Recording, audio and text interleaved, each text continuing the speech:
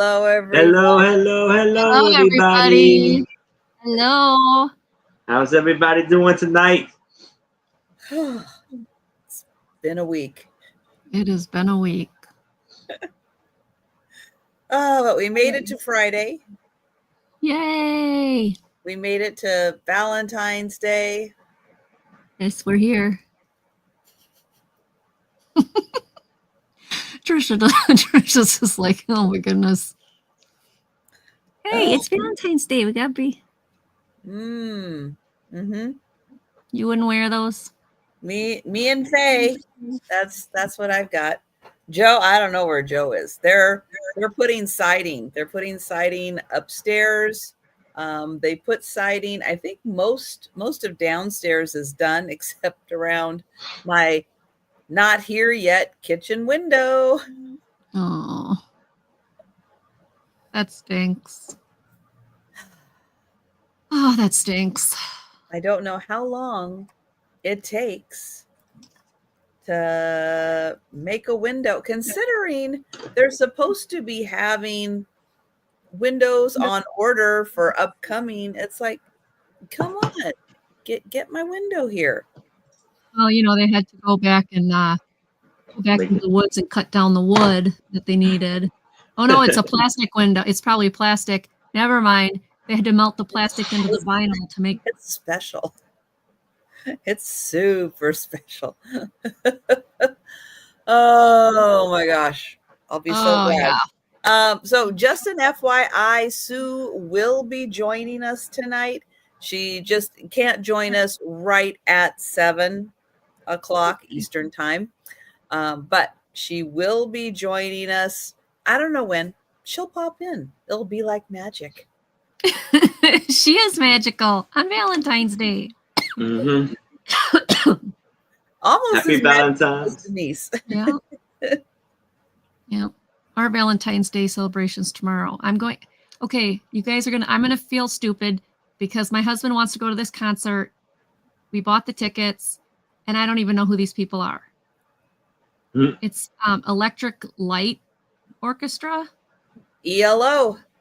Okay, well, we got tickets. We're going. 70s music.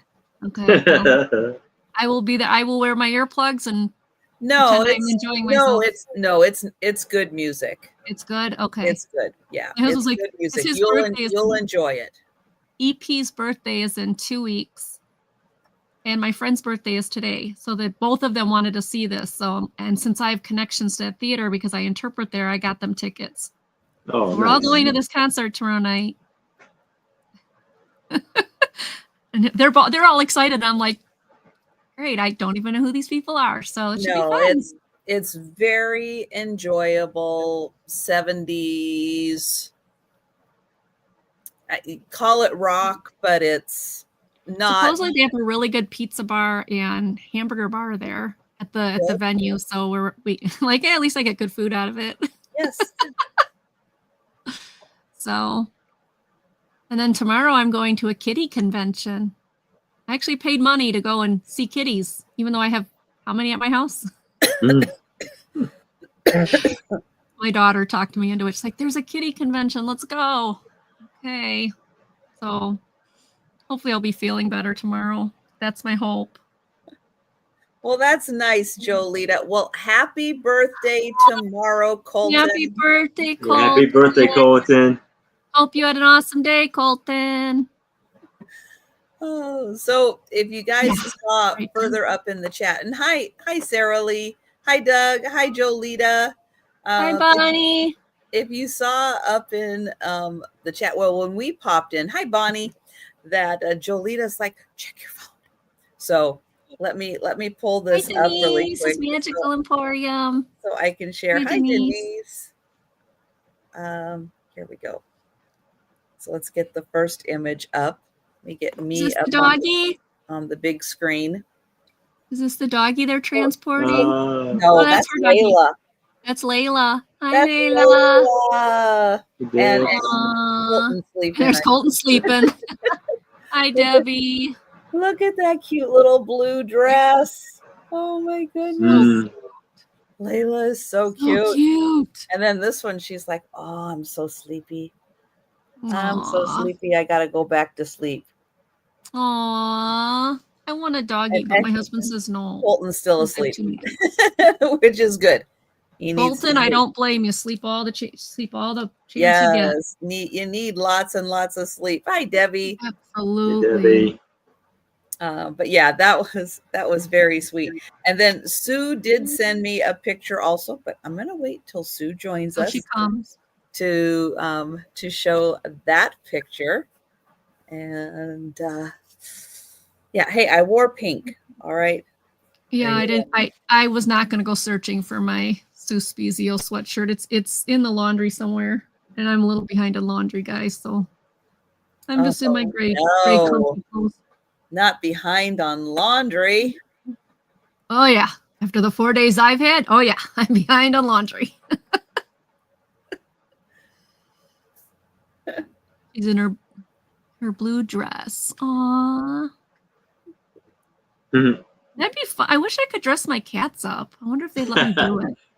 I haven't seen a cat dressed up. I don't think they like it too much. I guess. I don't know. I think Clover may put up with it. Maybe Spooky, but I don't think the younger ones would.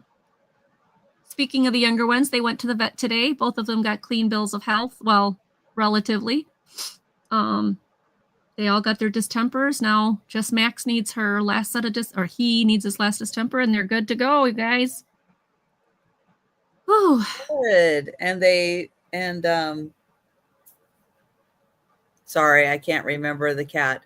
The new one, Max? No, the other new one. Izzy? Izzy's over all the sickies.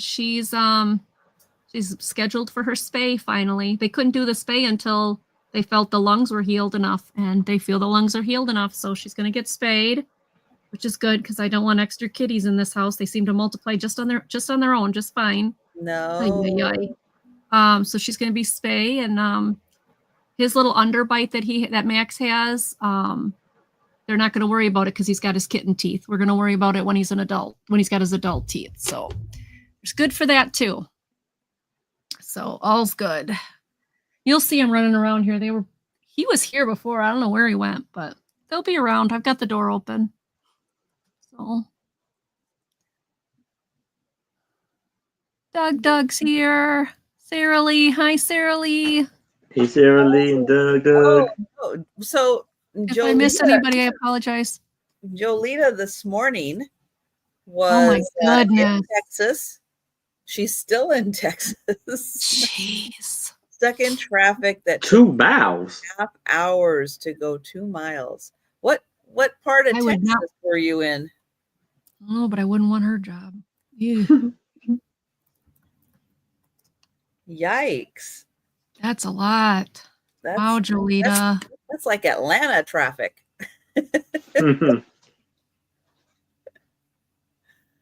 Oh man.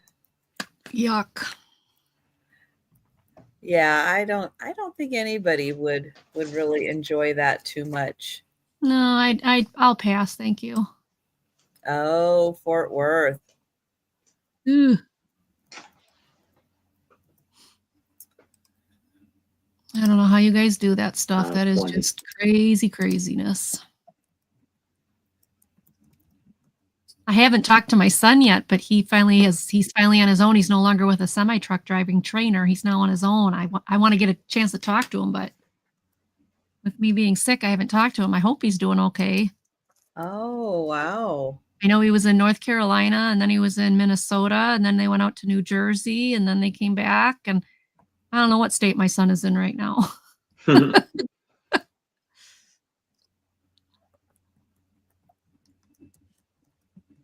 Hey, there's Delbert. Hey, Delbert. Hello, Happy Delbert. Friday night to you too.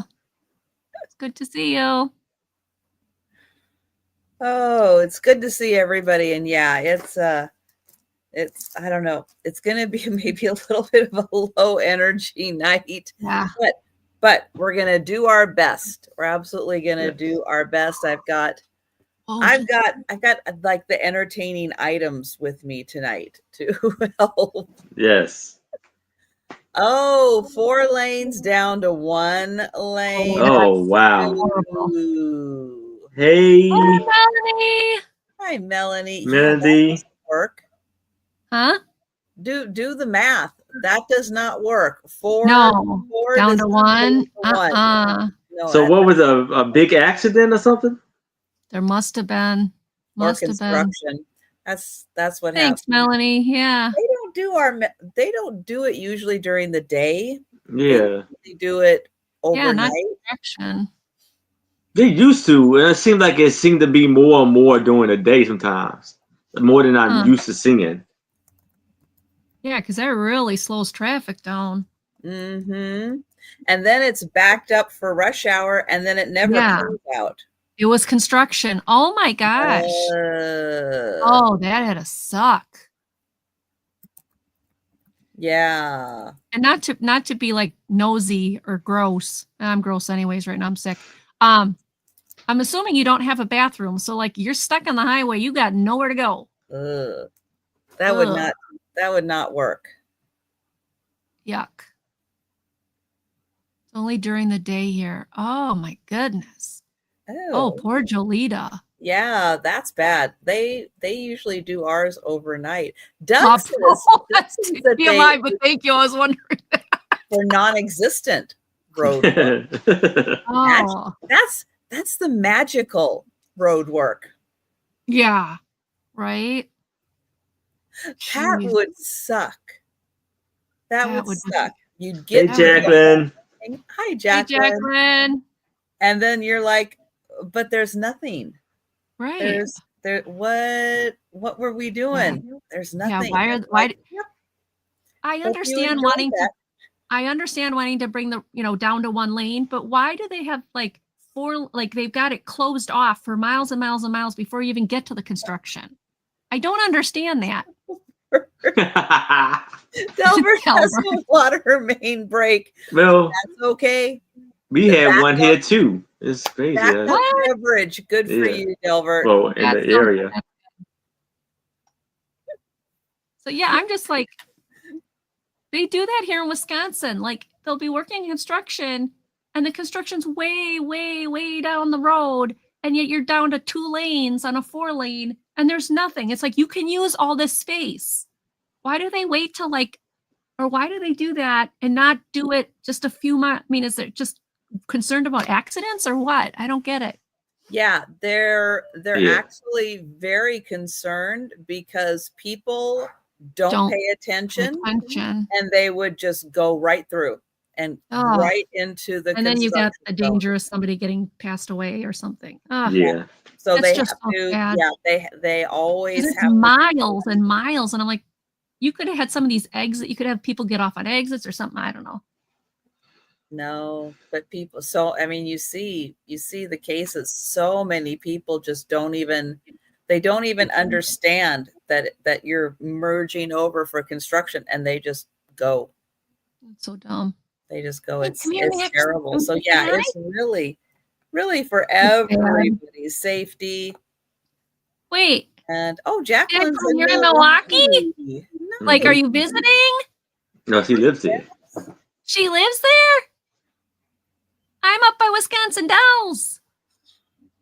Man, I gotta meet you. That'd be so cool, Jacqueline. So you live in Milwaukee? Hi, Patty. Hi, Deb. Hi, baby. Come say hi. Will you come? Don't run away. Don't run away. Nope. Not gonna say hi. It's still about another 45 minutes or so before they stop working. We'll see if they stop at 5. He's like, Mama. Or if they keep going. Your blue eyes. But there you go. Yeah, we won't be seeing Joe for a while. Yeah, Joe's probably hiding under a bed or something. He was down. Maybe it was when they were all on their lunch break. He was down and he was watching, and then he's like, "Oh, no, I better go."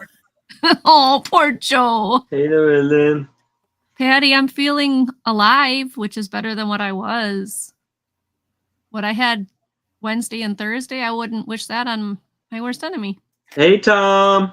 Hi, Thomas.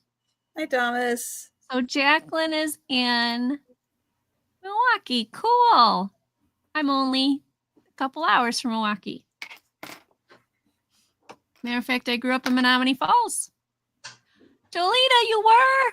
Why'd you? Well, 2 days. I would say, why don't you come up and say hi? But 2 days ago, no, you wouldn't want to be here 2 days ago. That would have not been pretty. But yeah, if you're ever in Wisconsin, Jolita, stop by. I'll buy you a bag of cheese curds. I gotta try that. Well, Leanne came to visit. Well, she came to visit Minnesota. I gave her what, 2 pounds of cheese curds, and she's like, I didn't expect to get this much. I'm like, hey, that's the bags that comes 2 pounds. You're gonna be eating cheese for a while. Sorry. What's she supposed to do with 2 pounds of cheese curds? That's the bag it came in. It didn't come in a smaller bag.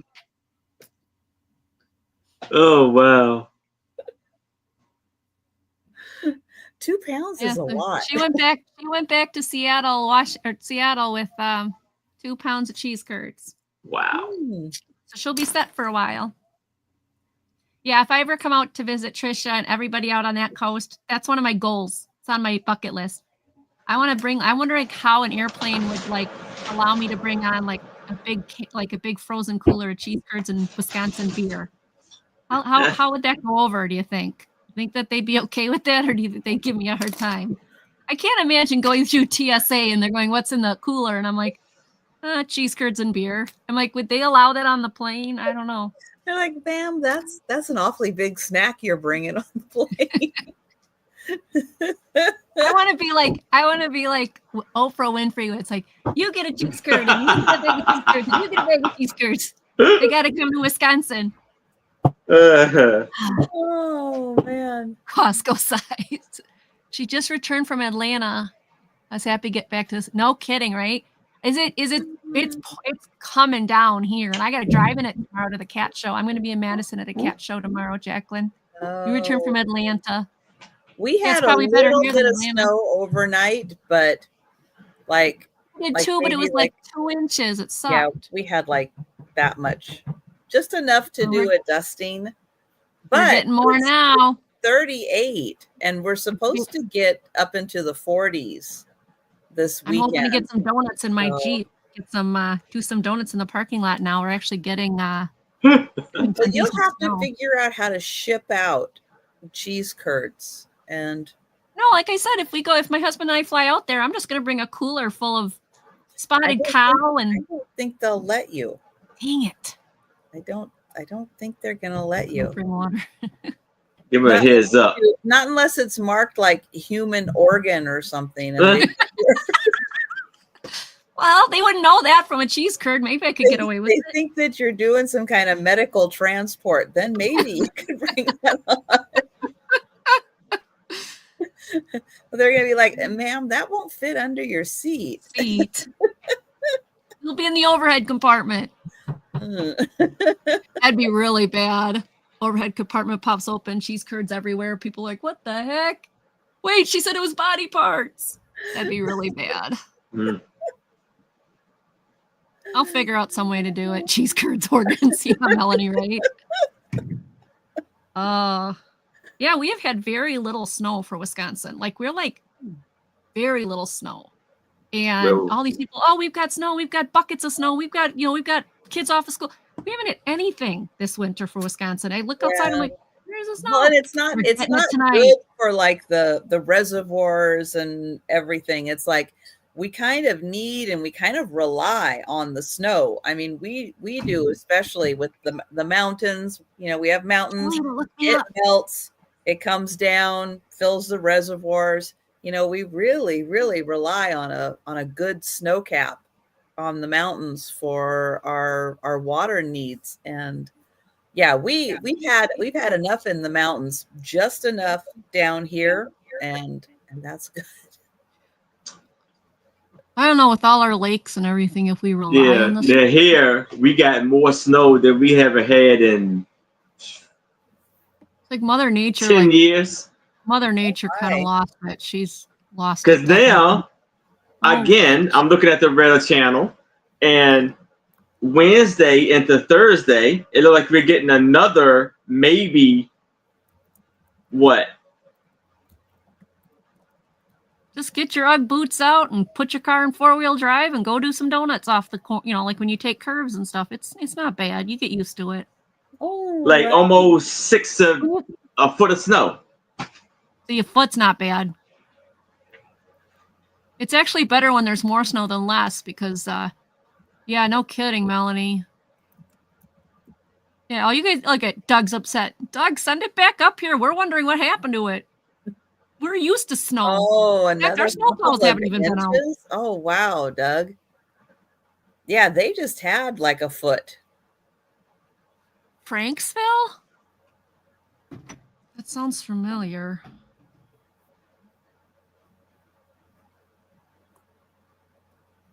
Thank God for Waze. Franksville. Oh, you're going to Caledonia. It's supposed to be like it's going to be about 2.5, 3, about 3 hours. You're going closer to Milwaukee, Joletta. I'm way out. I'm west compared to that. Like you're going to have like an inch of rain tomorrow into Sunday. I'm just surprised because everyone, I mean, you guys have all been smashed with snow, and up here in Wisconsin, we're like looking out our windows going, there's nothing. I mean, there's like this much on the ground. That's nothing. Because I blame me because I was talking a while ago, like, we don't get any snow anymore, and then here we are. Well, that's what Wisconsin's like every winter. Karen Proctor, first meteorologist. March.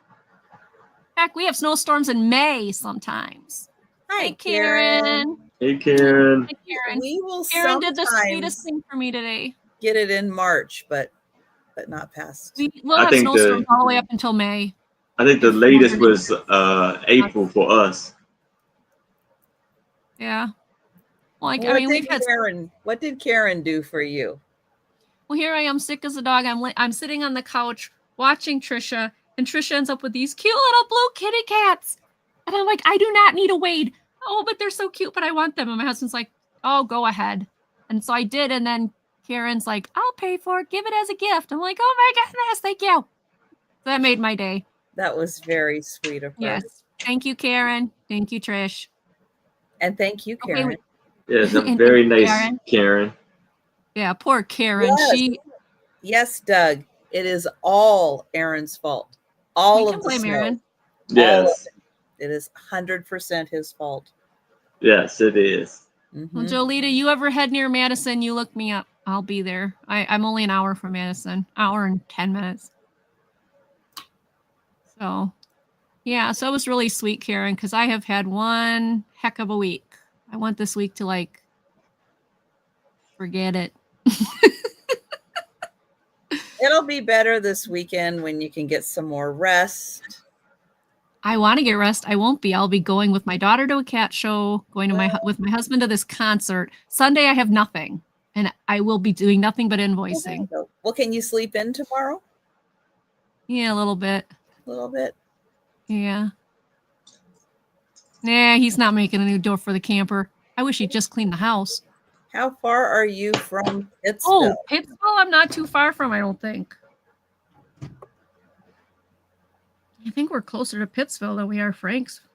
How did Pittsville get its name? Anybody know? I don't know. Wisconsin's got some weird names. Ryan Hall says more cold is coming. Ooh. Hour and 20 minutes, Jolita. Where is that? That's in Aspen Township. Oh, it's past Nacita. Wait, what the heck? Yeah. Oh, yeah. Take Val all the way up on 58. Yeah, about a little less than an hour and a half. Ryan House says more's coming.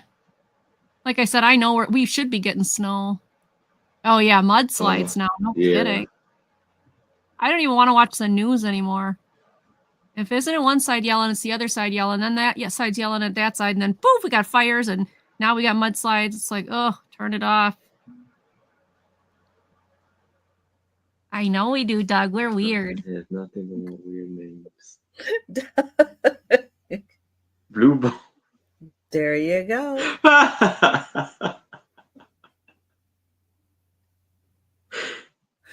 Oh, cool. You guys do a lot of drinking in Pennsylvania, don't you? Do some drinking, name some towns. We have a whole store called Drink Wisconsinly.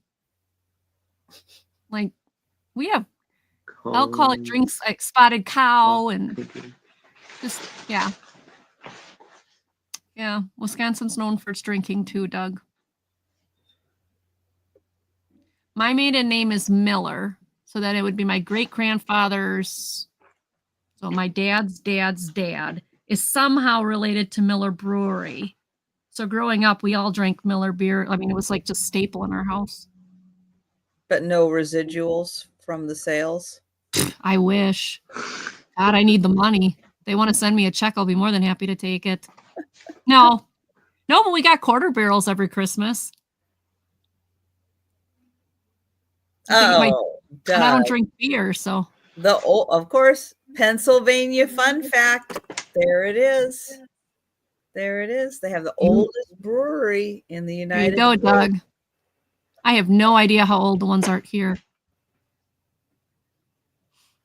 I just know there's a lot of them. But we had to wait for Lewis and Clark to get out here before we could start a brewery. So, you know, it's definitely not going to be that old.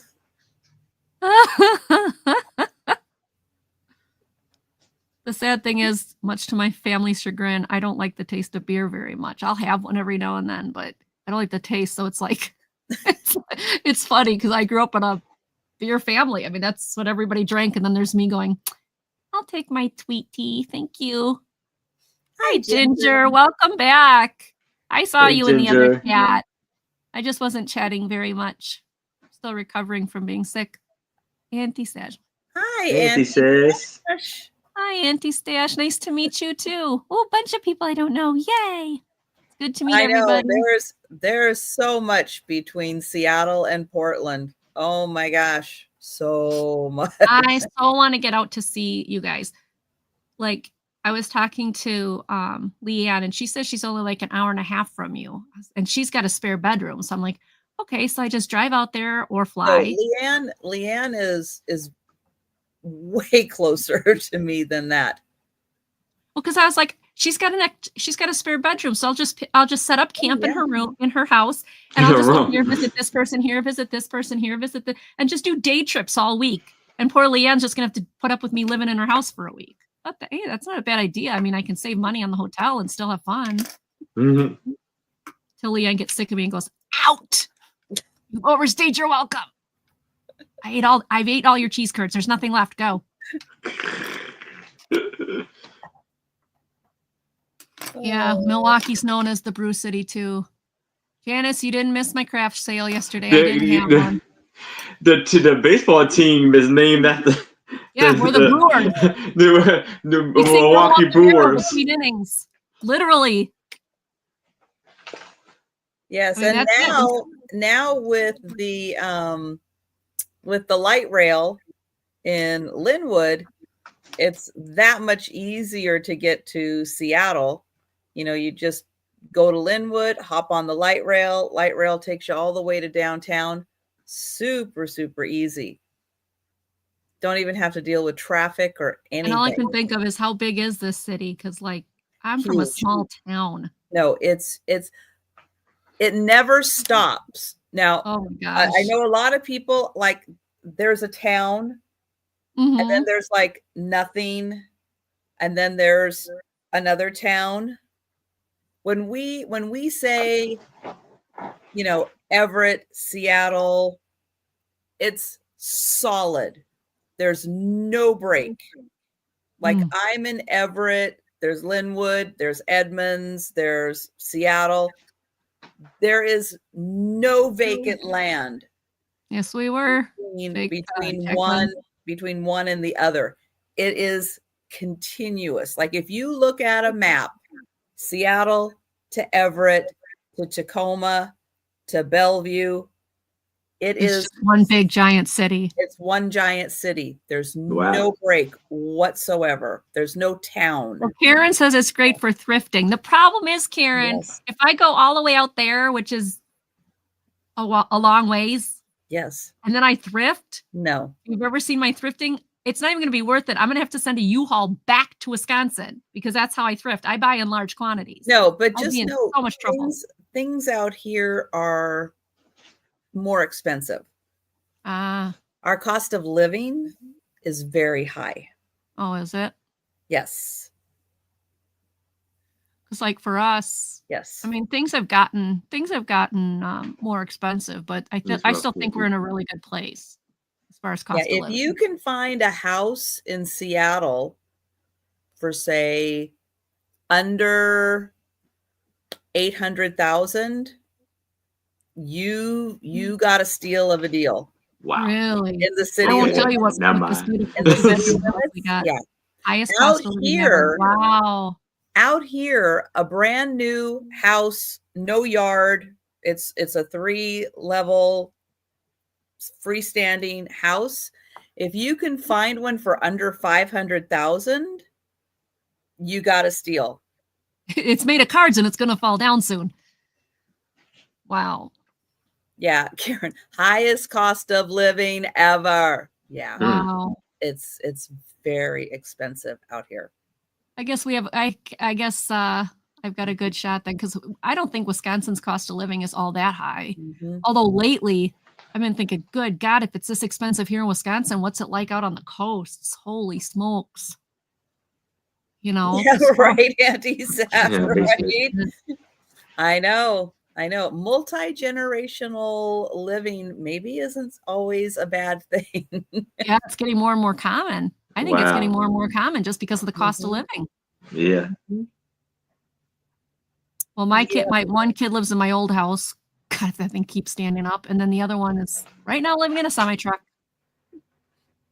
I know. If you don't own and especially if you don't work, Microsoft, Boeing, Amazon. I don't think Trisha would let me. Thomas, 4K would be cheap. Oh my gosh. Mm-hmm. They're building in this area where I live. They're building apartments like overnight. Like they're popping up everywhere around here. Yeah. And a studio goes for 1,200 and everyone's complaining. They should complain. Yeah. I mean, 1,200 seems ridiculous to us out here. Maybe it's not out by you guys. But... Nah, it's probably a lot of times more than that here. Yeah. Yeah, because a 2-bedroom right now in that new apartment complex is 1,600 a month. I'm like, I pay less in 2 mortgages. My 2 mortgages are less than that. It's like, holy smacks. Yeah, I don't think you could find anything. A 2-bedroom, I don't think you could find under 2,000. Okay, everybody, do not move to Wisconsin. We like it. We like our cost of living. Don't. That's why I keep telling people the door is closed to Washington. We can't take any more. Yeah. It's closed. So $1,200 a month is cheap for an apartment, like a studio apartment. That's cheap. Because out here, that's expensive. Like where I live, for a studio apartment, where you are, that's probably expensive. It is. I would imagine that though the apartment complex probably comes with a lot of amenities. Mm-hmm. Yeah, they're all brand new. They're all brand new. They've got everything. It's like every time they have like the gym and the all that kind of stuff. Hey, Bonnie. They include all those costs in. So yeah. Wow, Karen, that's wow. I'm shocked. I had no idea. Karen was by the water, which unfortunately, Karen, you're going to pay a little more to be closer to the water. When we lived in Whitewater, our old house, we had a little creek, literally a little creek. Well, she was by Puget Sound. No, this is like and they charged us more on our taxes and said we were waterfront property. I'm like, you guys are full of crapola. dicey part of town, right? Oh, wow. Wow, Auntie. Oh, I know. See, Sarah Lee Whoa. in Seattle. Yeah. Wow. Yeah. Well, let's go ahead and get the sale started. I am going to pull up Aaron onto the big screen. I'm going to grab the link to Aaron's channel. I'm going to have Aaron tell you about his upcoming sales, and then he's going to show his first item. Let me get him up here. All right. I will be having a sale tomorrow at 6:00 p.m. Eastern with my two lovely co-hosts. Not me. Becky, Becky. Vintage and More, and Anitra, I Spy Queen. You know those two lovely ladies. Just stop by Saturday and say hi. Yes. These are his two lovely ladies. It'd be Trisha and I us are two. the two lovely ladies on Friday. They're his two lovely ladies on Saturday. Right. Yes. And I will Yeah. I will get the thumbnail up by Oh my goodness. at least by tomorrow morning. By tomorrow before 6:00. Yes. There will be a thumbnail. Yes. You'll be ready. You will be ready. I'm gonna buckle down now because I've been not I want to work on the thumbnails. I'm going to start emailing some people about being a guest. So again, if you are wanting to be a guest, please email me at jamesproctor809@gmail.com and let me know you'll be a guest. I'm going to work on my schedule for the rest of the February going into March. And I will have the thumbnails getting up from there. And But Aaron's had a long week, so yeah. Yes. It's been busy, but I think it's slowing down a little bit now. So I will I have good percentage of the weekend where I can get everything moving in the right direction. Hi, Al. Is James your twin brother? Yes, it is. But I know if I don't know, No! James is my first name, but I go by my middle name. It's a family thing, especially on my dad's side of the family. Yeah, they go by their middle name. No, a lot of guys do that. A lot. Yes. You would be surprised. Yeah, it's not that uncommon. Yes. So my first item is this kind of stuffed handmade plush Mickey Mouse. Mickey. Almost like a pillow type of plush. There's no marking on it. It's like an original handmade. And so you see on the back, you got a blue shoes. It's gonna be for $5. Blue shoes. Oh yes, and I have So like I say, I told y'all I'm trying to do my drop sales. I'll try to do it every day. I can't promise I do it every day, but I didn't do one yesterday, and I didn't do one today. But tomorrow I want to do one. But he got red pants, blue shirt, and he got his little tail coming up there, and his iconic nose and the ears, and he stands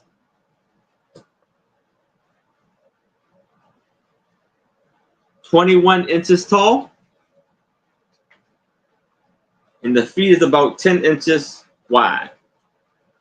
Now, and like I don't know if it made maybe a kind of burst from the seams, or they just didn't really finish all of the stitching.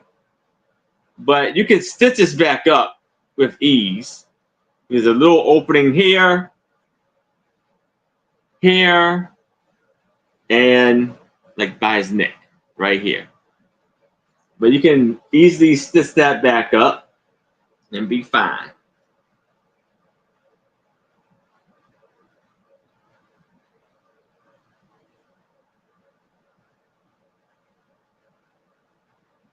That is a cute pillow.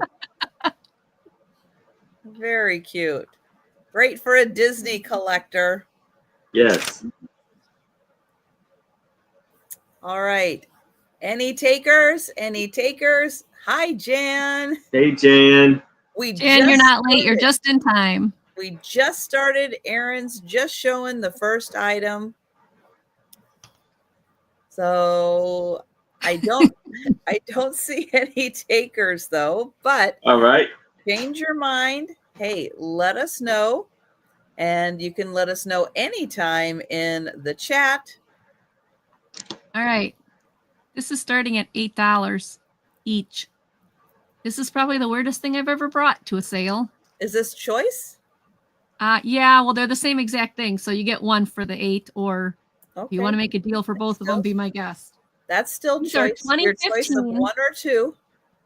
2015 Cocoa Puffs cereal box, which, okay, you know, nobody needs a cereal box, but it's got the original CD-ROM for Cocoa Puffs, dude. The original Sony's race for the chocolate taste CD-ROM game. I got this in the bottom of a box of other things. And I was surprised. They actually do sell on eBay. Oh, you get 1,000 hours of AOL online. I don't even know if that's good anymore.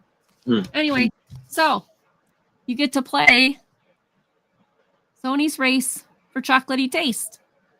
I'm sure that's an exciting game. Don't know anything about it, but plus Mop and Dreddy chapter game. So there's 2 games on here. There is all the directions right there.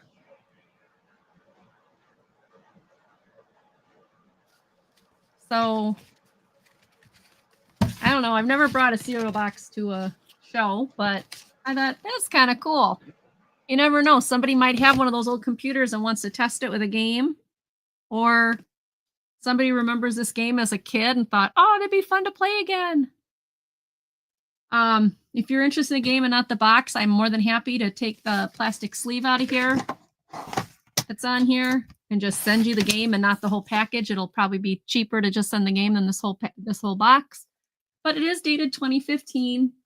It's got the, like I said, it's got the Sony's race for chocolatey taste. Otherwise, it's got Moop, M-O-O-P, Moop and Dreadly's The Treasure of Bing Bong Island. Not even going to ask.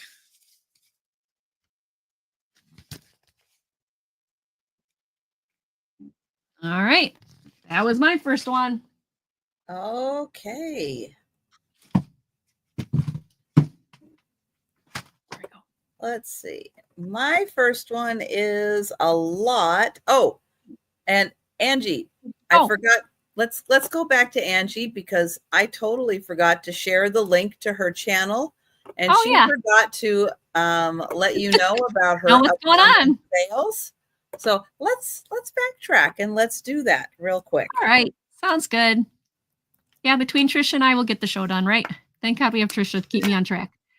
So over the weekend, I have no shows over the weekend. I will be busy and resting. Monday, I have Monday Market, 5:30 Central on my channel, like I do every single Monday. And my special guest is Wonder Woman. Wednesday. Wonder Woman Wendy. She brings a nice assortment. She doesn't have really vintage stuff, but she's got a nice assortment of other things. So, oh, cool. Well, Sarah Lee, if you know anybody who wants Cocoa Puffs to make a journal out of, please let them know. I also got honeycomb and I don't know, some other stuff too. It came in a box of stuff I got. What was I saying? Oh, Monday will be that. Tuesday, since I canceled the craft show yesterday. Karen's internet was out. I was sick as a dog. We both just canceled it. We're going to do it Tuesday.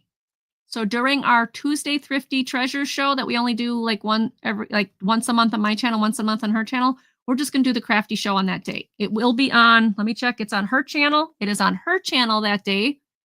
So if you were expecting to do the crafty show, please mark it on your schedule. 6 p.m. Central on Tuesday evening. We are going to do crafty Tuesday thrifty treasures. Yeah, if I can say that twice. So it'll be the treasure show, but with lots of crafts. I'll bring my rulers. Yes, sir.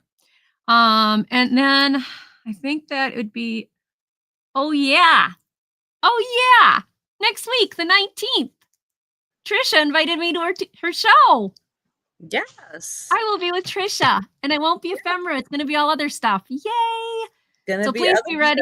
Yep. I don't normally do Wednesdays, but I'll do a Wednesday for Trisha anytime. And that is 3 o'clock my time, 3 o'clock Central. I will be on with Trisha. Yay! Thursday. Oh my goodness, next week I am booked. Thursday next week, 8 p.m. I will be on Becky's Vintage and More. Thursday night for her night show. And then Friday, I'll be with Trisha and Aaron again. So guess what? Oh my gosh, that means I'm on every day next week. Wow. Oh my gosh, I'm on every day next week. Wow. You guys are going to be like, oh, Angie's on again. I'll be on every day next week. So you can find me. I will, of course, do my announcements on Sunday morning to let you know more. So you can always check my announcements on my YouTube channel page. There we go. Is that everything? I think that, I ship from Wisconsin. If you haven't figured that out yet. And yeah, if there's anything else you need to know, email or message or smoke signal or whatever, I'll answer. All right. I think that's it, Trisha. I got it all. All right. Ooh, Jolita's doing 80. Watch out, everybody. Let's see. And I will be back tomorrow for the late night Saturday sale, 10 p.m. Eastern, 9 Central, 7 Pacific, because it's not late night. Denise's Magical Emporium and Picasso Cat will be joining me. Woohoo! Yay! So it's going to be a lot of fun. Might be a hootenanny. Absolutely no, Lou. There'll be no kitty giveaways in this house. All right. All right. Those are the rules. I have a set of art books. They're going to start at $6 for the set of 3 books. Now, these are for you as an artist to learn more for your art projects. This is the technique of color mixing. It's a hardcover book. It came out a while ago. I can tell you that much. 1949. Have color technique changed that much? Probably not. Let's see. You get in here an introduction. Are there chapters? Oh, we have illustrations. Oh, here we go. Chapters. And there it is. Karen, you get an A+. Red plus yellow equals orange. Hi, Cheryl. Hi, Cheryl.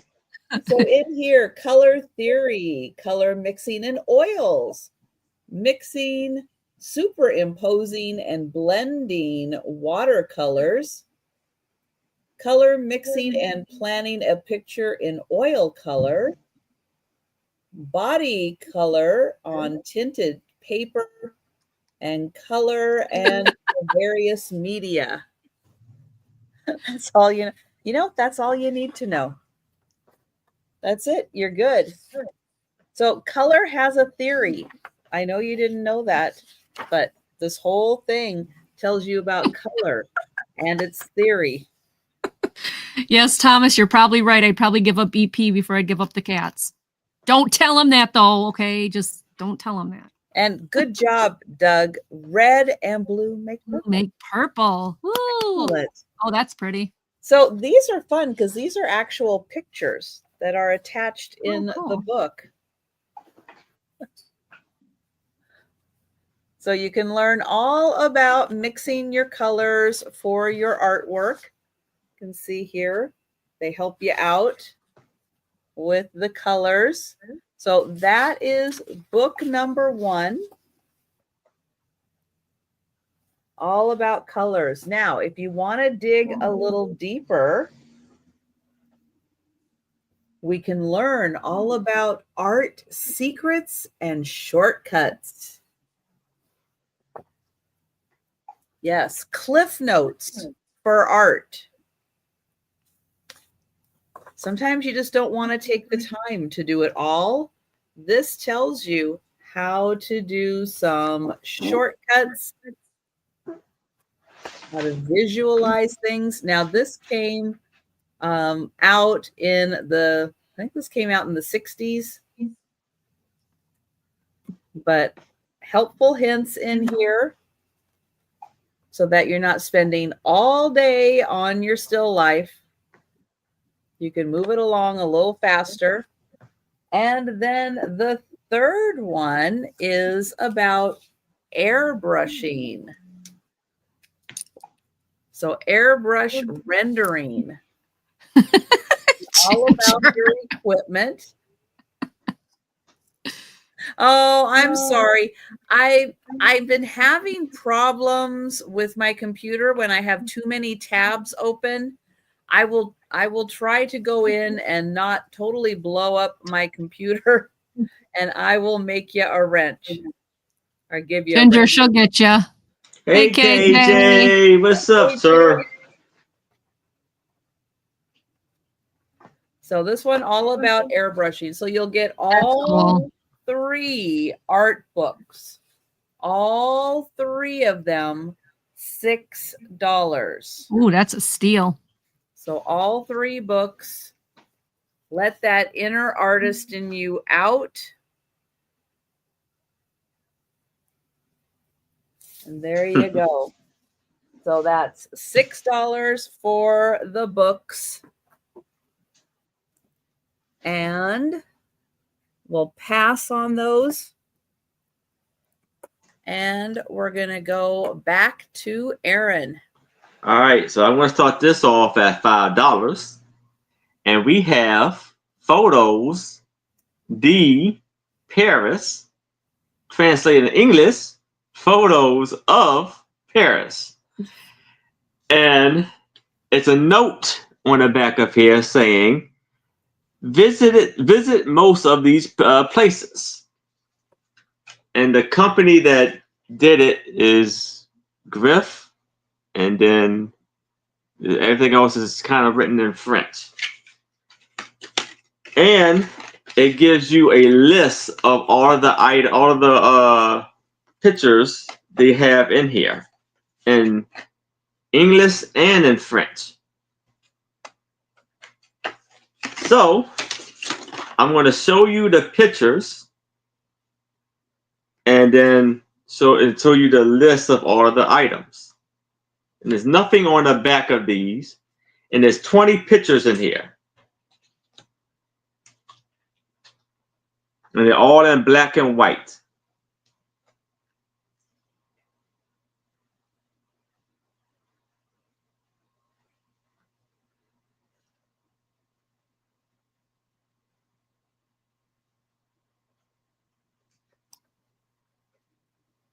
Like the side of trading cards, right?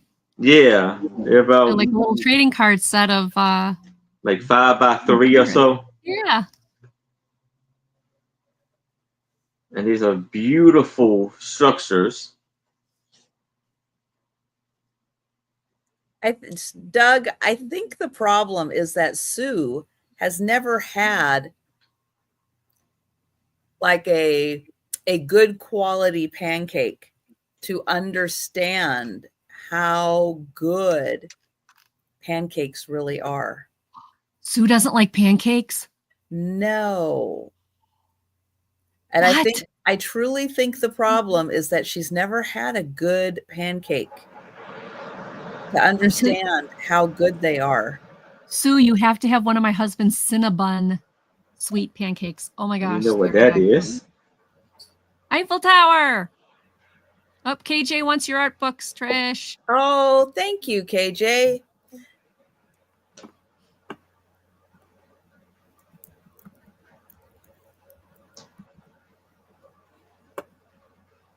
And oh, sacre coeur. Bless you, Trisha.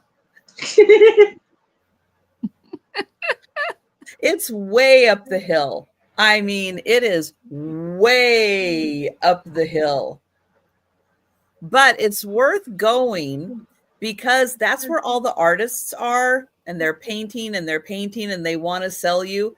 And the minute you speak, oh yeah, they're like, oh, Americans, and they're just disgusted. Oh really? It's a riot. Oh my gosh. Absolute riot. It's like they'll be trying to sell you, and then it's like you're like, oh no, thank you. It's like, oh, American. So they have the Eiffel Tower place. Yeah, I was gonna say, don't even try. Don't even try. The Tomb of the Unknown Soldier. Oh, Doug, yes. The Jesus, Sears Heart. Yeah, so that's the list. I can't pronounce those either. Those are great pictures. If you love Paris, the architecture in Paris is just fantastic. And it is just so cool. And it's a picture, it includes like a map of. It's like little versions of all the pictures. Yeah, they're like trading cards almost. They're bigger, a little bigger than trading cards, but yeah, it's kind of cool. It's like a little trading card set of all the places they went. Yeah. Debs is in. Deb, those will be great for like crafting and stuff because of their size. Yeah. Mm-hmm.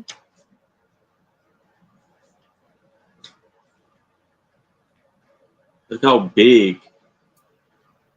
That's a beautiful, you have beautiful to go up building. all those steps. Wait, you got to go up all those steps? Oh no, it's up on a hill.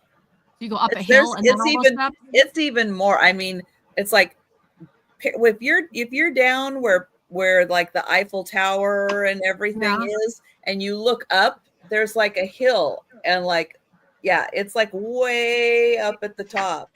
So you just climb all that just to get snubbed by painters and fancy French people. Gotcha. It was a dream come true.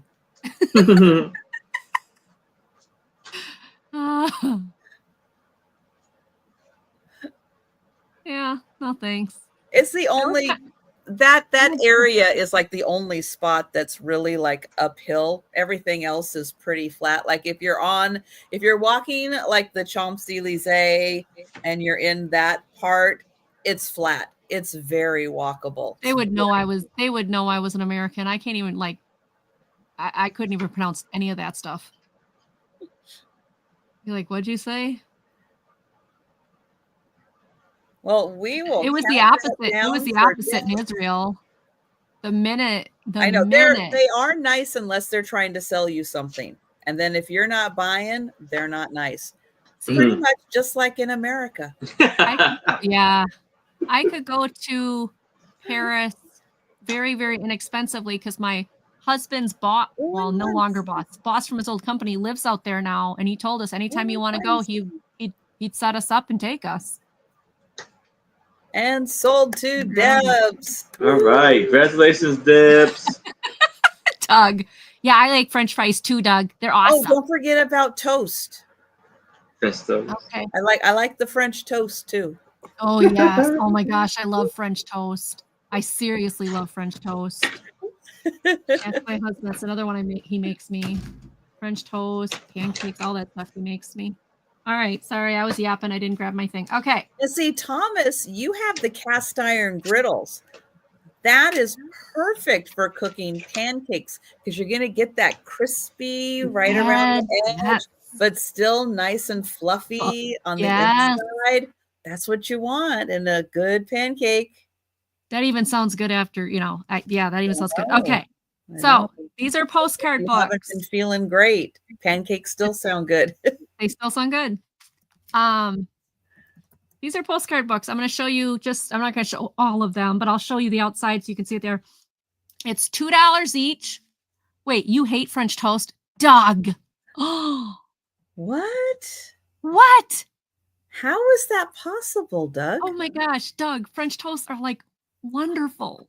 French toast, waffles, pancakes. I am like, oh my gosh. Okay. Oh Doug, my you're breaking my heart. Okay, this is $2 choice. We've got Merrimack Caverns. And if there is one you want to actually like see the inside of, let me know. But these are all those postcard books. I've got the Davis Gun Collection and Mason Hotel. New Mexico, Land of Enchantment. That's interesting. Oh, a yes. gun collection and a hotel. Yeah. It's a souvenir folder of the gun collection and the hotel in Claremore, Oklahoma. Oh, well, that picture is really pretty. That was the Will Rogers Memorial Building. Oh. The next one is the Oklahoma, the Sooner State, but then shows you the turnpike on the back. Woo! I like that's how their big picture on the back is their hey, come drive on our highway so we can turn turnpike. Yep. Pittsburgh, Cathedral of something, learning. Greetings from Pittsburgh. Doug. Janice, if you look on my information, you'll see the link for Sandy, Otto-Trisha. You can come over here and join us. Yeah, if you type in Sandy and Otto, it should come up. Yep. Gettysburg in natural glowing color. Oh. This one is Petrified Forest and Painted Desert, Arizona. Oh. Oh, the turnpike is electronic now? Where you just need the thing in your windshield and then it What happens if you don't have one though? Okay, then they just bill you somehow. Northern Arizona. Yeah, believe me, I had something like that when you go in over the bridge to Maryland to Virginia. They'll send you in. They'll take a picture of your license plate and send you in the mail. Yeah. Oh, yeah, my. I believe it. Oh my. Hoover Dam. Oh, Ginger's asking, how many total do you have? 1, 2, 3, 4, 5, 6, 7, 8, 9, 10, 11, 12, 13, 14, 15, 16, 17, 18, 19, 20 of them. Whoa.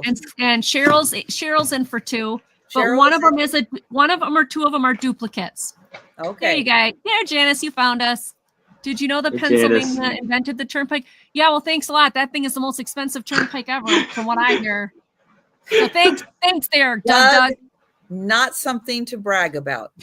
Just an FYI. That's right. Okay. Washington, that's a DC. Pennsylvania fun fact. Let's just push that under the rug. Okay. Yeah, that's expensive to go through there. Smithsonian, right. Washington, D.C. Ginger, how this is going to work, right, is the high offer will get first choice of the booklets. So just an FYI. So Ginger is in at 4. Okay. So whoever has the high offer will get the first choice of the booklets. So Museum of Natural History.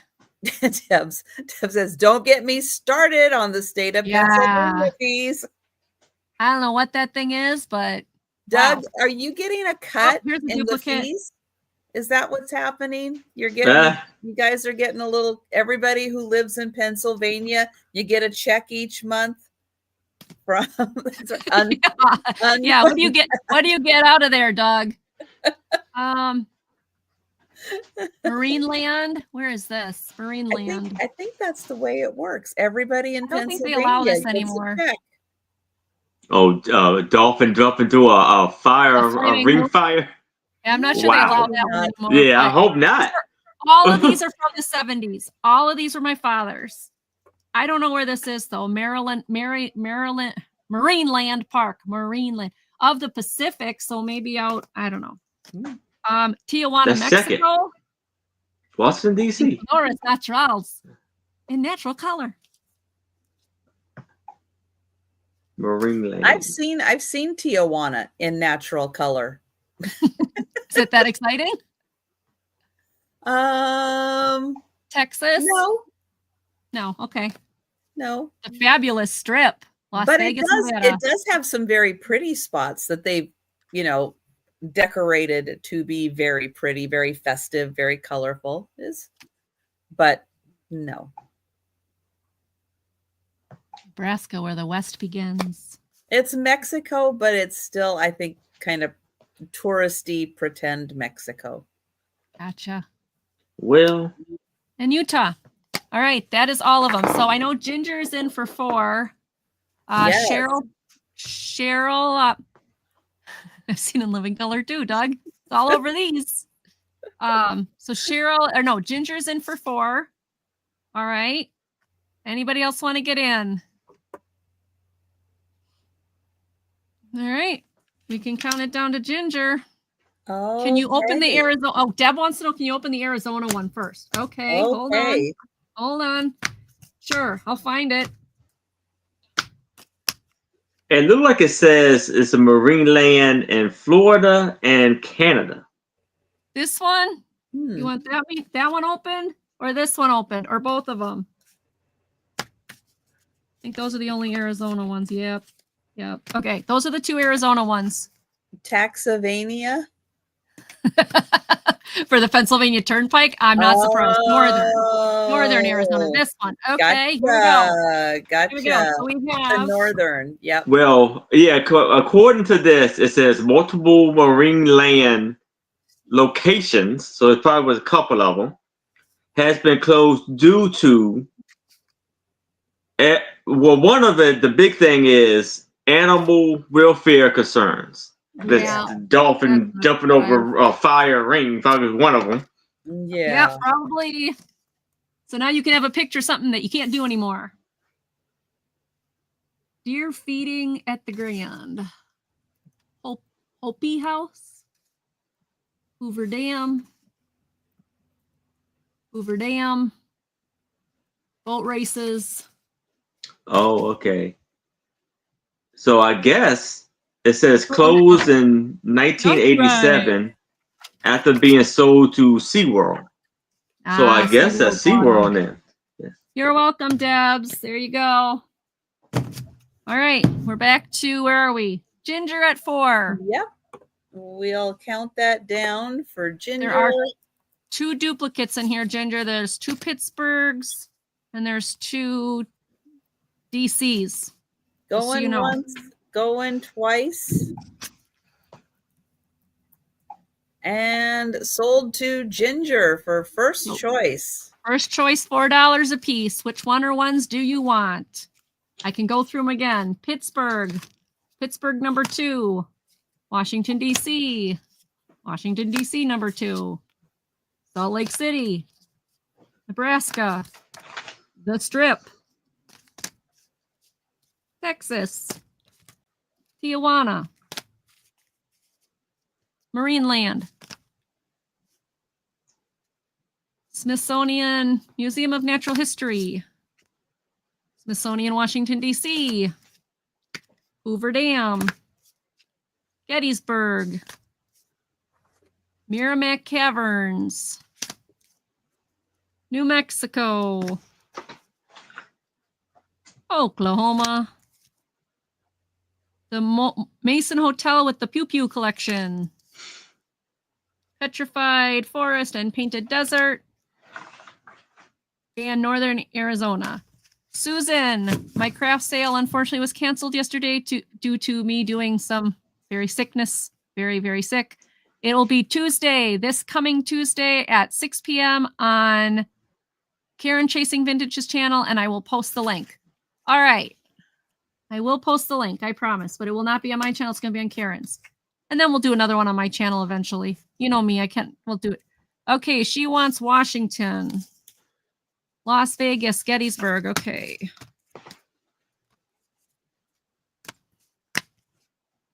Merrimack, New Mexico. Okay, Gettysburg. This one. Las Vegas. I saw that one, didn't I? No. Smithsonian. Here is the Las Vegas one. Let me know if that's the right one. Washington. I'm assuming you're doing Washington, D.C. and New Mexico. Okay, let me make sure that I've got the ones you want, and then we'll go from there. Oh, New Mexico. All right. So, New Mexico, Washington, D.C., Las Vegas, and Gettysburg. All right. Excellent. Thank you, Ginger. Congratulations, Ginger. Cheryl, I know you were in for a while. Is there any that you wanted? Yeah. So Cheryl also. So yes, let us know of the other ones you may be interested in Cheryl. And then did you have Ginger's info? Yes. Okay. Thank you, Miss Ginger. These are coming to you. Pittsburgh. Pittsburgh. Okay. Oh, well, that just made a messy. Okay, so this little stash is going to go to Ginger. Goes over there.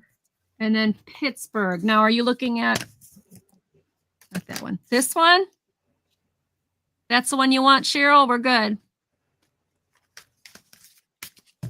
All right. Thanks, everybody, for looking. Let's see. She wants Pittsburgh. Oh, and Joleta wants, okay. All right. Put that over there. And then Jolita wants Oklahoma and Texas. Here's Texas, this one. And Oklahoma. And Oklahoma. You want both of them, and you want me to send one to Doug. Oh, nice. Nice. Very Pittsburgh, good. they're sold. One goes to Doug. Pittsburgh, both. That's so sweet. And one to Doug.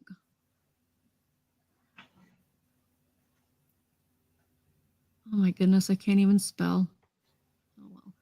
So Ginger's got the 4, CCR Richie's got and then Yes. That's right. And Jolita. At least I know my money's going to a good. Did you see the crowd in Philly today? Oh yeah, the parade for the Super Bowl parade. Oh yeah. Joe, just a sec. Joe, my love. Now you can come over. All right, now you can. He's like, I can walk here. No, just a second. All right, now we're good. Okay. Nope, you got it. Come on over. Say hi to Angie. Hi, hey, Joe. Waiting for you. Hi, Joe. You always make me feel better to see you. Hi, Joe. Look at those look at those beautiful green eyes.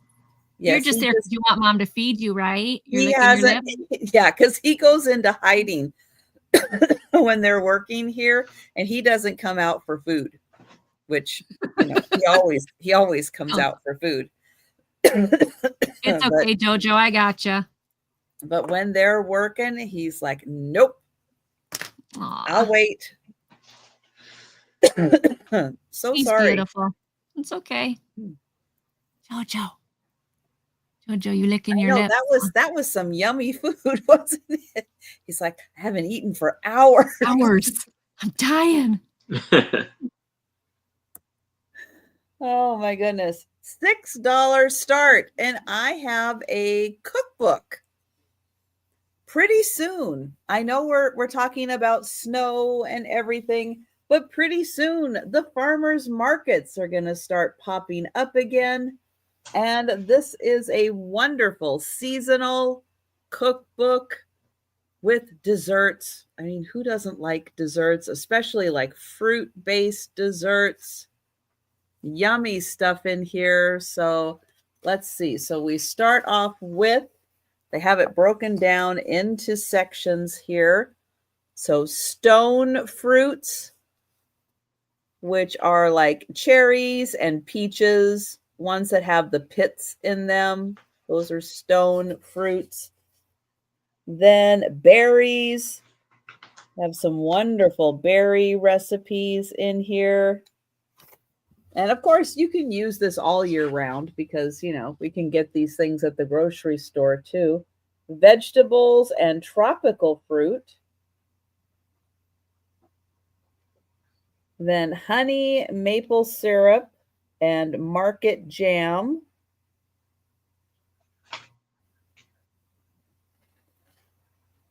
And then dried fruits, nuts, and herbs.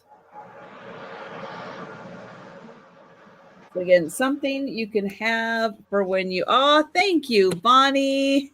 Hey, Bonnie. Joe's Super sticker. Temptations? Temptations? Yeah. Joe, you got some treats. Yes. Hello. There she is. Hey, Sue. Hey, Sue. Friday night show on Trisha, Sandy, and Otto with my lovely co-host and hostess, Aaron James Proctor. This gives you a guide. Hey, how are you? And lets you Hey, know Sue. when everything is in season. So good to see you, Sue. Thank you. I Yes. was listening a little while ago. I heard you couldn't get through a show without talking about maps every time. And you know what, too? We hadn't heard about the weather guy for a really long time, but thank goodness the weather guy's name came up again. It's like she's still in there. She still got it. We hadn't heard I of didn't even bring it up. It was, I think it was Melanie. Somebody in our chat Melanie did. who mentioned it. Yeah. I know. Angie complaining about not enough snow, and Aaron complaining about too much snow. Too much snow.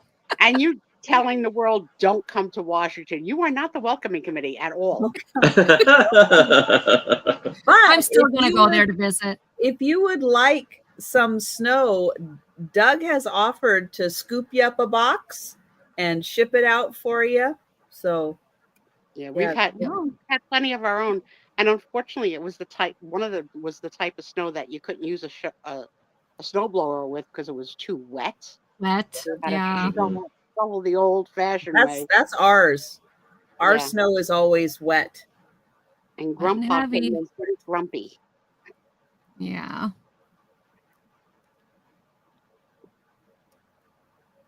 What is this, a cookbook of? Farmers Market Desserts. I like a dessert. So it lets you know when everything's going to be in season. But again, you can go to the grocery store. You can buy these things. But if you want to buy them at the farmer's market and support your local growers, this is a great way to do it. And it just kind of gives you recipes throughout the year of what you can do when everything is available seasonally. No refunds, no returns. That's right. You can have the snow. You cannot send it back to Doug. Not at all. Everything okay, Angie? Yeah, you okay, Angie? Yeah, he's all right. Angie down. No, everything on the shelf is down. Kitty. Good Look going, at Kitty. Look at Max. Max was up on the highest puzzle shelf, dumping puzzles off the shelf.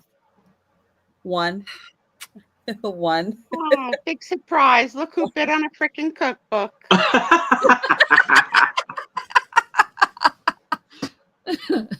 You've got enough curl up there. For those of you that don't know, Tom was the winner in Angie's drawing last week and won chapstick. Yeah, did you get it? It should have came by now. It has arrived. Wonderful. Let me tell you, now that we're going to own this book, because probably nobody's going to bid against him. Oh, deep dish sour cherry pie. I'm going to make some stuff out of here. How was car wash?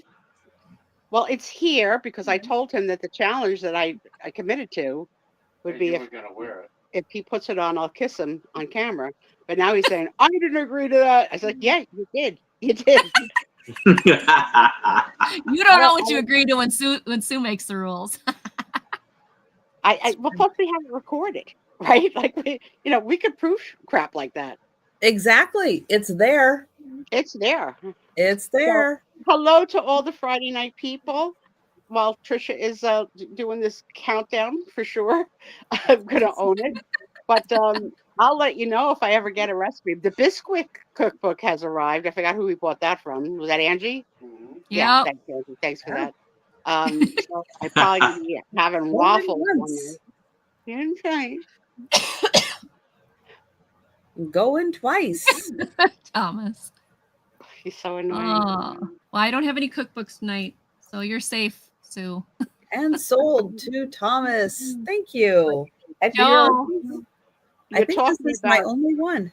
You're talking about eBay last week. Inspired him, and he listed 3 books on eBay, and he sold one already. All right. Excellent. Congratulations. Way to go. Yeah. Sold to Thomas. Thank you, Thomas. Yeah. And eBay, the things he was telling me, like, I haven't been on at forever, but I was like, he's not always the best at like writing the descriptions and stuff. I used to help him with that. And he goes, oh, now there's all artificial intelligence now. Push the button and it writes your description. Yeah. I was like, I don't use that much, but yes, a lot of people do. Oh, I love it. Yeah. I love it. I was like, are you kidding me? He goes, yeah. He goes, and it even tells you what shipping's going to be. So they don't charge you anything? No, it's just a button. What it does is you fill in, your information about it. You're checking the boxes, you're filling in all the stuff.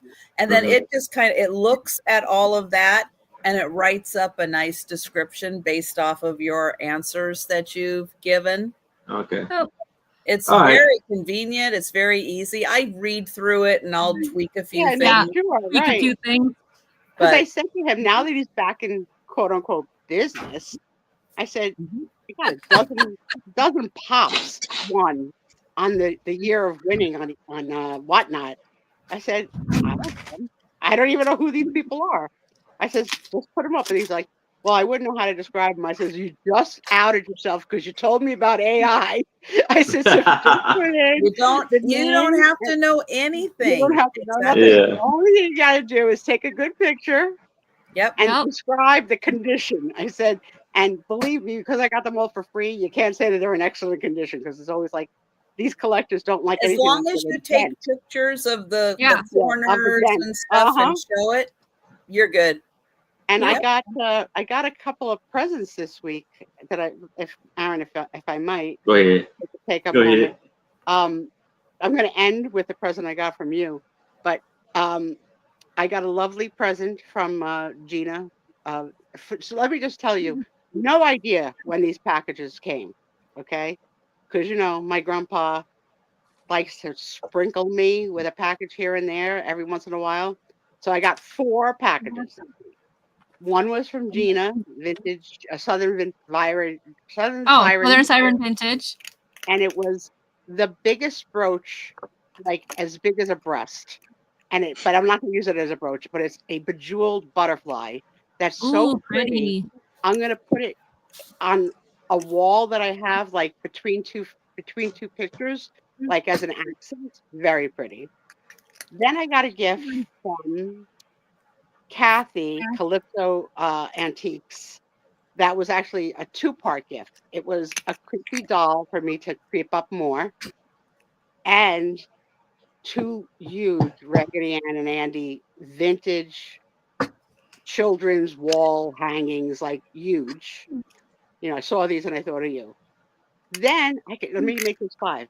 Then my daughter sent me 2 pictures of the babies in picture frames that I love. That I love. And Tom says we don't have the right nails. I can't hang them today. Yada yada yada. So okay, that's on the to-do list. Buy nails, find the hammer.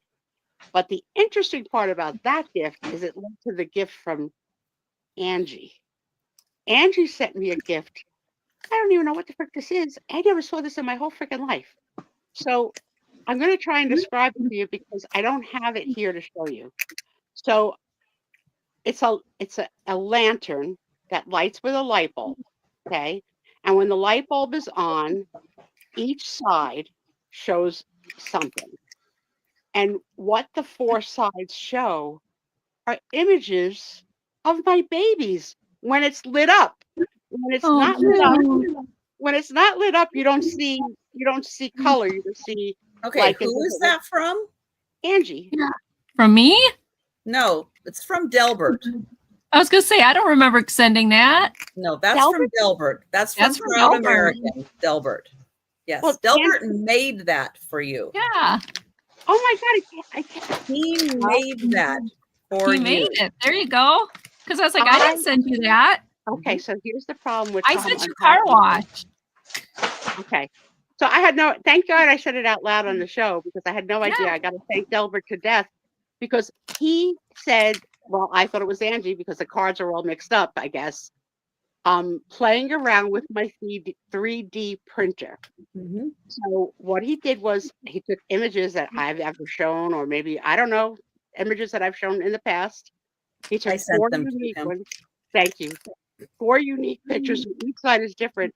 But the ironic thing is 2 of the 4 are the same 2 pictures that Nicole sent me on the same day. Of 150 pictures that she could have sent me, I got the 2 pictures twice in the same day. I was like, and they're really good. They're like really good pictures. Aww. So like when I first saw the gift, I wasn't sure what the heck it was. I was like, what is this? And like because it's it almost looks like chalk, like bumpy chalk on the outside. So I wasn't holding it to the light to see how dark my room is. And then when I saw there was a light bulb in it, I turned my flashlight on my phone and put it behind the images. I was like, oh my God, it's my babies. It's my babies. So I gotta like kiss the heck out of Delbert. It is the most unique, one of a kind, wonderful present. And then that leads me to, of course, the chapstick from Angie, which is really for Tom. Tom won it, not me. And then today, Tom said to me, this is from Aaron. Hi, Moonchaser Studio. When you sent it, I don't know. Why you sent it, I don't know. But I think it might have been more for Doug than for me, or because Doug and I are the same kind of perverts. I have this one next to me because I just opened it. So let me see if I can show it. Oh, yeah, they took Life magazine. Someone bought it and told me to send it to you. I forgot who it was though. Who you didn't? I gotta go back. It was on the Friends Selling with Friends. I gotta find out. Oh my God. Photographic celebration of the Olympic body. Oh my God. So, yep, I remember that. Yep. And look at the muscle tone in this guy. Okay? Yeah. Who's ever met a guy like that in life? Who's ever had that experience? I want to know. But I'm opening it. I was like, this is so. Not that I know of.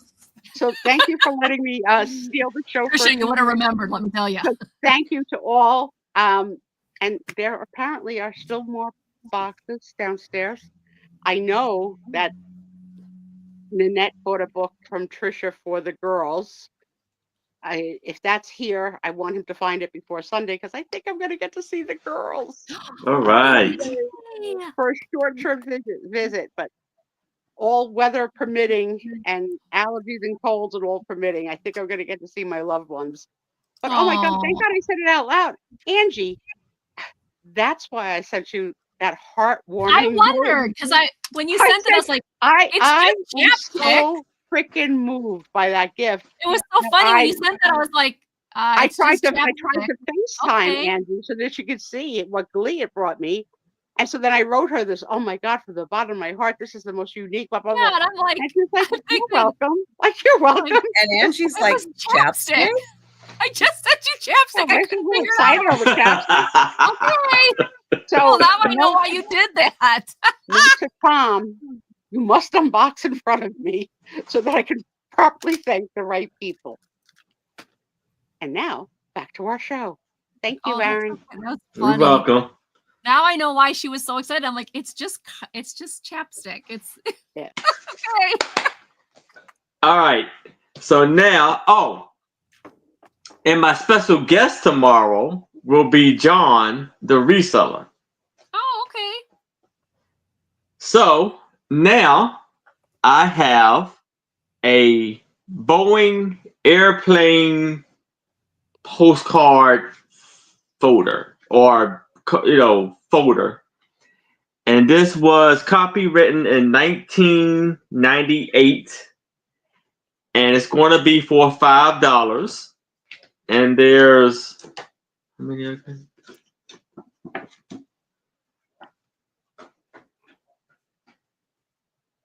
8 pictures. So you have Boeing 737, Boeing 747/400,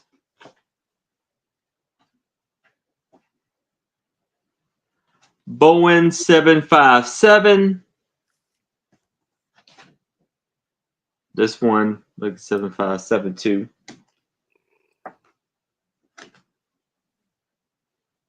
Boeing 777.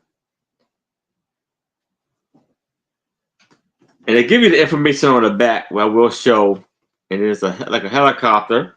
So on the back of it, it gives you all of the information about the aircraft, the size, the weight, the size, the wingspan, the length,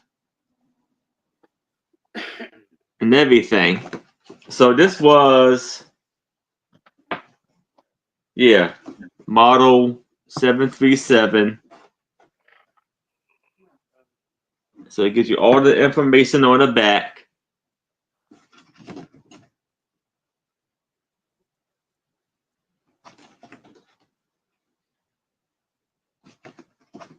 Where do old planes go to die when they're out of service?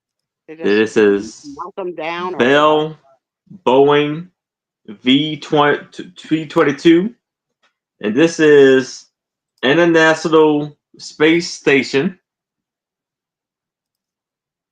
And last but not least, you have CH-447D Chinook. So that is all of the aircrafts and the information. I told you guys this a couple of years ago, but Nicole's wedding in New York, she reserved the TWA hotel for the guests that were staying in New York for the wedding, and it was the old hangar from the TWA at JFK Airport, and they turned the hangar into a hotel with because you might have gate 1, gate 2, gate 3, so it would be like different towers at each of the gates. But they had a complete museum of airline stuff, stewardess uniforms, because people like love that stuff. Love. That's cool. And in the backyard, like the hotel, there was a retired plane that you could go have a cocktail on, like they converted it into a bar. Yeah, it was really a cool place to stay. Expensive, but cool. And of course, where is Boeing?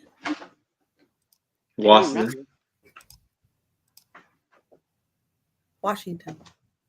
Everett, Washington. Is she saying all the cool stuff comes from Everett, Washington? Just wondering. Maybe. Okay, Doug, we'll see you later. And good for you, Sarah Lee. All right. Well, I do not see, I'm very disappointed, anyone interested in the Boeing airplanes. There's an audience for it, I promise you. It may not be tonight, but there is an audience for that. Yes. All right. Right. This is going to start at $5. And I know there's some people that, is it birds that some people have issues with? Is this a bird alert? Because it's a bird book. No, I don't even have an issue with birds. Okay. I know there's other things. I just want to make sure I'm covering my bases. Okay, this is the National Audubon Society Field Guide to Birds Western Region. This was 2000. It was in 2000. 676 full-colored photographs, 544 species, visual organization of photographs by color, shape of species, easy to identify. So it's got this little dust jackety thing on. Dust jackety thing, is that what we're calling it now? Well, yeah. The technical term. The technical term. So my question to you, the panel, and the entire audience, in your lifetime, has a bird ever pooped on you? Nope. No. Am I a lucky one or something? Is that something common I don't experience?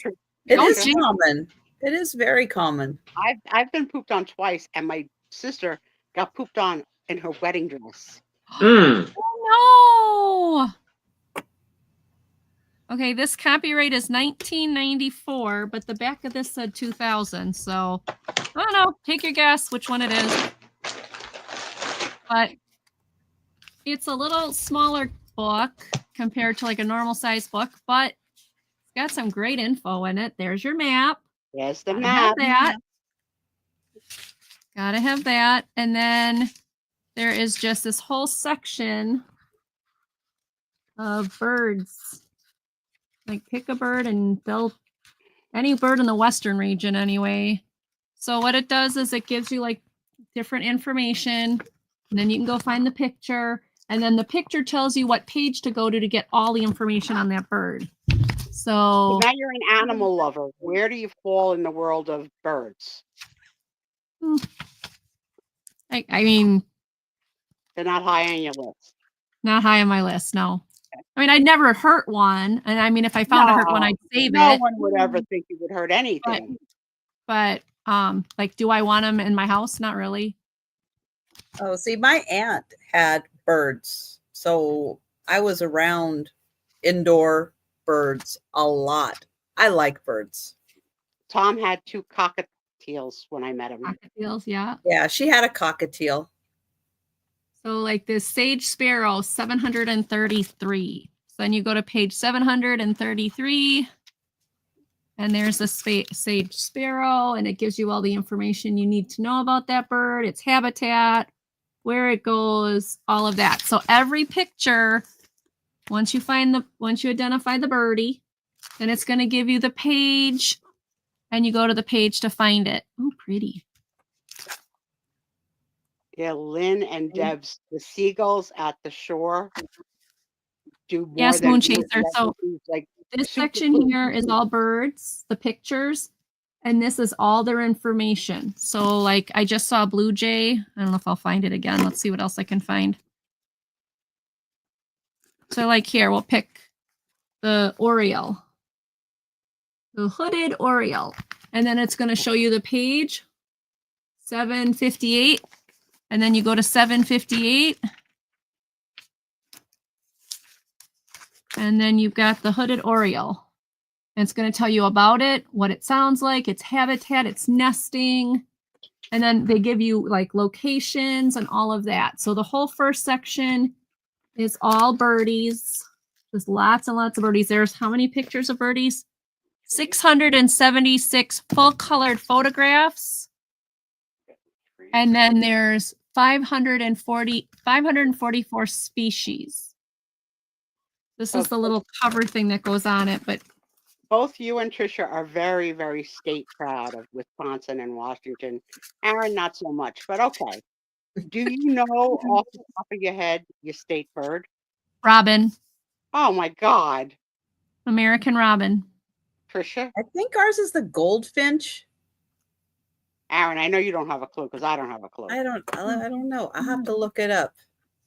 So Aaron, you're muted, hon. There you go. It's a Baltimore Oreo or Oreo. Oh, that makes God, sense. that's like cheating. And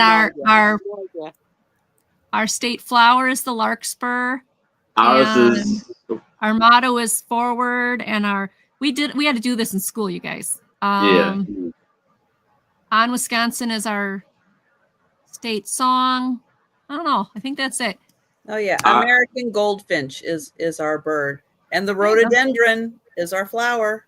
Yes, that we did one a few weeks ago because they need to be replaced because they were harmed in the reconstruction of the homes. They were rhododendrons harmed. I mean, I can't believe that's so sad. No, I hope animals were harmed. Now they'll have to say plants were harmed in the reconstruction project. Of this, yeah. It's true. I see a Jolena says Cedar Tails. I've never heard of that one. And our state flower is the Susie the black-eyed Susie. Black-eyed Susan. That's a pretty flower. Susan, yeah. Going once, going twice. This will be a great reference book for you. Sold. Look, all right. So many people in the room. Smart crowd. Moon Chaser, if I don't have your info, when my name pops up, my email, you can just email me your info. I think I might have it, but I've been kind of trying to become human again after this week. So there it is. Angie'sOddities@yahoo.com. Just let me know. And welcome in, Moon Chaser. I don't think for sure that you and I have met. So nice to meet you. Yeah. Moon Chaser and Ginger. There's a few new people here. Welcome, welcome. Welcome. All right, I have a $10 start. Sue is going to love this because I have a huge lot of maps. Somebody's got to do it. It may as well be you. Now, not only maps, but I found this gadget also. Oh, the Milograph. So, guys, when I was in the nursing home and I would take my walks, there's a thing on a wheel like you would see like at a baseball field to make the white lines around the field. Without the white lines, they would trace where you walked to determine how far you went. It was a Spiezio map. I hated seeing that thing come out. It's like, put it away. And my wonderful, wonderful nurse's aide that took such good care of me called me today to say she thinks she's done. Look at how cool that is. So you put that along the map or something and it tells you mileage? Yeah. Whatever scale the map is, it tells you what setting to put this on for the scale. You know, it's like 1 inch is 5 miles, 1 inch is that's so cool. miles. That's a very cool gift. And so you put that on and then you run that across the route and it'll tell you how many miles that is. So, very cool. I have heard of that device, but I've never seen it in person. That's so cool. The closest I came was to the Walk-O-Meter. So you'll get that. And then I have, let's see, I have 1, 2, 3, 4, 5, 6, 7, 8, 9, 10, 11, 12, 13. I have 14 maps and a Milograph. Wow. $10 GPS, right? Right, as a starting bid, under $1 a map. Now, are they the free ones that you would get at the Gulf station? Oh, AAA. AAA. There you go. Nevada, Utah. Look at the cars. 70s, man, 80s. That's cool. Yosemite. Oh, thank you, Debbie. Debbie, that's a good deal. I like that thing, that pen California thing. AAA. Then we have AAA Mexico. Before GPS, for those of you that are AAA members, I was like, since I was 17, I just gave it up when I stopped driving. Used to get something called triptychs. You would say like you were going from here to there, and they would send you this booklet of how to get there. Go 4 miles and make a right on. I don't know what I would do without GPS. I get lost in a paper bag, so I need GPS because I know, like, this is like a weird thing that Tom has weird that I don't have. Tom can know that's a cool bridge. what direction we're facing, like east, north, Yeah, I have west, no idea. south. Oh, I'm terrible at that. I'm terrible. I don't know that. How do you know? And he also remembers when we go someplace, like, and we're leaving, that we made a right into it or we made a left into it. I don't remember. I can't, like, as soon as we make the turn, I forget. And when your damn thing There's says Pittsburgh. turn on, California. Turn what? Turn right or turn left? So yeah, a lot of these are California. Look at that. Those, man. Yeah. Let's No, see. I'm This so thankful one for GPS. is- oh, this one is the. Hello. Oh, hi. So this is the redwoods Lucy. in California, Nice. Izzy. and the whole back is like Okay. Hi. a giant tree. It's Trisha. That one is Oh my really gosh, cool. Izzy! Oh, I remember Izzy's on this a time. mission. Hi, Izzy. So you get that. Let's see. This one is Arizona. I can see Phoenix, Glendale, Peoria.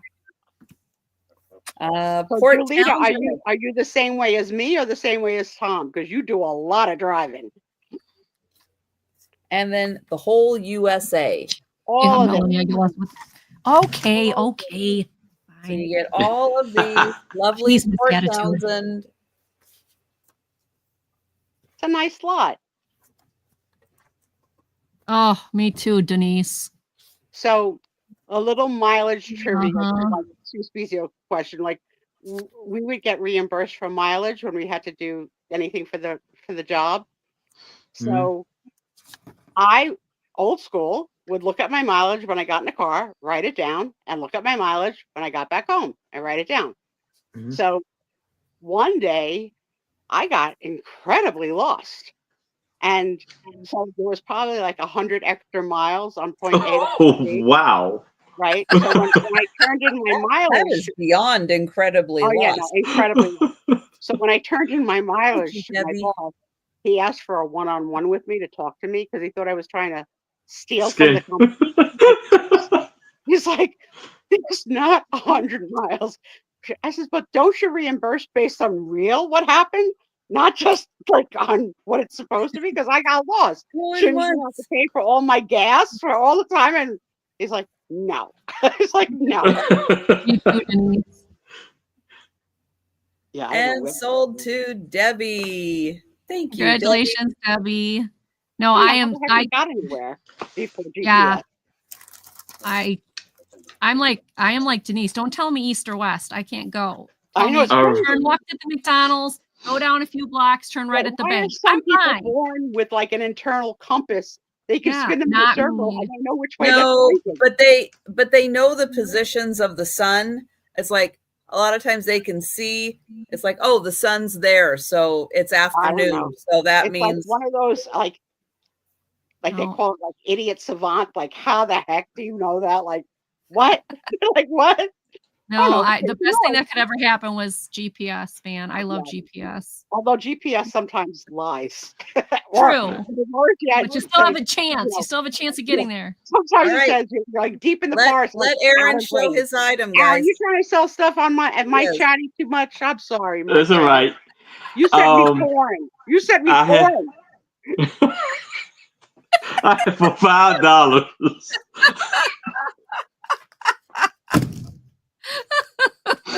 For $5, I have 20 colored views from Black Hill, South Dakota. And I don't see the date on this, but it looks, like an older piece. So it has these beautiful colored pictures of South Dakota. Hi, Lisa. Lisa's in for 5. Hi, Lisa. Now, I just want to point out, I'm sorry, but I should have said this to begin with. The box is a little bit of Yeah, got a little damage. condition, It's a little wonky. but it's not that bad. It's, I mean, still intact. And then you have Mount Rushmore. Raise your hand if you've seen Mount Rushmore in person. No. Of course, Angie did. No. No. Raise your hand if it's on your to-do list.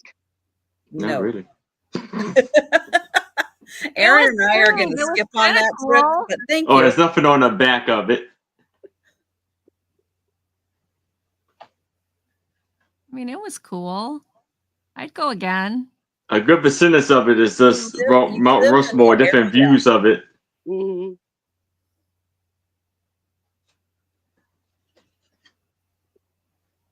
Oh, that's a good one, Melanie J. Go to the McDonald's and then hit the interstate. Yeah, there's a McDonald's every couple of miles here. That tells you nothing. Well, especially usually right off of a freeway exit. Yeah. Yeah, yeah. You think they planned that? I think the other weird sign that we see in New Jersey is Cracker Barrel up ahead. And they mean like 45 miles up ahead. Like, no, that's not up ahead. That's not up ahead. Okay, I don't know of anybody who went to South Dakota on their honeymoon. Well, Lisa did. I don't think that's in the top 5 of honeymoon destinations. I like South Dakota because there's the prairie dog fields, and you can feed them peanuts. It's always animals. It was so cute, Aaron. Like they give you a bag of peanuts, and like you cannot touch them. You have to feed them peanuts, but you cannot touch them. You tell me I can't. I can't touch them. Angie did. Let me tell you. When you meet Tom, bring a bag of peanuts. Follow the same instruction. And that is all. One by one, don't touch him. Yeah. And it says here, postage 1.5 cents without message. 1.5 cents. They're going to charge you more if you put enjoyed our trip? Yes. Probably. Jeez. Those are cool though. Those are cool. No, I liked our trip to South Dakota. It was awesome. Okay, I have a question though, Angie, because you're the animal person. Okay. What? Okay, maybe groundhog. Okay. What are the more bigger, chunkier things that are like? Cause they're kind of like prairie dogs, but they're more chunkier. You talking woodchucks or ground? I don't know woodchucks or groundhogs. It depends. Okay, maybe that's what it was. Yeah, because like in Wisconsin we call them woodchucks, but in other places they call them groundhogs. Cause I remember I seen this video where he was feeding something like that, feeding the animals, and there was like one big one kind of like shoved his way shoved his way through the other ones and grabbed the snack. Mm-hmm. Maybe that's because it just seemed like it was something else, like a groundhog. Yeah. Cause I seen it like it was like walking on his hind legs. I never really seen a groundhog do that. We call them woodchucks here. I was a wood. Yeah, they gave us big bags of peanuts and told us not to touch the other one. A meerkat. Oh, meerkats are so cute. I want to pet one. It's a meerkat because those are like prairie dogs, but they stand. They stand tall. They're more skinny. But you find those more in arid areas. I thought that was in Africa. Yeah, it's more like a South Africa, warmer. I went there. So Lisa said she went to Niagara Falls for an anniversary. Did you know that this was the first time this last couple of storms in the past couple of weeks that Niagara Falls, the falls froze? Really? Over 100 years. Yeah. Wow. The pictures of the falls frozen is like so. Are you kidding me? I'd love to see that. I've never seen Niagara Falls. I want to though. Google it later. You'll see that there was lots of news coverage about it here because we're East Coast, but It was the coolest thing I ever saw. And then they said the last time it happened, like it was like 100 years ago. Well, we're gonna count these down for Lisa. We'll go in once, going twice, and sold to Lisa. All right. Congratulations, Lisa. Congratulations, Lisa. Give a plug to visiting Niagara Falls. It is a very I want to do that. Emotional experience. I don't know why, but just that beauty is just like Now, breathtaking. I was told the Canadian side is prettier than the New York side. Is that true or not? I only saw the Canadian side, and it was. Well, that's what my husband said. He says if we're going to the Canadian side. So well, we got passports. Let's go. Can't you see it from both sides? It's a different view. It's supposed to be prettier. But can't you see it if you go to New York? You can see the New York side. You can go to Canada. You can see the Canada side. You don't just have to pick one. You can see them both. I'm telling you what my husband said. He said you got to go to the Canadian side. I said okay. What did you take? Logic pills for lunch? Yes. Do they make you choose when you get there? Do you have to flip a coin? Well, they're not really near each other. Niagara Falls, 4th of July, you get to watch the fireworks. Hey, maybe I'll convince you to take me for my birthday. That'd be cool. All right, my next one is $15 for all of them. So difficult. $15 for what? For the whole set. Okay, $15 for everything. All right, here we go. It is the complete V.C. Andrews Into the Garden series. So this is the beginning book. And these were the follow-up series that went with it that were written later on. This is oh, no, I'm wrong. This is the 5th one. Never mind. So you get the 4th, you get the 4 of them. And then this is the final, end of chapter 1. So it's ties everything up. I don't know much about him. I know V.C. Andrews likes to write horror type creepy stuff. So there's, I don't know, are they all same girl? Nope, they're all different girls. So there's the 4 different girls, and this is the end where they all come together. There we go. So this is the end coming together. Yeah, I don't think, okay, yeah. Well, I don't know if these are, they're called V.C. Andrew books. Maybe they're ghostwriter, maybe. Yeah, she's been dead a long time. These are, let's see, 1999. Oh, following the death of V.C. Andrews, the Andrew family worked with a carefully selected ghostwriter to organize and complete V.C. Andrews stories and create additional novels, which this is one, inspired by her storytelling genius. This book is a work of fiction, blah, blah, blah, blah, blah. So, yeah. But it's still, if you like her books, this is the complete set.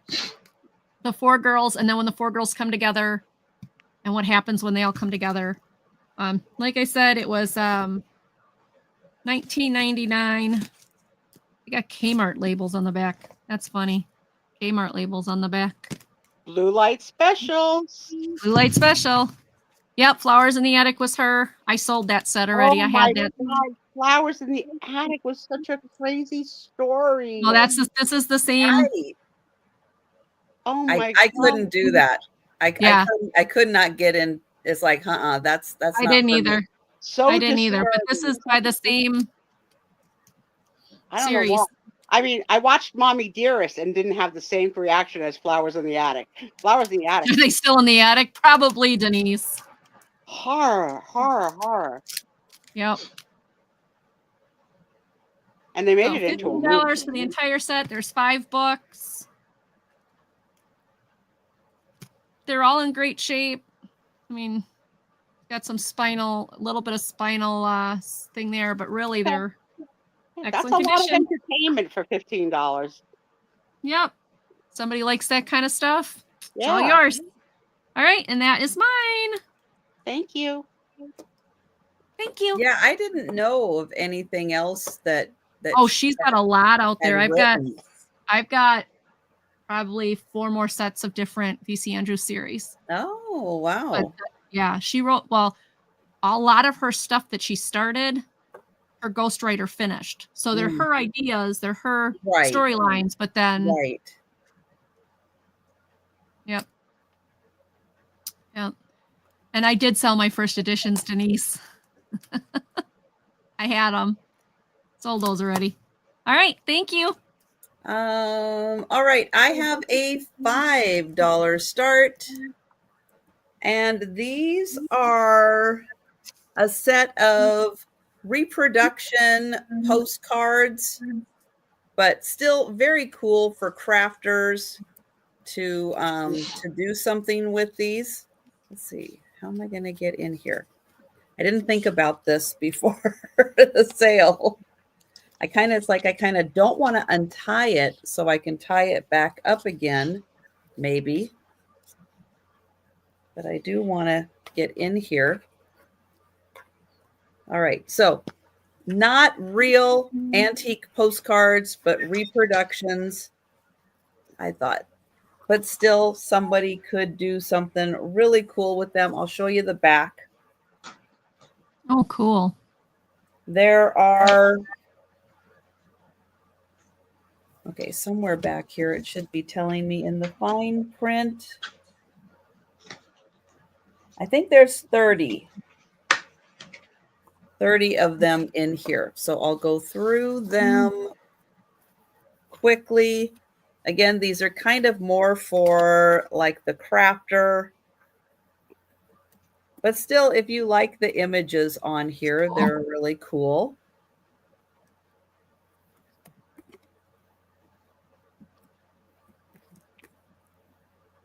And they've got fun shapes to them. Yeah, they're well done.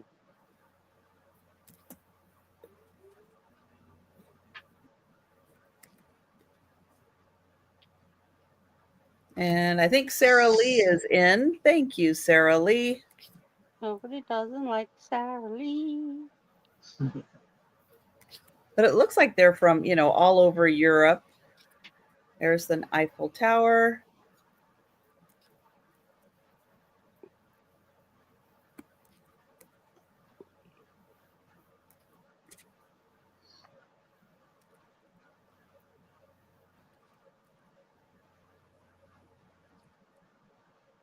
Oops. Oh, honey, are you looking at your cookbooks? How cute are you? Finally. You're gonna get this quick dinner. He says I'm getting this quick for dinner tomorrow. Yeah.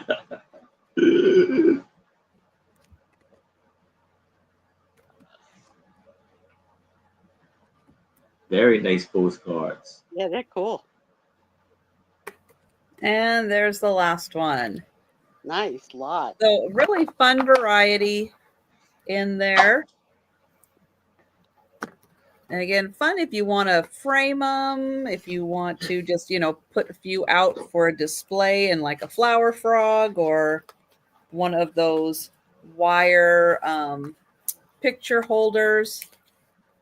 Or if you want to craft with them. I thought those could be really cool. So thank you, Sarah Lee.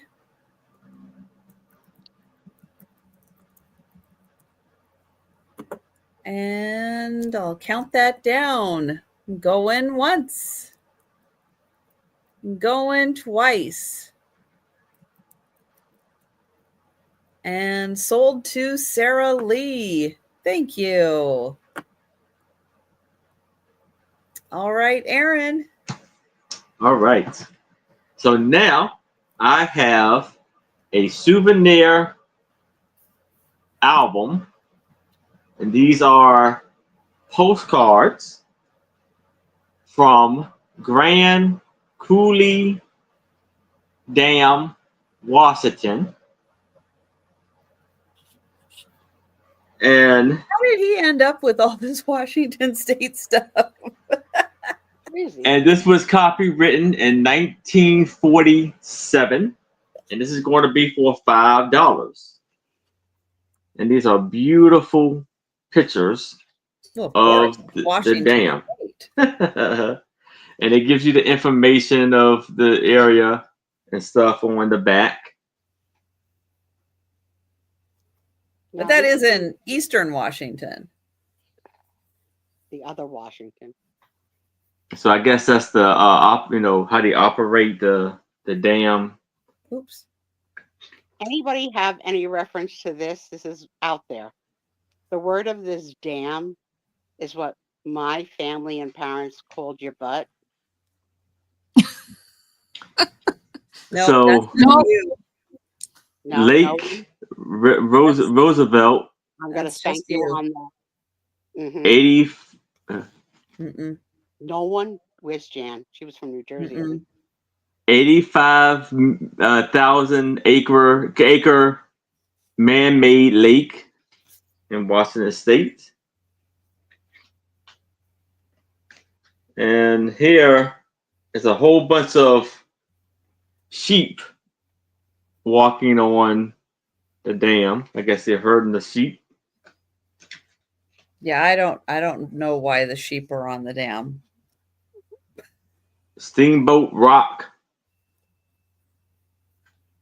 It's a little too big for Denise's collection.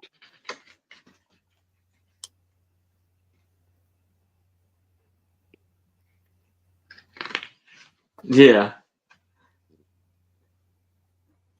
So there's some outstanding pictures in here. And these are from 1947.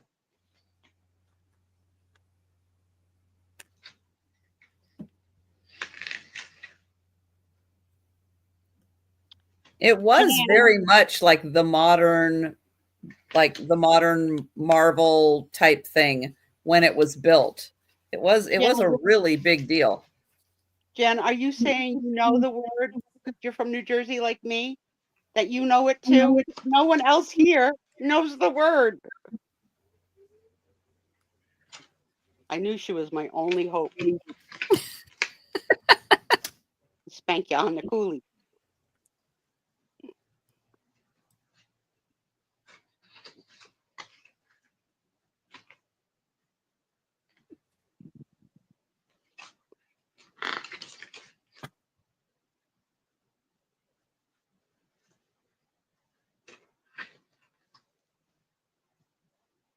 Yeah, well, Denise, you go just north of the dam, and then that leads to the bridge to Alaska. Yeah, okay. Everything leads to the bridge to Alaska. Yeah, it's just north of the dam. Denise, the name of this dam is the Coulee Dam. And when I grew up, my family and all of our relatives called your butt a Coulee. And I threw it out to the crowd, and the only one that responded was that Jan knew it because she's from New Jersey. So I don't know if it's a New Jersey thing, but that's what our butts were called, Coolies. Maybe that's why. This is, I don't know why they call it the Grand Coulee Dam. Maybe so it says, I don't know where the word Coulee. Grand Coulee Dam and the Columbian Basin Irrigation Project.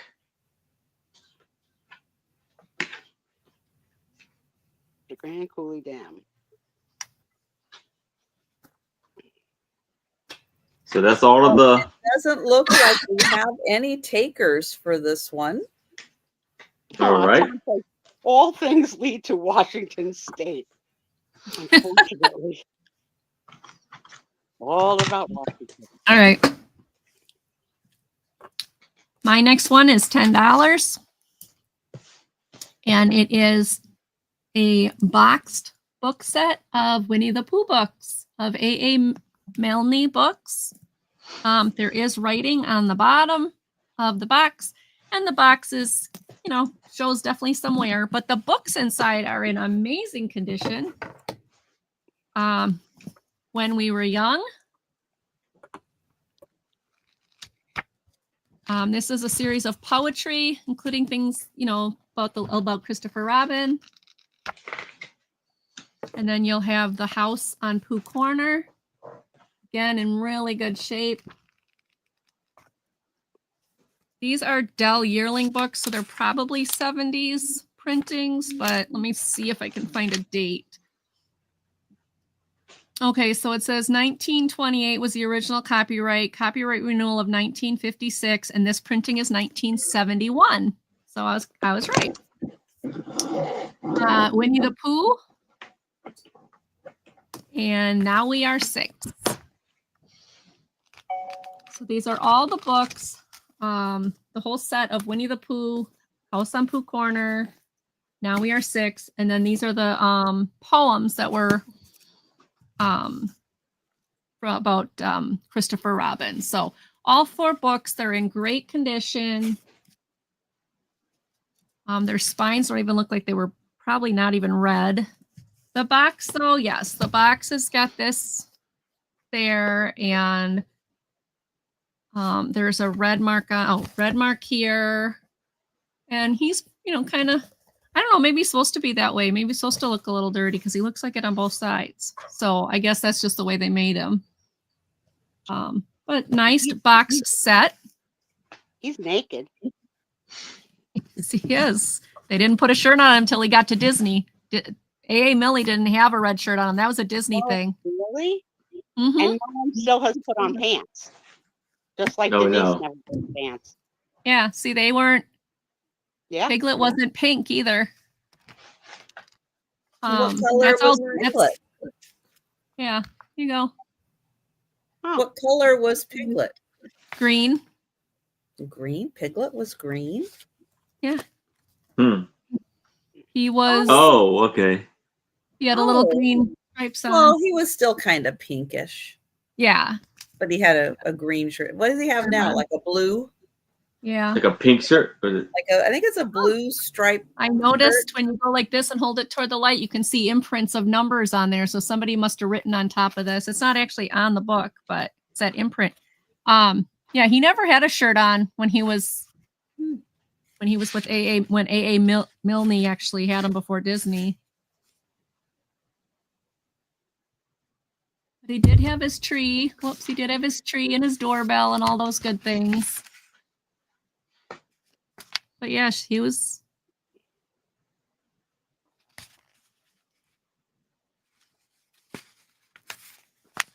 You're going to the honey tree, just like the story says.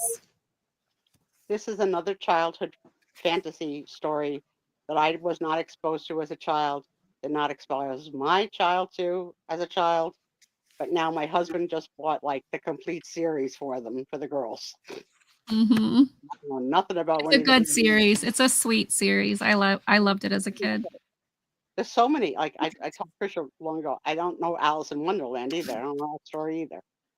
Now, if you read the Alice in Wonderland on the book, the original book compared to the Disney, it's totally different. Okay. I mean, if you're expecting it to be, cutesy like the Disney, it won't. I mean, it's. No, it's like a dark acid trip. Yep. I mean, it's seriously, it's like a very dark acid trip. So yeah, I mean, an entire diner in New Jersey to be Alice in Wonderland, like you're immersed in Alice in Wonderland in this diner. It's not that far from me. Come on. I like the Disney Alice in Wonderland much better than the book.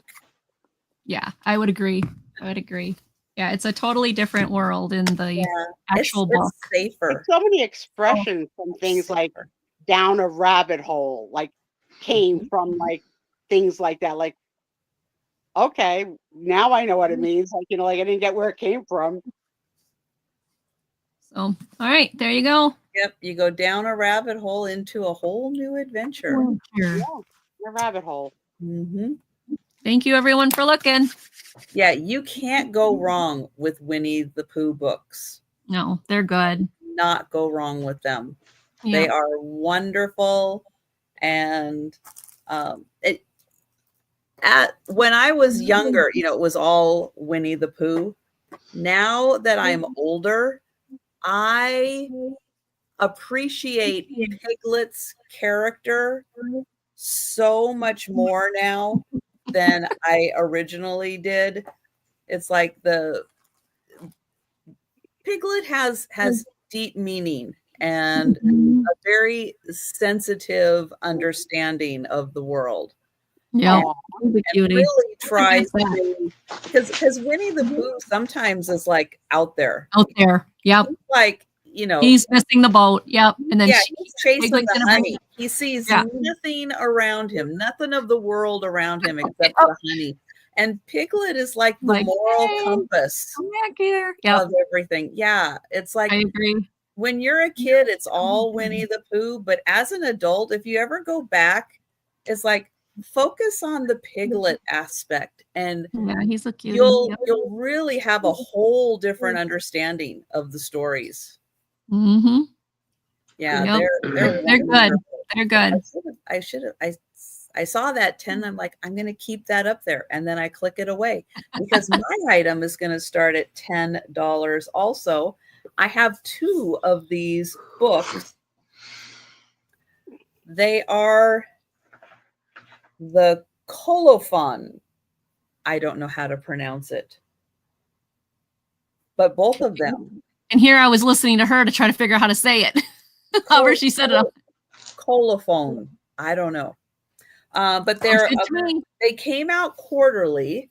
This one came out in the winter of 1937. This one is autumn 1937. Oh, wait, 36, 37. There we go. So they came out quarterly. I think there's stories in here. But I'm not very familiar with this. There's no writing on the inside, which is kind of amazing. Trying to get the title page up here. It says a quarterly for bookmen.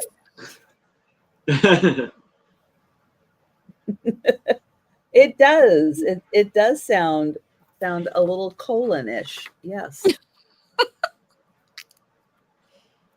It has contributing editors who I'm sure at the time people were like, ooh, did you see the editors on this one? And then it has the contents and it lists off. Do I know any of these people? No, I don't think any of the names really jumped out at me. And I don't know if these are like novels, if they're essays, if, they're just thoughts of the people who wrote them. Jan has your answer. Check the chat. There you go. Essays on literature. Essays on literature. Thank you.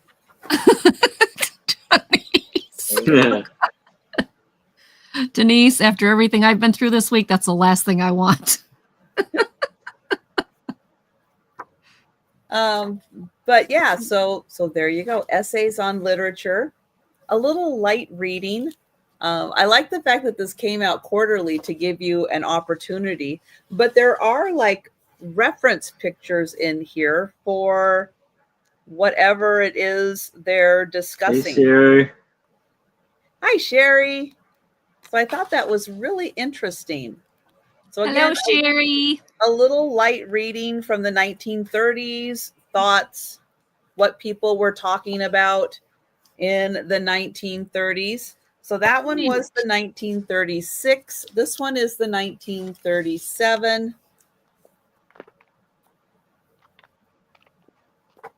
And let's see, there's what? 1, 2, 3, 4, 5, 6, 7, 8, 9, 10, 11. So I guess there's 11 in here to read in a 3-month period. So For the Love of a Nun. Now that's racy. Sister Betril. Naughty girl.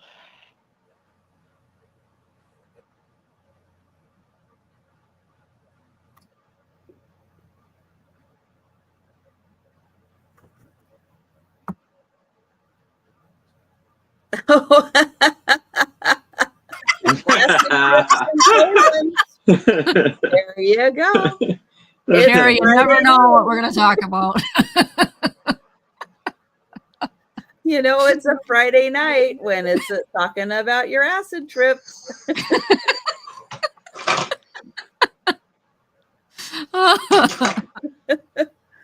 So there you go.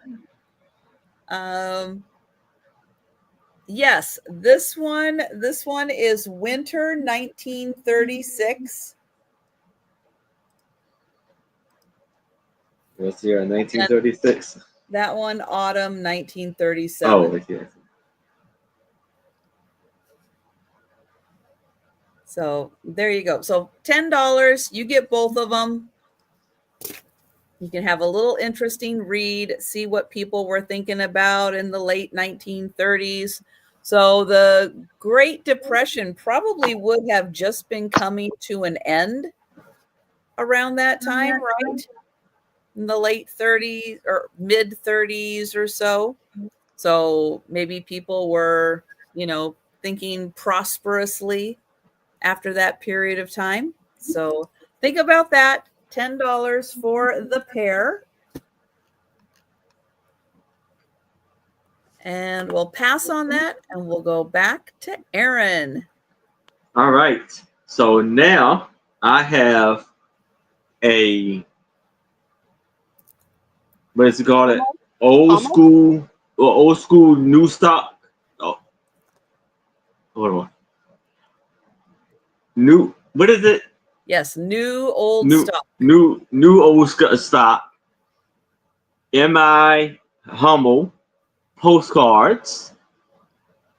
And they're still in the packets. So I think there's about 20 of them. And they may be all the same. I don't know because it says Heavenly Angel, the love lives on. The beat goes on.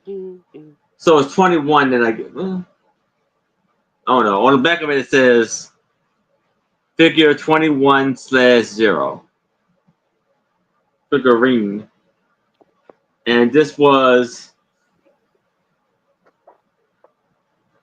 produced in 1986. And it's going to be for $5.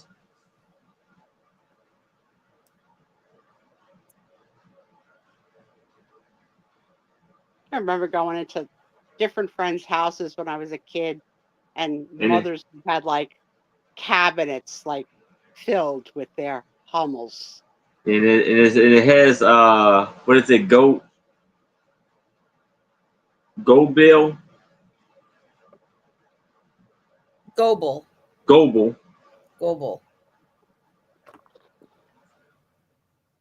Yeah, it really depends on how Father Mouton would say it. Oh.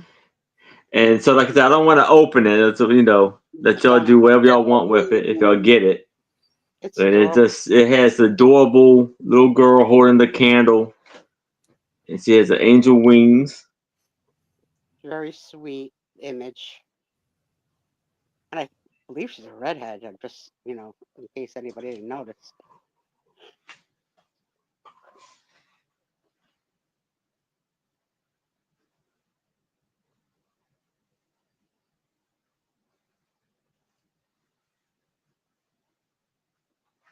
All right. Anybody interested in the Goebel, Hummel postcards? Postcards, I'm sure, of all the wonderful figurines.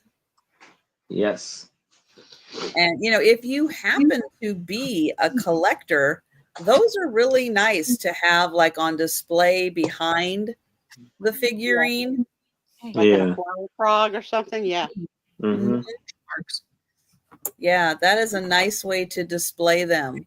But think about it. Maybe you have someone in your life who is a Hummel collector and they would enjoy those. So we'll pass for now. All right. About that one. All right. $3 start. You have a choice. The first one is The Giant of Seville This tall tale based on a true story. Hardcover kids book. It does say withdrawn. It's been withdrawn out of a library, so you'll have the mark there. The rest of it, though, is in good shape. And it is a story, kid's story from, let's see, this was written, or at least this was copyrighted 2007. 2007. It's a story about a gentleman who was very tall, eighth wonder of the world, and all the things that happened. Again, it's a tall tale. But what's cool is on the back page, it actually talks about the family that it was written about. So yes, it's a tall tale, but it was based on a family that... Okay, now just stop a minute. Isn't the woman as tall as the man in that picture? Yep, she was Mrs. A.H. Bates. She was born August 6th, 1848. She was 7 feet, 11 and a half inches, 413 pounds. Woo! Captain M.B. Bates, born November 9th, 1845, was 7 feet, 11 and a half inches, and weighed 478 pounds. They were married in London. Yeah, think about this. How the heck did they meet? Like, really, like, there's no internet. There's no, like, hey, looking for an 8-foot woman. Like, a miracle. And the person next to them is, like, I guess trying to show you what an average size person is. Typical average, yeah. Oh, my goodness, that they found each other. Well, the story is based on, you know, a tall tale. It's based on vaguely based on his story. Martin Van Buren Bates was born as a baby of normal size on November 9th, 1845, but he continued to grow till he was 28 years old. He reached the height of 7 feet, 11 and a half inches. Wow. He was billed the tallest man in the world and ended up joining a circus in Halifax, Canada, where he met Anne Swan. She was almost 8 feet tall, so they met in the circus. There you go. So like I said, the whole story is very cool. It's a good story about, you know, this gentleman who was tall, but then on the back, it actually gives you the actual stats of where he got the story from and the people and all of that. So that's your first choice. It's in great condition, except on the front. Or on the front, where did they buy furniture? Good question. I'm sure he had to have it made. How about shoes? Think about shoes. Yeah. Shoes. Yeah. I don't know. So it's in good shape, except like I said, it's got the front items, which I showed you. That's your first choice for $3. Your second choice is, you know, Where's Waldo? Well, this is Where's Wendy? And it's this cute little witch. And it's a find one, just like Where's Waldo? It's just Where's Wendy? It's from 1991.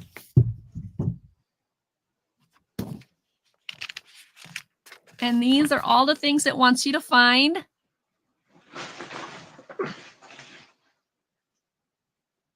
So you get the whole list of things it wants you to find, and then you have to find Wendy as well. Well, I see Wendy already. She's right there. I found her.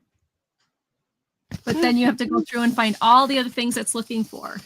This is great for in the car with the kids.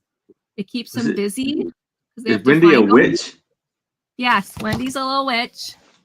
It's like Where's Waldo, but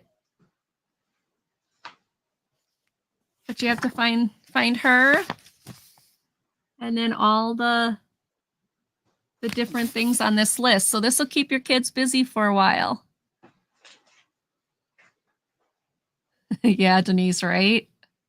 Do you know what I saw this week that existed? You know how Elf on a Shelf became a big thing, which is the same thing as the Pixies we all love to collect for Christmas, but now has a name, Elf on a Shelf in a book.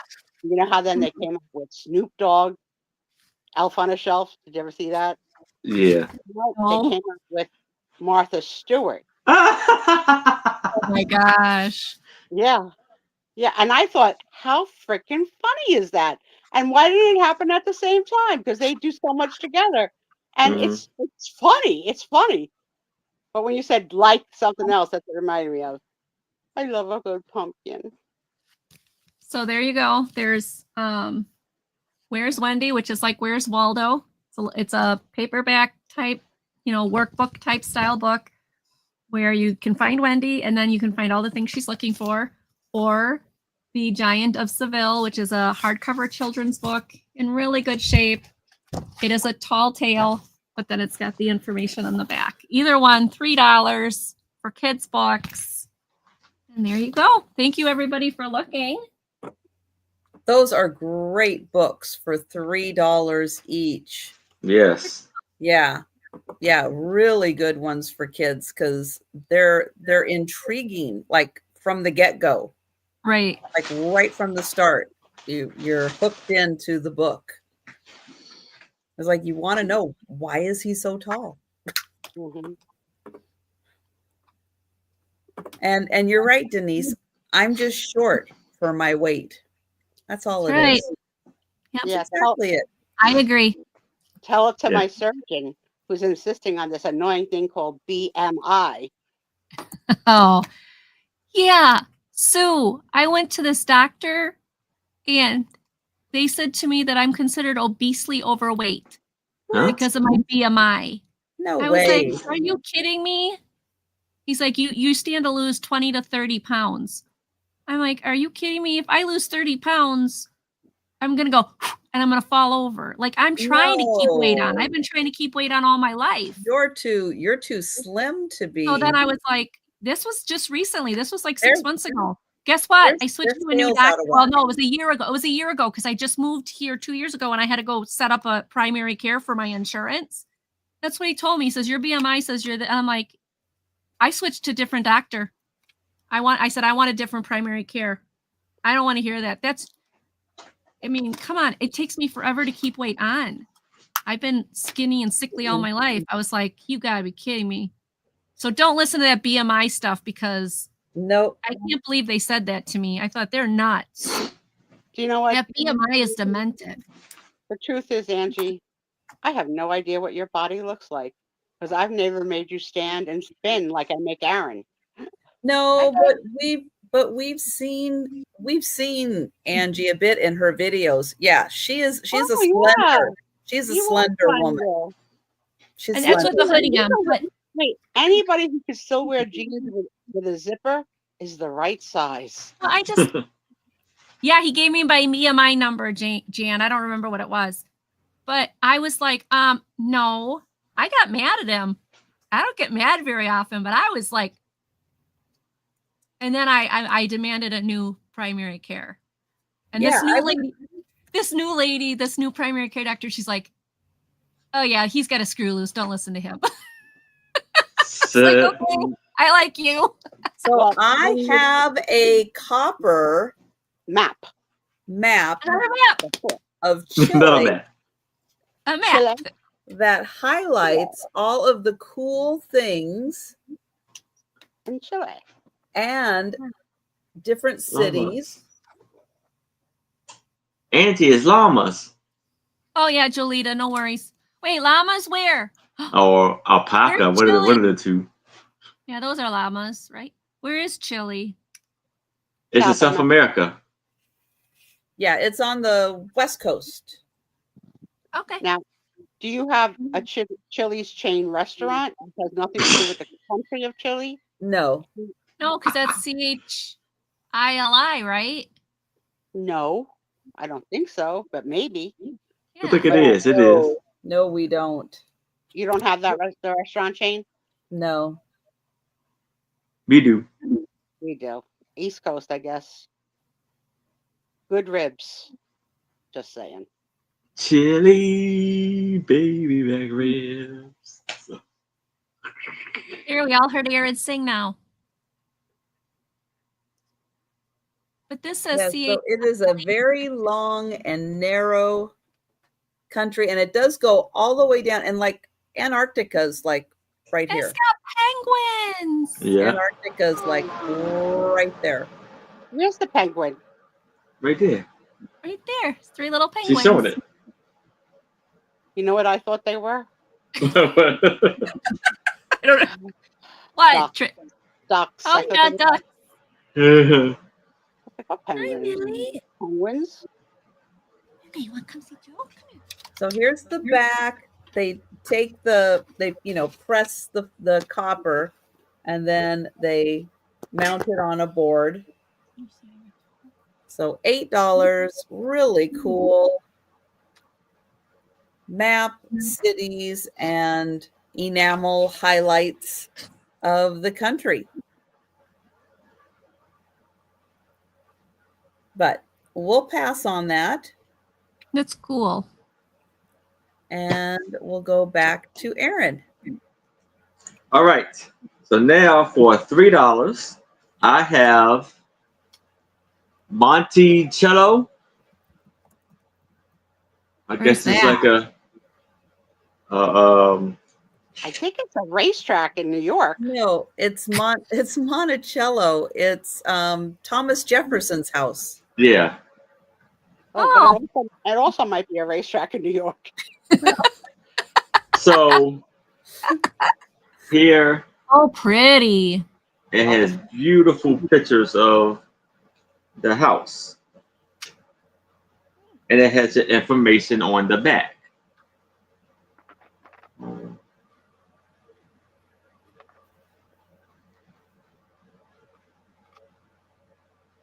And it's about 12 pictures, I think, with info.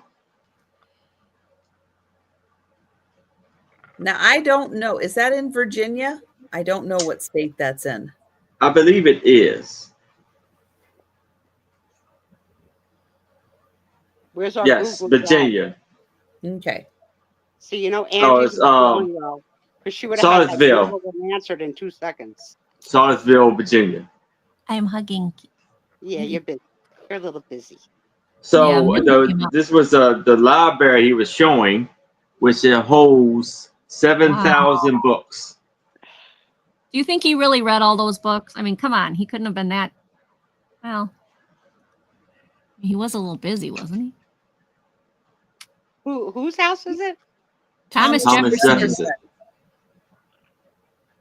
That's pretty. That chamber. We gotta get you watching Hamilton, so you can understand a little more about Thomas Jefferson. Ooh, me? No, yeah, Sue. No, you. I don't want to do it. You do it. No, you do Sue. it. Sue, you need to watch Hamilton. It is fabulous. You need to take it for the team, Angie. No, you do it. It is fabulous. Why are you guys afraid of Hamilton? I'm not afraid of it. You are afraid. You are clearly, both of you, clearly afraid of Hamilton. Chris has spoken. And I don't understand why. It is beyond fabulous. And Sue, you love Broadway. Yeah, but girl, you gave me that other nightmare with the lights. Oh, that's beautiful. I ever saw. Look at that. That's beautiful. Aaron? Yes? You should have had teeth for that last exchange. She got a little I got my teeth. Oh, would you be scared of the teeth? Denise, you're not helping, and you haven't seen Hamilton either. Millie, don't hear Millie. Oh, and here. Millie. Now you're out of here? Okay. It's like the ceiling, and that's the whole room here. And on the back of it says, "Oh, I've got my chocolate I can have today." The recent restored dorm room has been repainted using the original Mars yellow. This temper a water-based paint. Denise, when I come to Iowa, we're going to watch Hamilton. Well, it's going to be very hard when she doesn't let you in the house. I'm going to set it up in her yard. You're going to have an outdoor screening.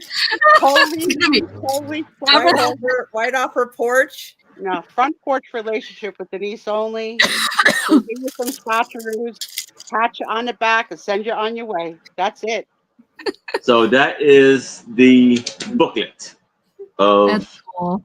Pictures and facts that is of the Monte Carlo. absolutely beautiful place. Monticello. What is it? Monticello? Cello. But here's what I heard, and I don't know if it's true or not, that Denise has a lot of new old stock of colorectal screenings that she wants to do for all of our friends. That's going to be a prerequisite to getting in the house.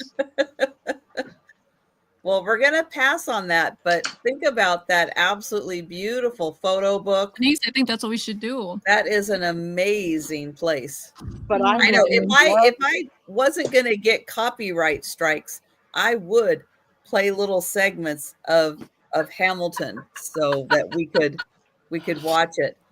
I love that your mom gave you the thumbs up and backed you up.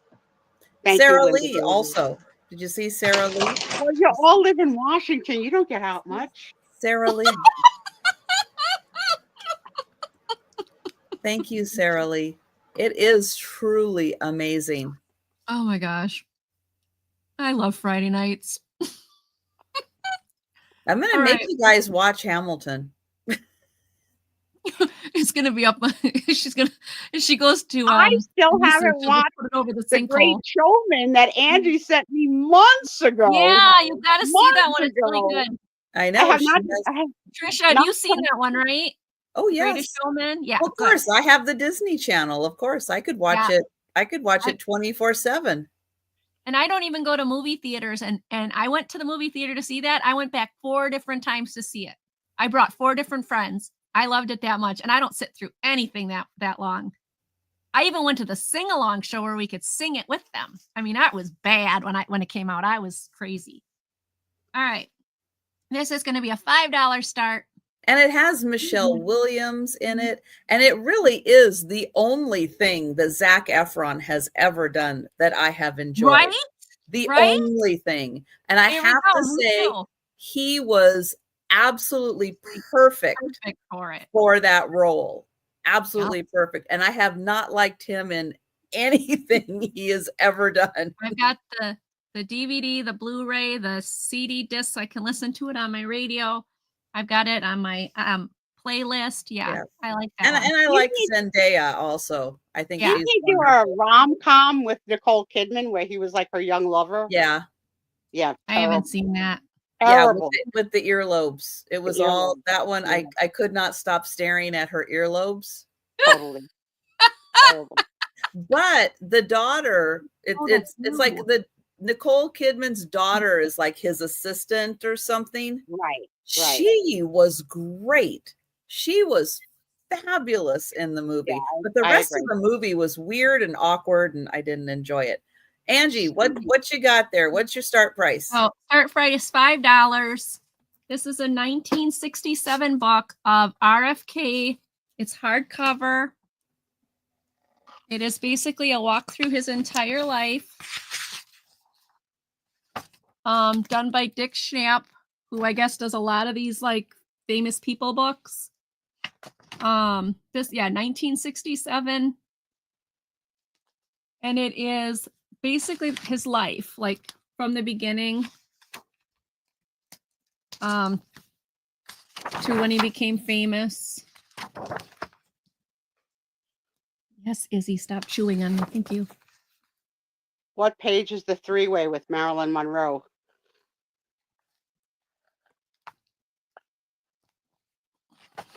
So lots of famous pictures are going to be in here. Yeah. It's the migraine hangover. Oh, Debs would like your Where's Wendy book. Okay. Because she's been looking for Wendy this whole time, and she finally found the keyboard to ask for it. Yay, Debs! Thank you, Debs. What's the 3 letters of the current Kennedy that just got put into like a RFK Jr. Oh, that's his son. Mm-hmm.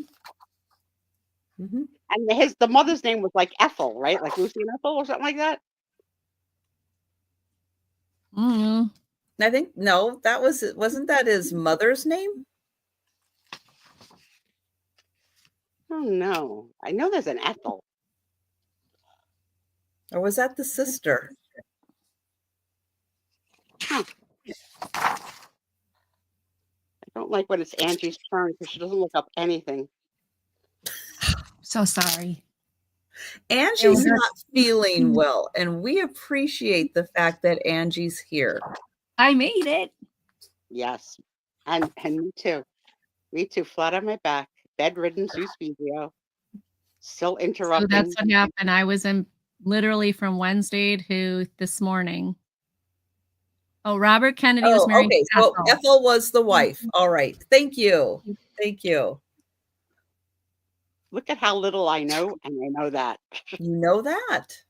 And it's only because of the Lucy and Ethel reference that it stayed in my head.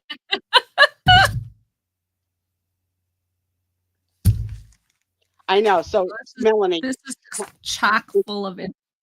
Big, this expression interesting of pictures that some of us have. I have had a doctor say to his assistant while doing an examination of me this sentence: please lift up Miss Spiezio's adipose tissue. In other words, fab belly. Oh. I had to go home and look it up. It's like, what the heck? And then obviously I knew after she picked up my stomach. Rude.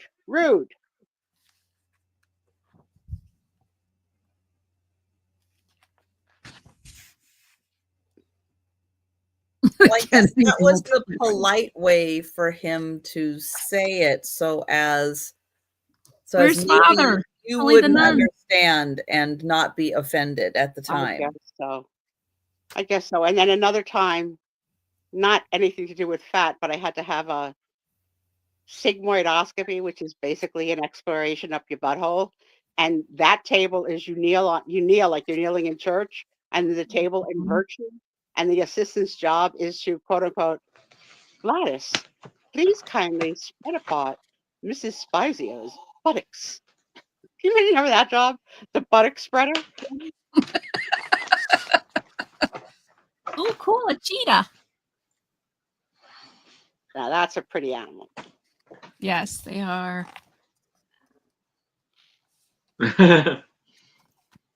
So there you go. It's chock full of historic pictures. It's in great shape. It's got all his history. Yeah, Melanie, I did not make it to my Thursday. I had to cancel that. And I didn't work Thursday either, but I'm here. I'm getting better every day. It was just, what do you call it? Just a virus of some sort, but man, it knocked me out really good. There's a lot of norovirus happening here on the East Coast right now. Lots of cases. So that's like the new bad thing. Maybe not so new. Oh, really? Yeah. The nursing homes, everything. Yeah. On the cruise ships even. Oh, well, I was really sick. My husband has it now, so it's his turn. But yeah, we canceled Thursday because there was no way I was going to get through it. All right, I have an original piece of art. It is framed in glass.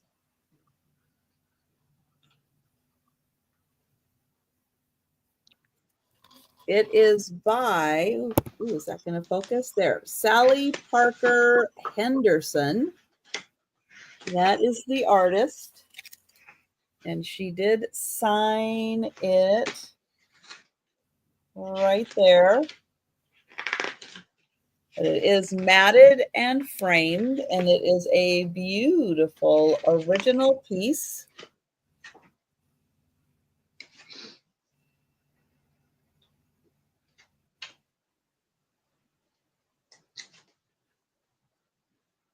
Now, I would imagine there is somewhere a lovely woman playing the guitar, but we don't know who she is. And I don't think this is dated, so I don't know when this was. Or what the heck she's wearing. Is it a robe? Is it like a tribal gown? Like, what is it? Don't know. Like MC Hammer pants? It's a nice white flowing dress, like Something. a muumuu. So Something, yeah. It's a lot Like of a material. muumuu. There. So you can't tell But you can't tell her looking at her what her BMI is. What's your BMI, miss? What's your BMI? Because she's Mine. got Oh, her. No, hers, not yours, Angie. I don't know. She's got incredibly small hands, right? She looks like Mhm. she's really small, like small wrists, like Trisha, like normally has small small hands. hands. Yeah, High BMI, but small hands. yeah. It's confusing to those of us that are trying to find Wendy.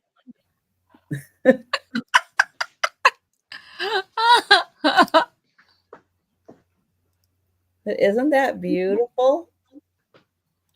Sherry. So let me get Yes. Attendance is mandatory. Yeah. Keep up You with the missed so children. much.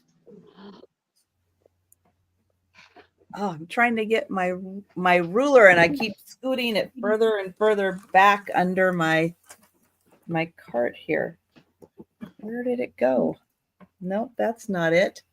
All right, here I've got this one. There we go. This is 14 by 11. So beautiful, original piece of art by Sally Parker Henderson. And that's 25. And the frame 14 by 11. And it is I guess that's a metal frame. Yeah, I think, well, it has a finish on it. It does have a little rough spot right there, like something banged into it. Her name makes me want to sing that song we sang last week. Sarah Parkin Henderson Smith. Her name is mine. Yeah. Yeah, just like that one. Yeah, there you go. Exactly like that. Aaron Davis. All right. So now for $3, I have Seattle World's Fair. Only $3. Century 21. Yes, $3. So it has full color views. Mail the postcard. Save the miniature. What was the year of the Seattle World's Fair, Trisha? 1962. Oh, so before New York. Yeah, New York was 64, right? I believe so. Yeah, this was 62. Some beautiful pictures. And this right here is outstanding. Picture of in the night with the waterfall. And that's the Space Needle, right? Yep. And the it's a fountain, and the fountain is still there. Yep. Wow. It still does that. Do they still do these world fairs? No. I don't think so. No. I say No. I've never heard of them. And the flags, they're still there. And like the key landmark usually stays. So The like science pavilion, that's still there. It's a lot of fun. Something stays. But I went to the 64 one. I was only 5. And I remember. Mm. And the arena is still there. They just redid it. It's still there. That's on top of the Space That's Needle. the original color. And they did repaint it a few years ago for something. They repainted it orange for a little bit. So they had to climb up there and paint it? Oh, I would not want that job. Oh, you can go up there. Well, I know, but I mean outside. Like they have to go outside. You can go up there and go outside. They do like special little groups. And then every New Year's every New Year's they do fireworks off the Space Needle. So who was paying attention when Trisha showed the color book of what 2 colors make the color of orange? Oh, just ask Karen Chase. She'll know. Karen Chase is the one that put it in the room, actually. Yes, she was. did. That's her favorite color. You went too, Jen? We probably saw each other at the fair.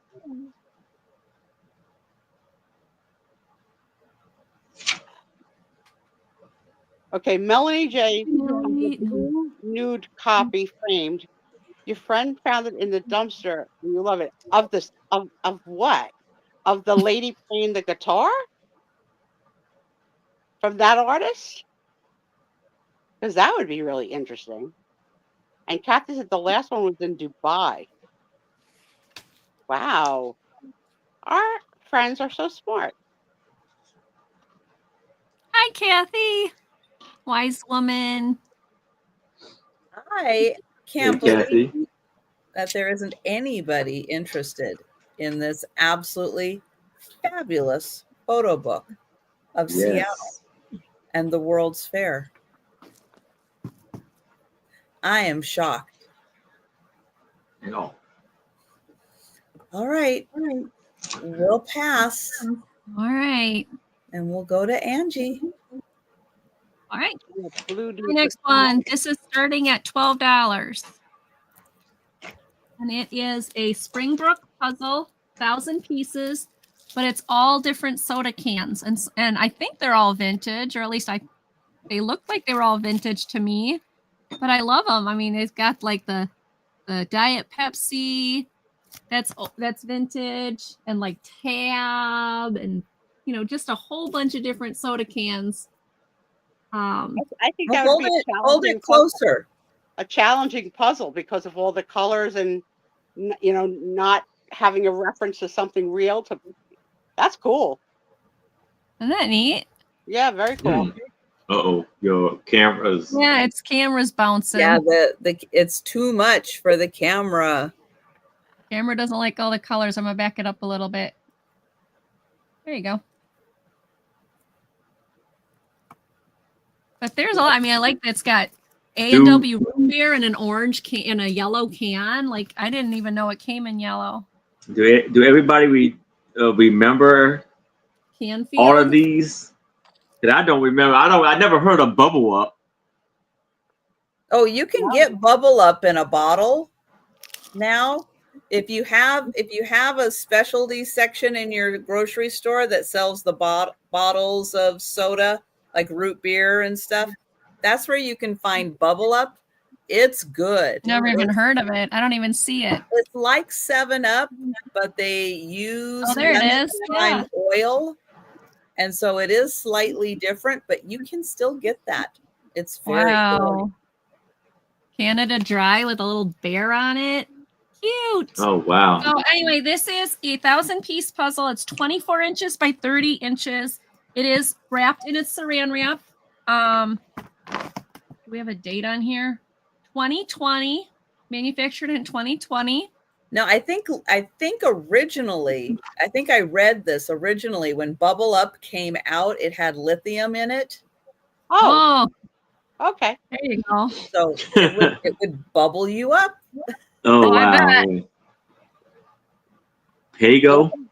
Debs is drinking a drink called Squirt. Oh, yeah, I remember that. Yeah, Squirt's good. I don't know that.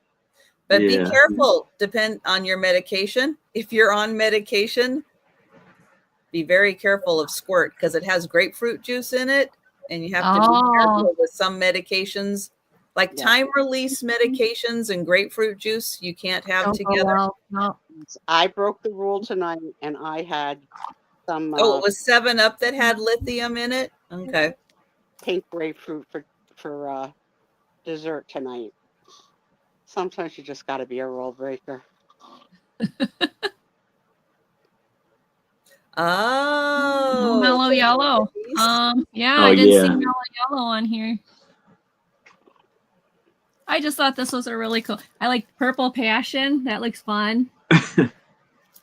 So, $12.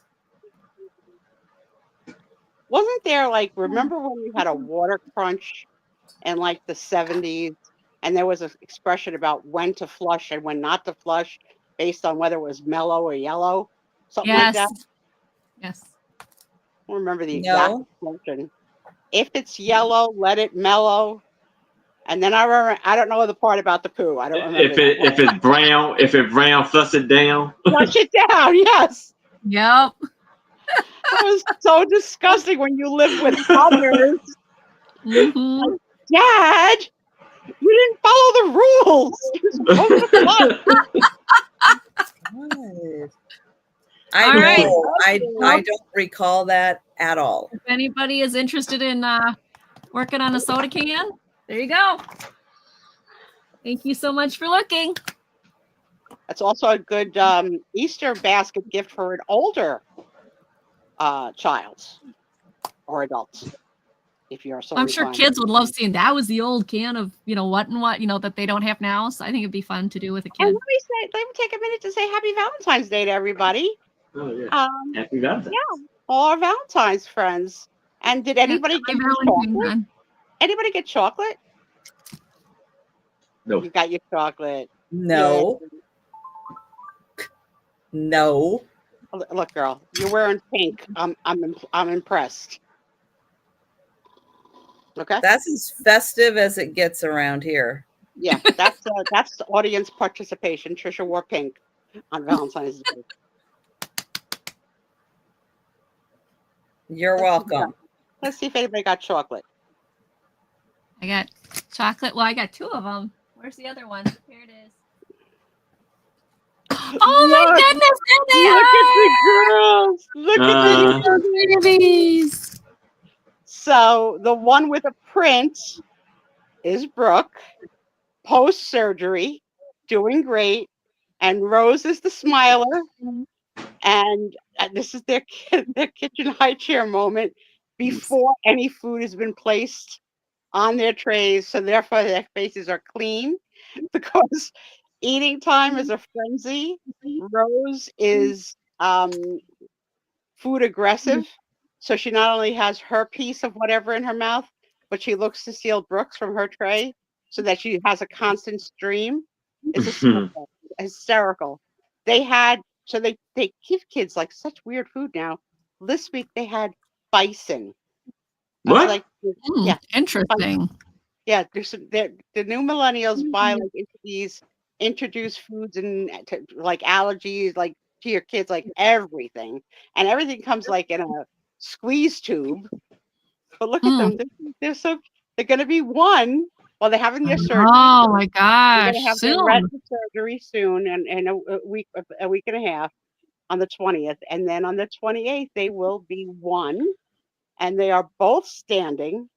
And that door that you see behind them is the door into their nursery. And there's usually a gate so that the cat and the cat can climb it, but that the girls can stay contained. Nicole was in a 1-woman show this week, and Mike went to go see the show, so they had a sitter. And he stopped for a minute to let me just have a few minutes with the babies. I usually have more. And they were at the gate screaming and crying, understanding that mom's gone, dad's going too, because that lady's here, and shaking the rails of the fence. Oh no! Like prisoners in a cell. It was hilarious. It was hilarious. But yeah, those are my girls. 11 months old now. All right, here we go. Oh wow. So this is a piece of glass that's mounted kind of on the outside. You can see it kind of sits on the outside of the frame. Stunning. Oh my goodness. Oh wow. That's beautiful. That is cool. That's also like could fit so in your angel display at Christmas. They just look like little angels. Carolers. I have 1 shelf of all carolers, 1 shelf of all angels. Like that would fit in either way. It's so beautiful. Innocent. Here's a close-up of the corners of the frame. The frame is pretty. Little damage right there. And then here's the back. Oh, that's a hanger. Yeah, they did Yeah, a that's work on actually that. all jacked up to be a hanger. That's cool. It's shaped like a heart for Valentine's Day, Trisha. Yeah. Oh yeah. I did that on purpose. I know how you are. That's so And Denise is in that 6. Thank you, yeah, that is just Denise. so pretty. And Lynn, you seem to have been the most spoiled today. Chocolate in multiple forms.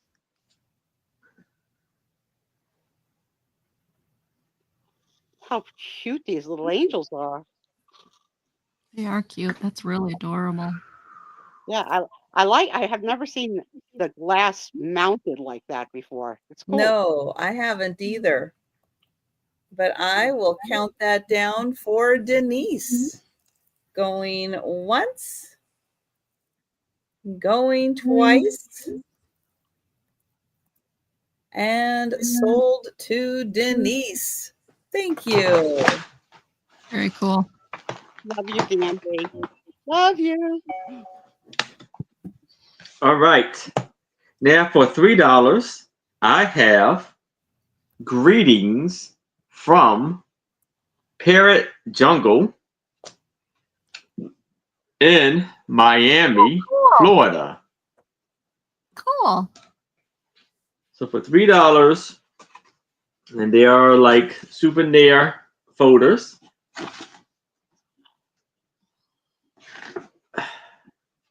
So you have flamingos. You have these blue macaws, beautiful. parrots, Florida flamingos, and then you have the rare macaw. Yeah, I don't know. And we have That picture reminds me of the tiki room. exciting pictures. In the tiki room. I don't want to get her in trouble. That's then Jackie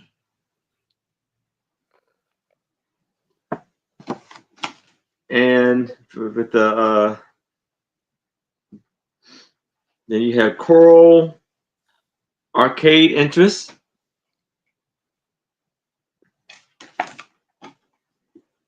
Then you have the parent on the phone.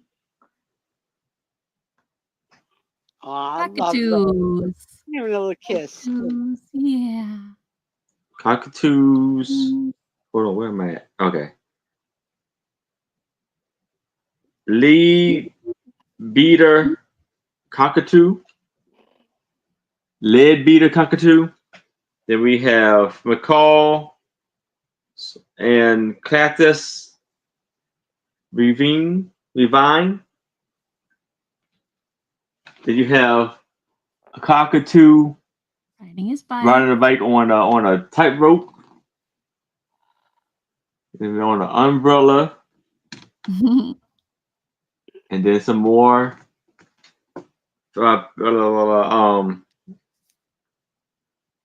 flamingos.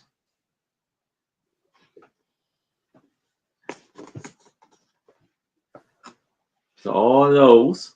So we have double-sided,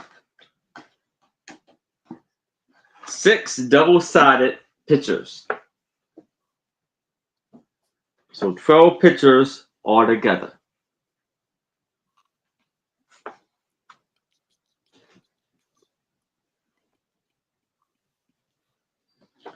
And I don't see the year on here.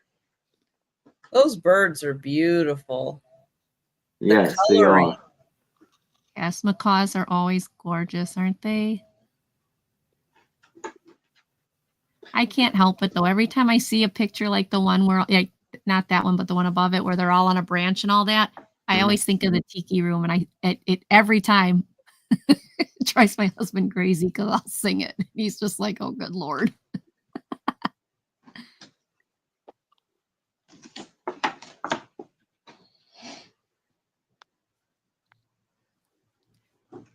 That parrot is smarter than most kids. Most kids don't know how to dial a phone. At least he knows how to use the phone. 911, what is your emergency? Well, a lot of them can talk, so Yeah. Yeah. they really could answer the phone. Yeah. Mama down, mama on floor. Yeah. Yeah, I could not enjoy a day there. I'm so Really? scared. I am too, unless they were caged. But Oh, anything I would. flying freely freaked me out. Oh, I would love a day there. That'd be fun. You wouldn't be able to do the butterfly exhibit then here in Wisconsin. We have it here too, and I sent my I sent my stepson, who's on the spectrum, not knowing, like he thought he would love it, and then when he went in, they give you like a spoon with sugar in pass it or on something, that. Uh-huh.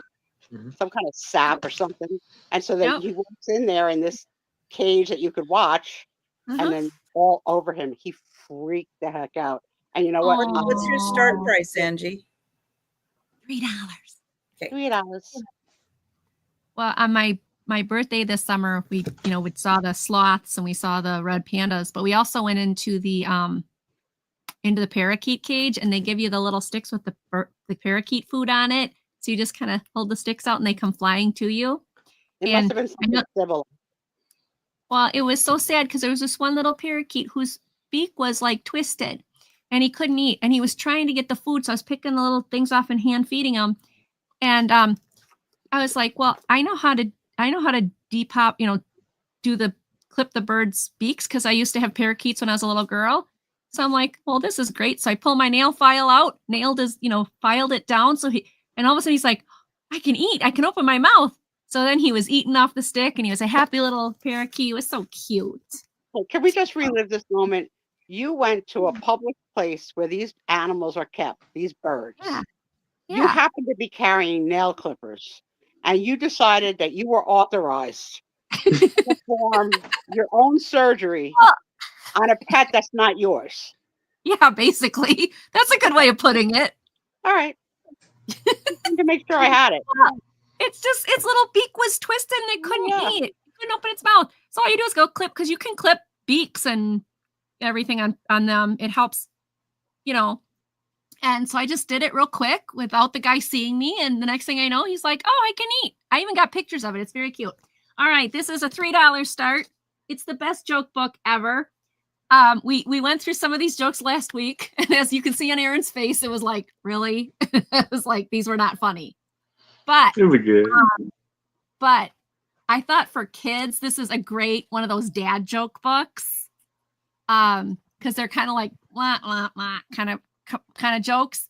But I thought this would be great for a kid to do dad jokes,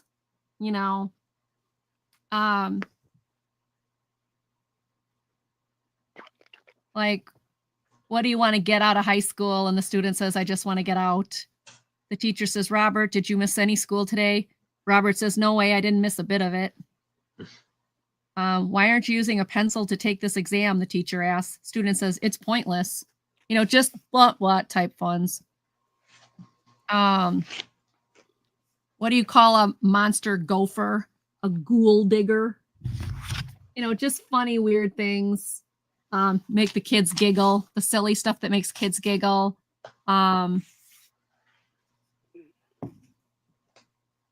Kids that community love this kind of stuff. They Yeah, love to it's all just participate and try and make adults laugh. I bought something very similar to my nieces when they were little. They loved it. Loved it. What should you do if a monster breaks down your front door? Run out the back door. What do you get when a fire-breathing dragon devours a male deer? You get heartburn.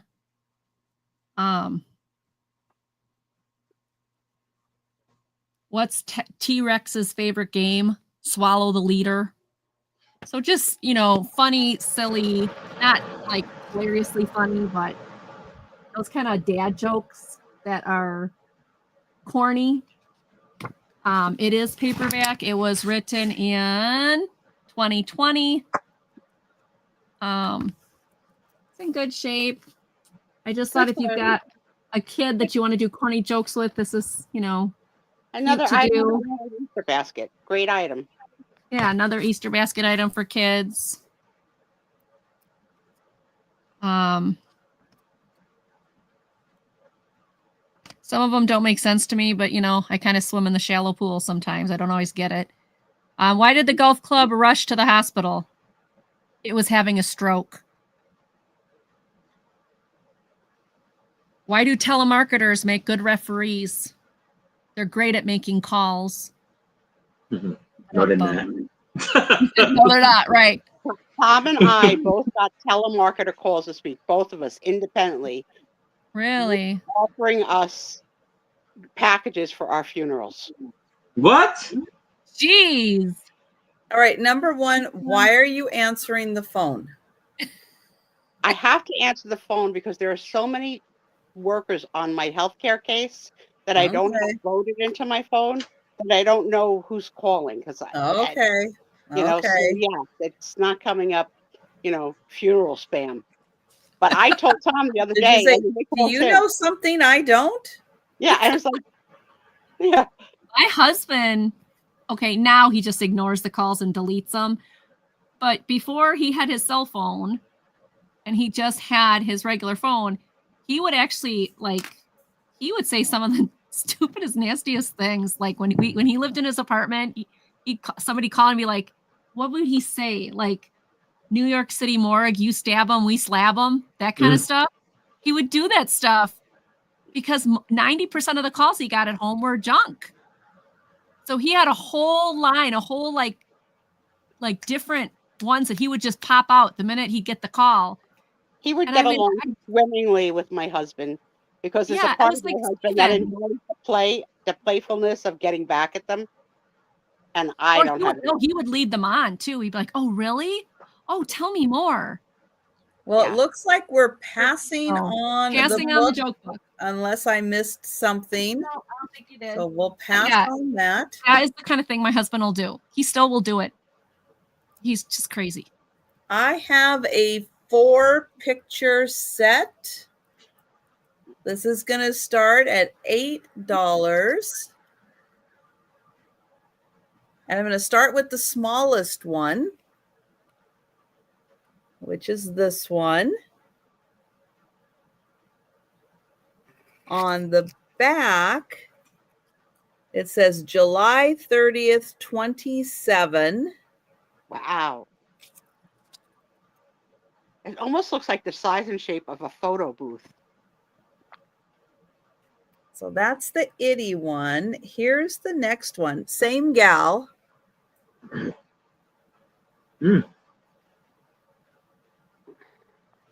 Amazing. My mother had a fox stole like that. The head was this one also. It's July 30th and July 30th. Yep, same July 30th. That has her name. Glorietta. Oh, that's pretty. It's a nice name. Then this one, make sure. Yeah, I don't think these have anything to do with her.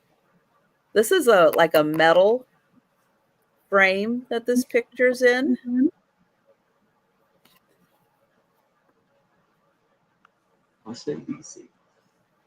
Washington, D.C. And then the last picture is like a button, and somebody put like a strip on the back so you could like attach it, Velcro it. But look at this picture. They turned into a button. That's cool. That's very cool. That's the first time I've ever seen anything like that. A lot of firsts you see here on the Friday night show. Yes. But yeah, isn't that fun? Yeah. Very cool. So all 4 pictures. And Deb's is in that 8. And thanks, Debs. And then these 2 from 1927. It's a nice lot. Very nice. But yeah, you just don't see like that every day, for sure. And I'll give you another look at her. Denise is in that 10. Thank you, Denise.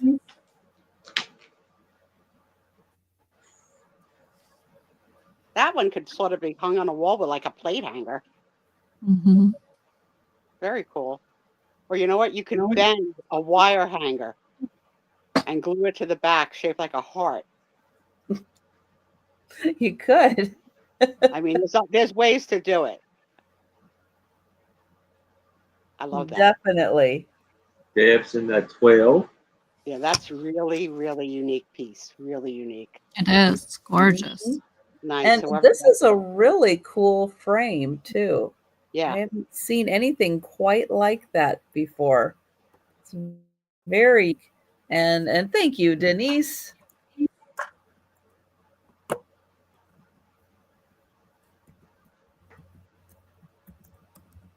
And I will count that down for Debs. Going once, going twice, and sold to Debs. Thank you, Debs. Thank you, Denise. And back to Aaron. All right. For $5, I have a postcard. And it's a very unique postcard. As you can see, it is very much embossed. And it has like cotton, like fabric around the edges. And you got the two beautiful birds carrying a red ribbon alongside with a blue anchor, and it says "Happy Birthday." A lot of birds tonight, sale. Lots of birds. Yes, and this is a note written on the back. This was printed in Germany. That would be pre-war. For those keeping track at home. Yeah. Yes. It actually would be pre-World War I. Wow.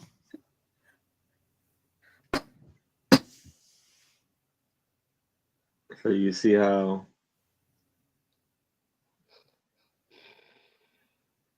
it sticks out. That is probably the most embossed postcard I have ever seen.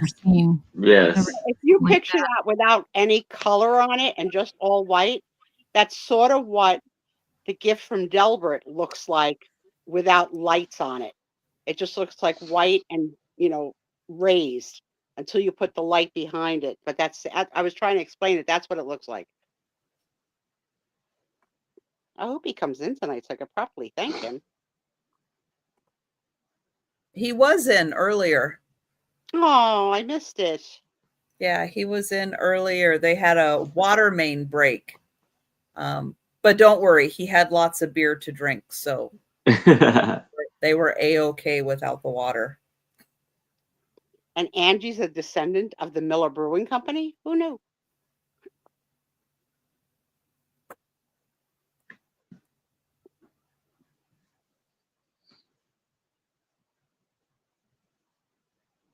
The anchor holds.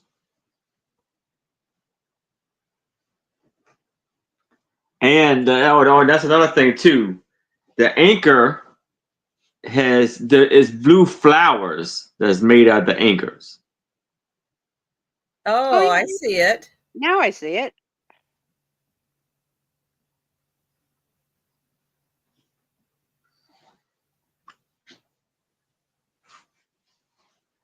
Angie, like every 15 minutes is switching out cats. You get a cat. You get a cat. I got a cat. They're all down by my feet. Are they? They come and check in. I pick them up, give them a little loving, then they go on their way. Oh. Yep. Wow, no takers for the postcard. That's surprising. That's a really amazing postcard. I am very surprised. That is an amazing postcard, but all right, we will pass. And we'll see what Max is going to show next. Max, you going to show it to him? Hi, Max. The next one is still in its package. It says Vincent. It is a Vincent van Gogh poster. I have a picture of it, although I'm selling it for $5, so don't look at the price here on eBay. But it's a collectible immersions 36 by 24 exhibit poster. Let me see if I can get it to where it's clear. That's the self-portrait. That's a self-portrait. So this is the exhibit poster. Yeah, that's a famous painting. Very famous painting. Yep. 36 by 24. It is brand new. I will be shipping it in a tube so that it will be in this original packaging. This is its original packaging. It's never been opened. It's going to be a large poster. It'll be, 36 by 24. But it is $5.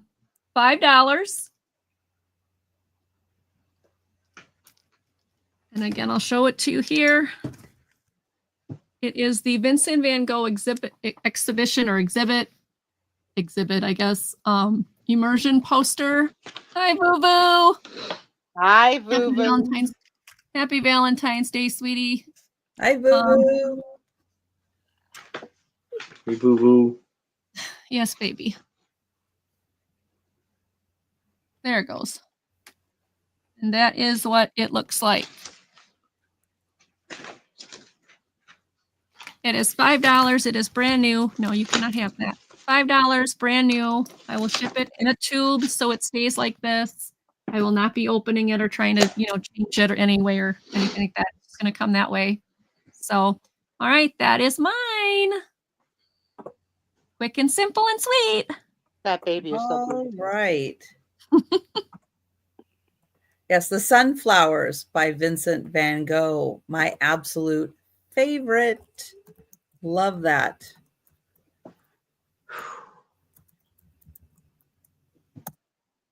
All right, I am getting down to the bottom of the Enid Blyton's Sunny Stories.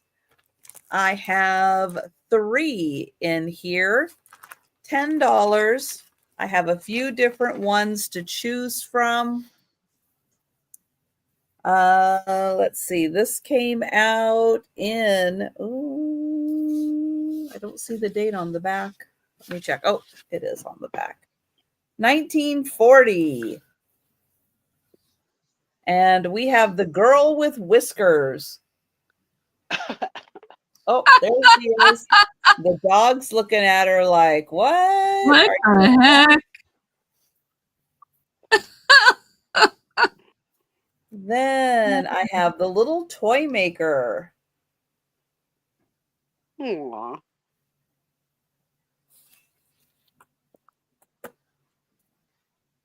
And Mr. Twiddle and the Sweets.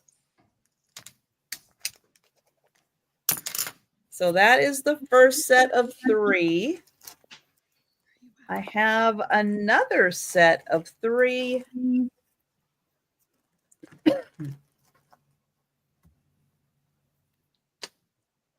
And this one came out in 1937. And it is Jimmy and the Elephant Man. Elephant Man being the man who works with elephants in the circus. There is Brer Rabbit and the Greens. Looks like he scared the bear. And Mrs. Dilly's Duck.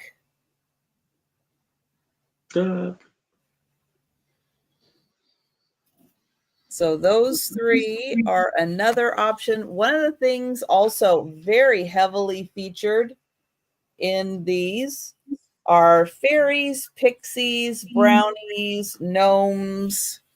Adorable. And all of those kinds of goodies. And I'll show you the back of this one. Great for crafting. Those are great. The graphics are really amazing on these. And then choice number 3, you're going to get 5, but they don't have covers. So no covers on these, but you do get the stories in here. Thank you, Cheryl.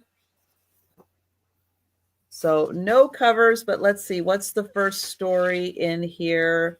Mr. Metal and the Penny.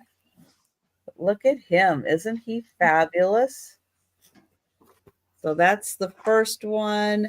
The second one, again, no cover on this one. But the first story, which is the cover story, The Boy with 1,000 Wishes. And sometimes you get these little one-page little stories in here. Oh, Pixie Cottage. Let's see. This one has The Girl in the Cushion. Looks like there's somebody hiding in the closet, not in a cushion. Oh, uh-oh. Bad-tempered Betty. She's looking pretty snarky.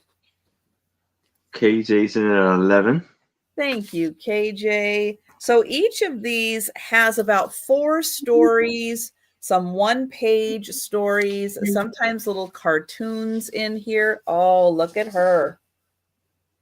Twinkle Toes. Oh, cute.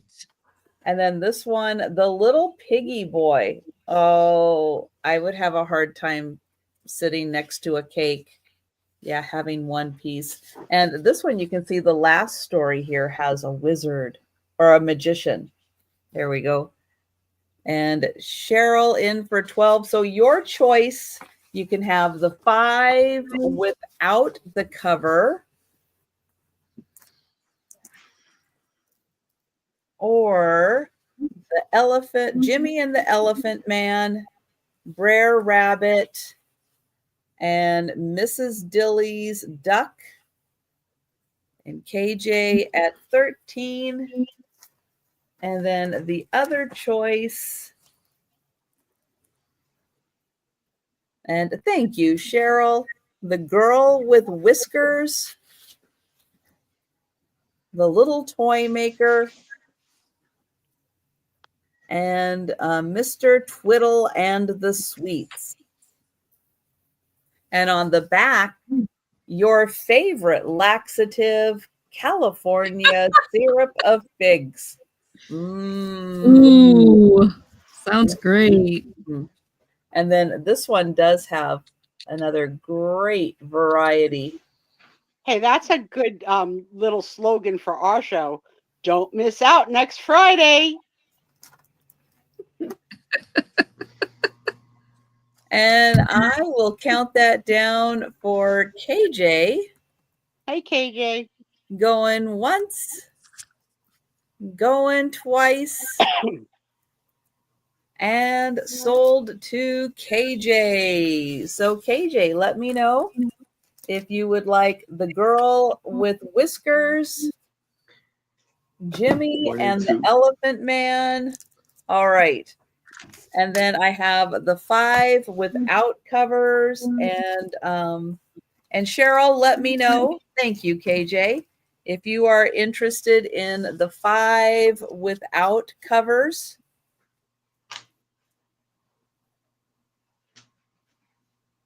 Oh. And let's see, I'll get KJ on there, and I'll keep an eye on the chat. And we'll go back to Aaron. All right. So here I have a lay of flowers to you from Hawaii. And I'm going to do this for $3. So here you have hibiscus,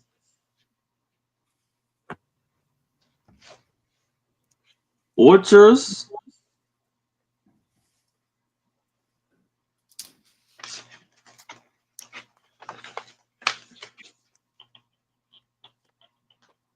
perennials,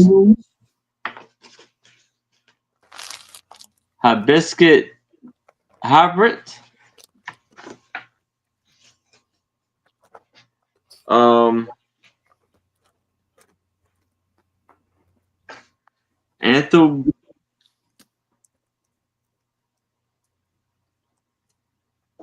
anthronums. Yeah, I don't know that flower. Sorry. An African tulip, Hawaii garden at Christmas, white ginger, Oh, pretty. colorful orchard, white perennials,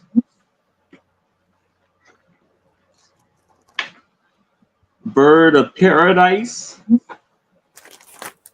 And that again. What is that?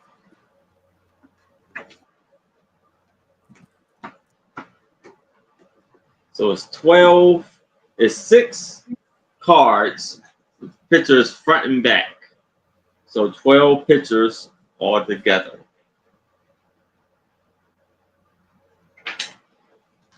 Beautiful. Very pretty.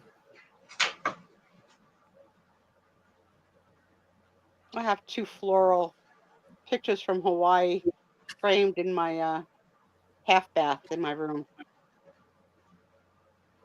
The flowers there are spectacular. Go sleepy. No, you don't want to go sleepy?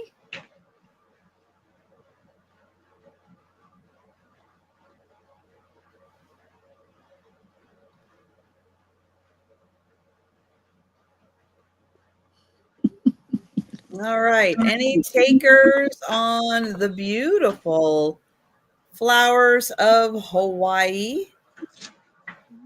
Let us know if you're interested in those. We'll pass, but we'll keep an eye on the chat. All right. Okay. My next one is $6. It is a diamond art set. It's a dragon and a unicorn. I'm going to try to get it so you can actually see the picture. It is this rainbow dragon with this white little unicorn with a rainbow hair. So you've got rainbow and white. This is a 12 by 12 inch. It is new in the package. All the things you need are in there. If you've never done diamond art, this is a fun way to create something special for somebody. It's very easy to do. The instructions are included in it. Again, this is the dragon and the unicorn. It's the last one I have for a while. I've got to put in a new order, but $6.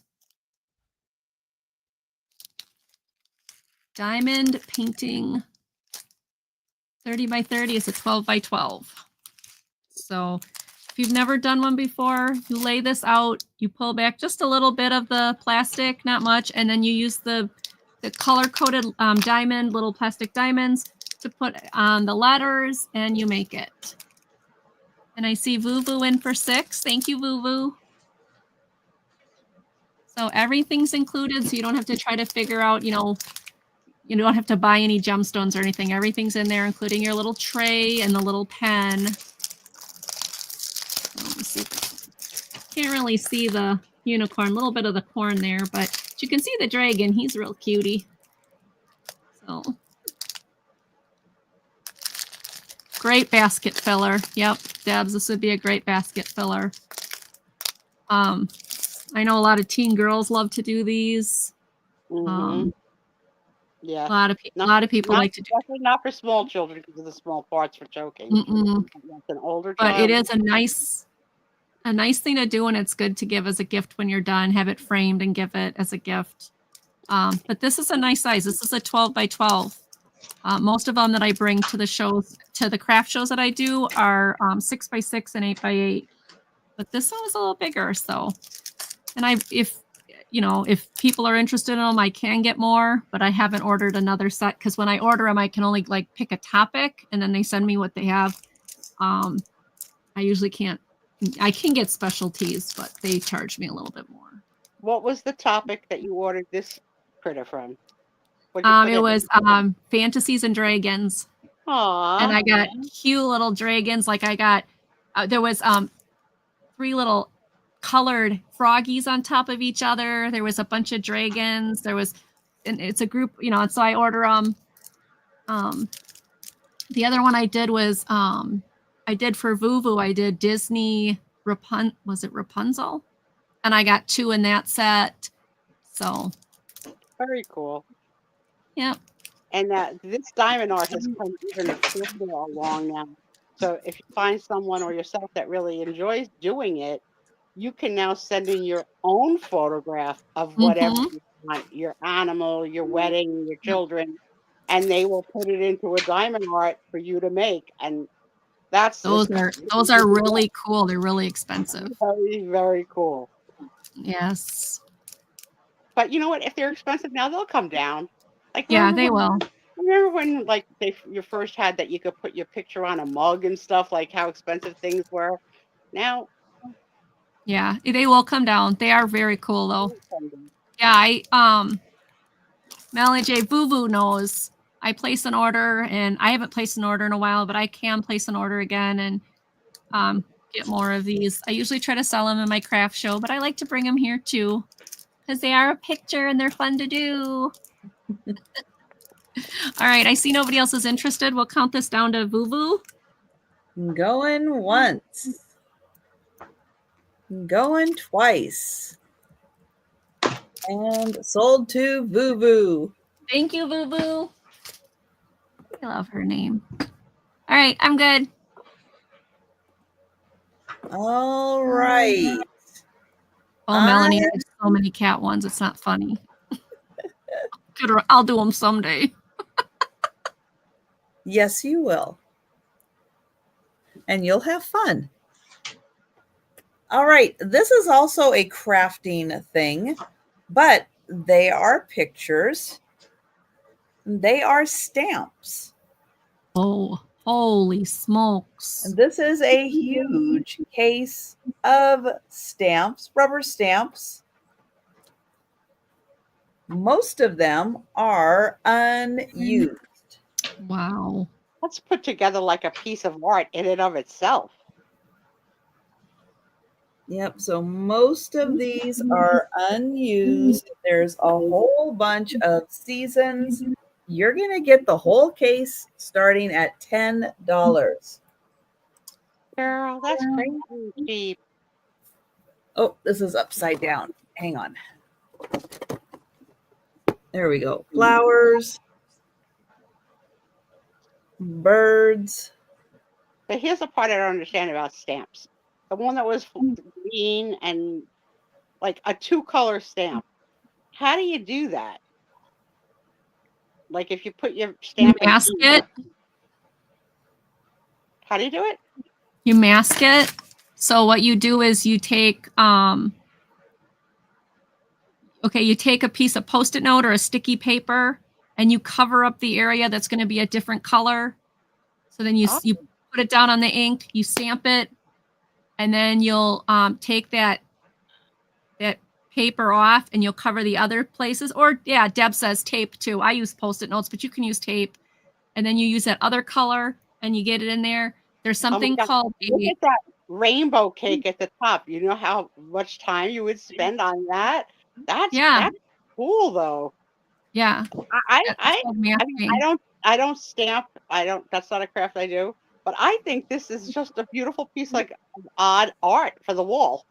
Just like it is, not to even be used. And again, most of these are unused. Another way to do it is you Copic markers, and you Copic marker the areas. And what then is the word you're saying? Copic? Copic, C-O-P-I-C, Copic markers. They're a special type of marker that doesn't like dry out like a Crayola, and you color them. So like she's showing like up in the top there, that red one, the red flower one with the pink. You do the flowers in those colors, and then you do the pink, and then you can lay it down. So I stamp a lot. Well, I used to. I don't stamp as much as I used to, but scrapbooking, use a lot of these in scrapbooking. If you're a crafter, this is a nice set. Very nice set and a good price. $10. Yeah, that's a very good price. Gift for someone who is a crafter, that would make a great gift. So think about that. Just $10. There's a lot of ways to make them multicolored. Vuvu uses hers as decor. Yeah. Don't limit yourself just to crafting. Think of it as like industrial decor. It's so cool. Very cool. Yeah. All right. So here I have a little golden book. Mother Goose. And this book was copywritten. And it's going to be for $8. Copywritten in 1942. So you have Mother Goose, and it is a R on the back of this book.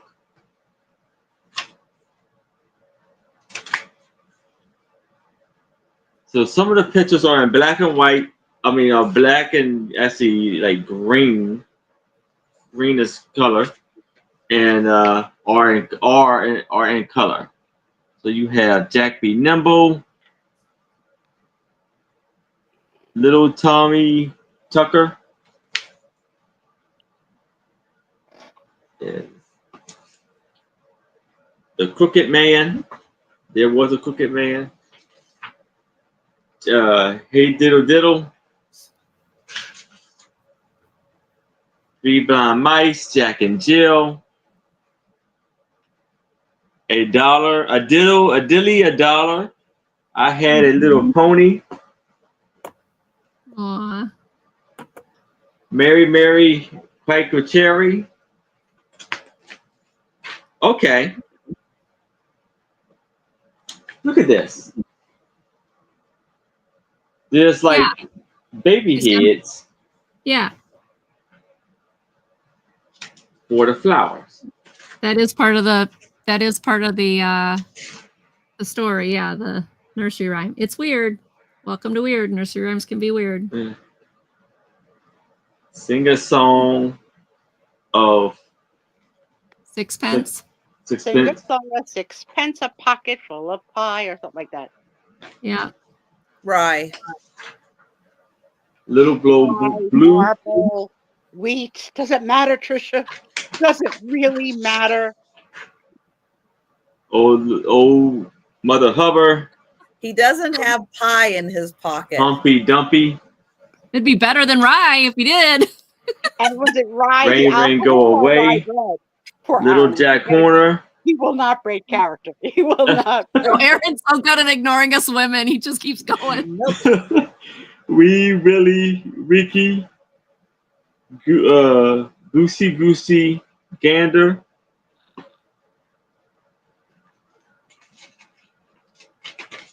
Yes. Ding Dong Bell. Thank you, Debs. I agree, Deb. Little Bo Peep. This little piggy went to the market. Rockadile Baby. Simple Simon. The North Wind. Tommy Trout.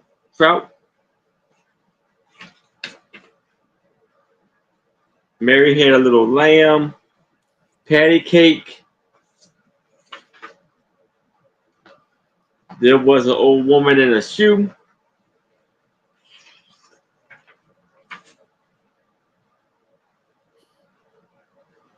Yeah. As I was going to St. A's Oz.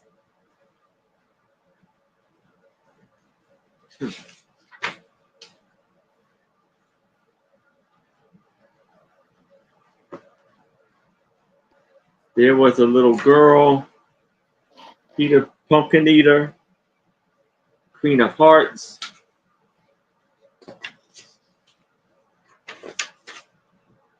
King Cole, Baba Black Sheep, Georgie Porgy, Hot Cross Bun.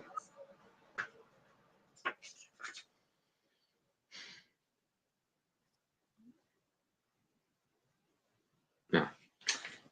Hickory Dickory Dock.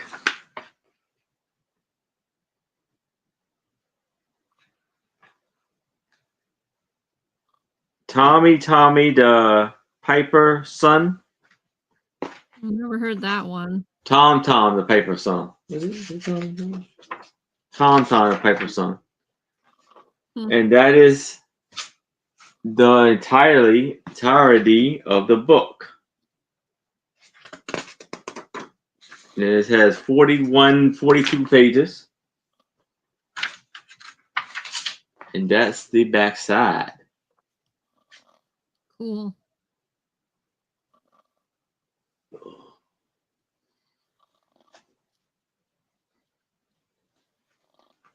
That is a really nice book. Yeah, that's a really cool book. All your nursery rhymes all in one place. Yeah, and all the weird ones. Yeah. Some of the familiar ones, some of the obscure weird ones. Yeah. You know what we haven't seen come up on any show to date? The old woman who lived in a shoe. I just saw that one. Yeah, I thought I was gonna say that you had that one. All right.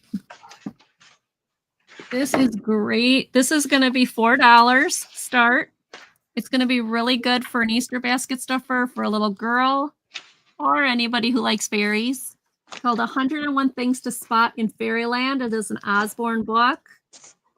You have these cute little fairies. Come on, focus. Come on. There we go. There we go. Why does it keep doing that? Tell my husband something's wrong with his camera. It is, let's see. Does it say? Cheryl's in for 4. Hi, Cheryl. You want me to show it first? I love the cover too. I was looking for a date. I can't find a date, but what it does is it gives you all these places in Fairyland, and then it gives you things to find. So, like this, and you're supposed to find 10 rainbow fish and 8 yellow frogs and 5 fairies and hammocks. And one, it's great because it can kind of teach the kids counting, but also it can give them hours of just looking for things. This is the Enchanted Waterfall. The Moon Dance.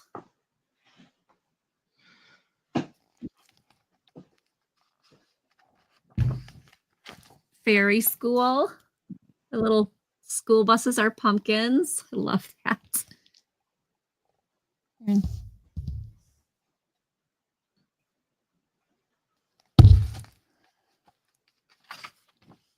Magic Market.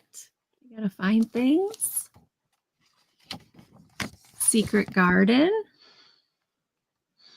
Is this book really related to the Wendy book? No, it's not. This is a totally different company, but it's the same concept. Oh, it is the same concept. Okay. Yeah, it's the same concept. You got to find them. I like the little flying chariots or whatever they are that they're flying around on. This is Fairy Palace. House Fairies. Rainbow Fairies. The Queen Snowball. And then here are answers to the trivia or the extra ones that Dizzy Rainbow does, and you'll get that information on this front page. About Dizzy Rainbow. So you'll have to read about her. All right. It's in really good condition. There is one little lump right there on it. I don't know what that is, but otherwise it's in really good shape. The spine is in good shape. Neat. Very neat. It's a fun little book, great for like a Easter. Yeah, it's great. All right, so we'll count it down to Cheryl. Going once. Going twice. And sold to Cheryl. Thank you, Cheryl. Enjoy it. It's a good little book. It's adorable. The graphics are so cute in there. there. And the front cover has like the iridescence on it of the little rocks and stuff. It's super cute. All right. Any fans of Michael Jordan? I have got a great book, still wrapped in plastic. So I can't show it to you. It's still sealed in plastic, although there is a little break in the plastic right here. Thought there was another spot, but now I'm not seeing it. But it is sealed in plastic. It's called Rare Air. And it is all about Michael Jordan.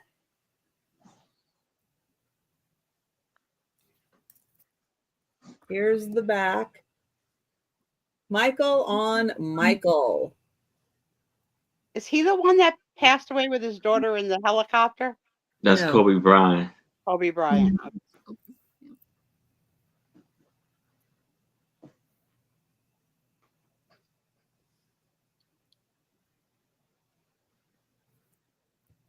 This is like, I believe, now that football's over, like the hot basketball season where all the basketball nuts go like crazy. March Madness, I think they call it. Yeah, it's coming up soon. 100 previously unpublished full color photographs in the book.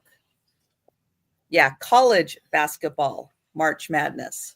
Oh, is that what that is? Yes. Yeah. Not professional. No. No, not until, you guys know, not until we have the Seattle Supersonics again. Professional basketball, dead to me. Mm-hmm. Dead. I protest everything except selling books about professional basketball. You're dead to me. I'm not professional. Seattle Supersonics. Then I think he is getting to be more and more Italian every week. You're rubbing off on her. Keep doing it. See, Joe's protesting Hi, Joe. Hello, Joe. Joe loves college basketball, but once they turn pro, no. That's it. We're done. Okay. We're done. Joe, is mommy protesting? Sorry. Joe, she got your snout. So this one's still sealed. Fabulous to give this as a gift to someone who is a Michael Jordan fan. Somebody who has not yet experienced Michael Jordan, somebody younger. This would be a great introduction to Michael Jordan. So think about that. It is still sealed in plastic. That's why I'm not showing you the inside of the book. I'll give you a reference. I would rather watch Hamilton than a basketball game. There you go. There you go. That can be arranged. It can be arranged. Careful what you ask for. Only if Denise joins in. We're gonna pass on that. And we're gonna go back to Aaron. All right. Now for $5, I have Counting and Rhymes. No, sorry. For $8. Counting and Rhymes.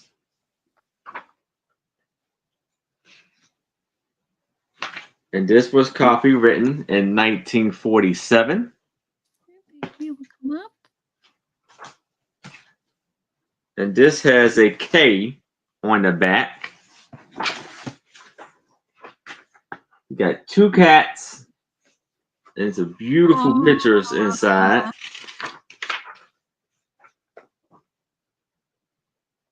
This little piggy.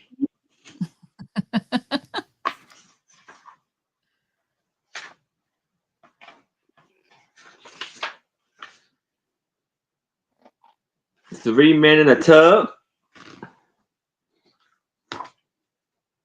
1, 2, 3.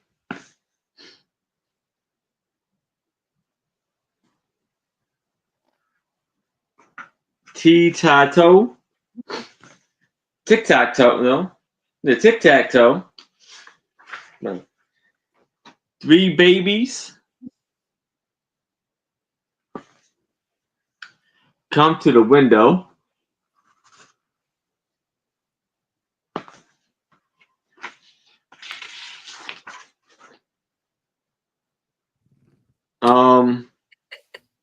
Baby. Yeah. All right, your turn. All right. Joe's still right here. You want to see the kitty? You want to see the Joe, kitty? you and her, man. Come here. Go to St. E's. Joe, this is Millie. Millie, Joe, you guys look like twins. You guys would have great babies together. Both got green eyes. It'd be great. How many days? Monday child. Oh, I'm a Saturday's child. What am I full of? I can answer that. Shut up, Angie. How 7 dare days of the week. I got my snark. How dare you, Angie? The goat. Something beautiful. Engine number 9. On the new Hickory dickory pickory. I set myself up for that one. Well, I don't know what day I was born, so I'm sure I'm not any better. Oh, stop. I'm here, Jen. I'm here. I'm hanging in. She's putting up with us. Addition, subtraction. I don't know why she's putting up with us. 3 years. 1 he loves. If I make it to 10, I could get alimony from her. 30 days. June. September. And that's it. Well,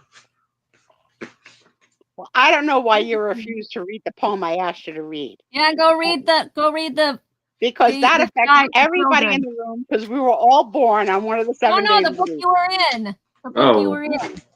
Like The toward the 7 end days of of it.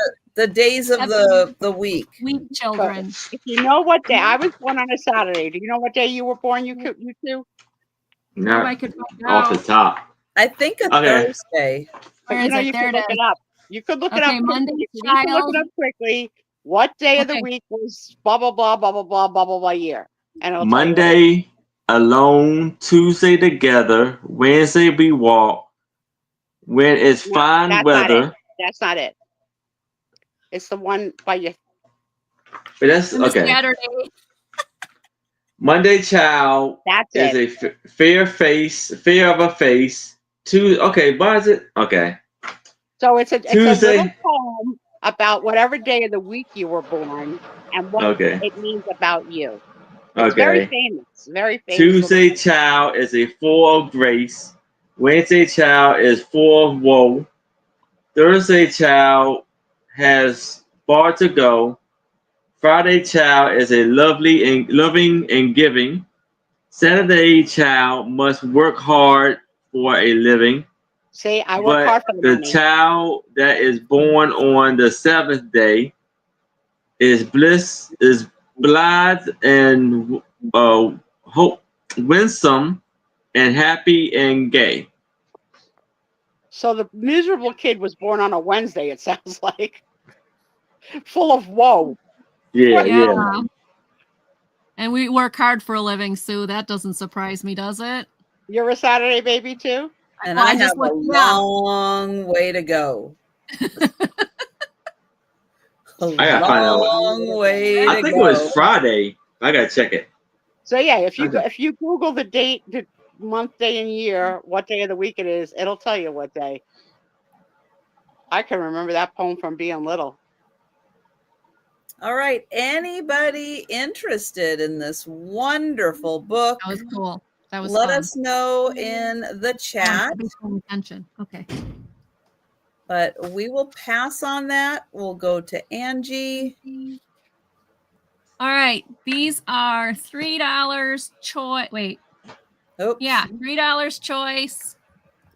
Got a bunch of different ones. They are all new. They are all vintage. So we've got the Easter Bunny. Aww. These are those window clings. Friday. You were born on a Friday? Yeah. At least you don't have to work hard. like Sue and I do. Yeah, we're killing That's ourselves. the first one. Loving and giving. See? That Now sounds like you. Yeah. Has more meaning for you. Look at you Now with your this tilted one hat. Happy animals. birthday. You can put the year, like you can put their age. I'm so many years old. This one that are reusable. That if you save the paper and you peel them off to put back on, that like don't think of it as a one-time thing. You could use these over and over again. I use this all the time. When Dexter was little, I had I guess he came in February, and the first time I had decals was Easter, and I had them like on the glass of my china cabinet, and he found a way to climb to the top of the china cabinet and pull his paws down to peel them off. It bothered him. Oh my gosh! Yeah, so he came home one day and they were all on the floor. So I have 3 of these, the happy birthday ones. Then I've got this one, which I think is adorable. You can ignore the price tag on it. It says genuine antique person, and it lets you get the 40s, 50s, 60s, 70 years old, 60s relics, 40s, 20s, 30s. So you can, put this up on a person's birthday, to celebrate them. Oh my God, I can't believe I'm all the way at the right hand of that scale. I'm between 65 and 70 now. Uh-oh. Yeah. 1, 2, I have 2 of those. And then I've got baby's first birthday. Come celebrate with us, baby's first. And it's all the little penguins. And I've got 1, 2, 3, 4 of those. And then I just have the plain, if they're pinks, I'm assuming a girl, but baby girl, you don't have to use the girl one and just use the other one is fine too. But there's baby girl. And there is two of those. 2 of those. So the Easter Bunny and then the baby girl. I have 2 of the baby girl. I have the child's first birthday. I have 4 of those. And the antique person, I've got 2 of those. And then the happy birthday with the safari animals, I've got 3 of those. And the bunny. Any one of those, your choice, $3. If you want measurements of any of them, like that would definitely be good on the front door kind of thing. Yeah, and you peel them off and you use them, and then you can put them back on here and use them again. Mm-hmm. They work by static cling, so. And I know that some of them had their dates on them. I don't know, some of them I thought they did, but I don't see dates on them now, so maybe I was seeing things. Huh.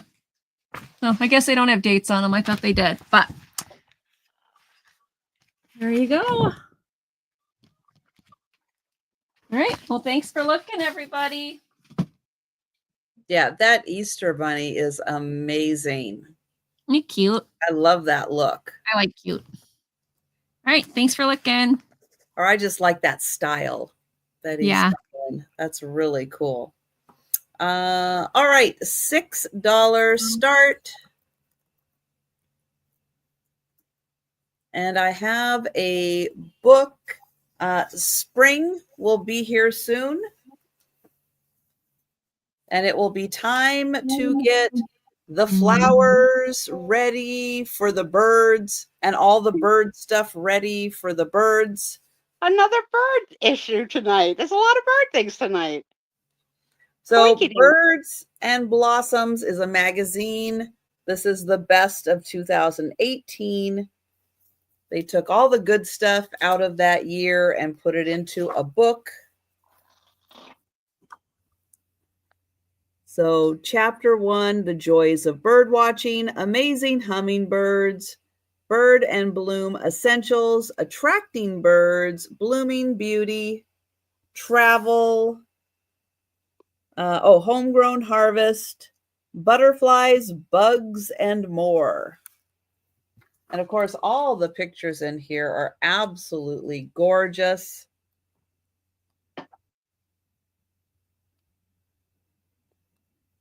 And they show you how to do things in here also and how to set everything up, what to have, what to grow to attract certain birds.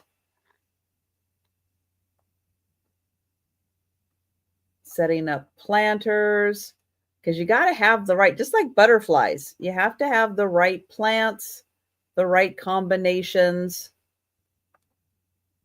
to attract the birds.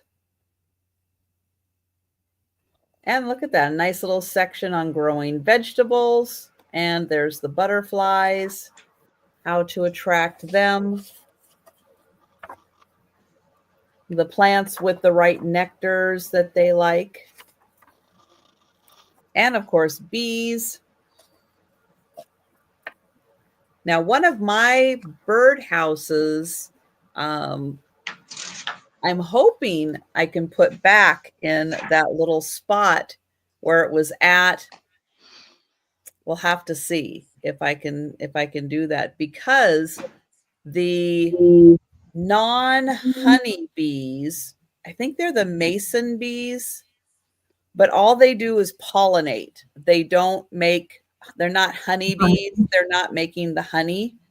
But they did take over one of my bird houses. Oh, different. Yeah, the bees took it over, and they've been here two summers. They've been here. Wow. And so it's a small little hive, and they go out, they pollinate, and then they come back, and that's all they do. They're non-aggressive. They don't hurt anything. They don't hurt the birds. They're not interested in any of that. I did go and Google. It's like, what is this? Do I know? What did I get? Yeah. What's did your rhododendron bush a big bee attractor? Because mine is terrible, and it's mine on the way to the front door, so you have to pass. Oh, hi, Kimmy. Bad move. Hi, Kimmy. Oh yeah, but they're not interested in you. Well, how do you know? They won't hurt you at all. I can 99% guarantee they will not hurt you. They're not interested in you. They're not that kind of bee that's over there playing in your rhododendron. I don't like them. Thank you, Kimmy. I asked Tom repeatedly to pull the rhododendron out and replant it somewhere else on the property, but he won't do it. Going once. Going twice. He could trim it down so that it's smaller. Yeah, every time I suggest that, he tells me it's the wrong season to do it. I said, so tell me which season so that I can remind you. They just did mine. They just did hers. And they're fine. They're fine. Are they coming back? Very overgrown. They just did it. It's not growing season yet. I was like, they cut them down too far, though, I thought. I want to make sure they grow back. We'll see. The one that's closest to me, there's two different kinds. One is a purple, and one is it's white. The purple one was kind of overgrowing the white one, so you really couldn't see it that much.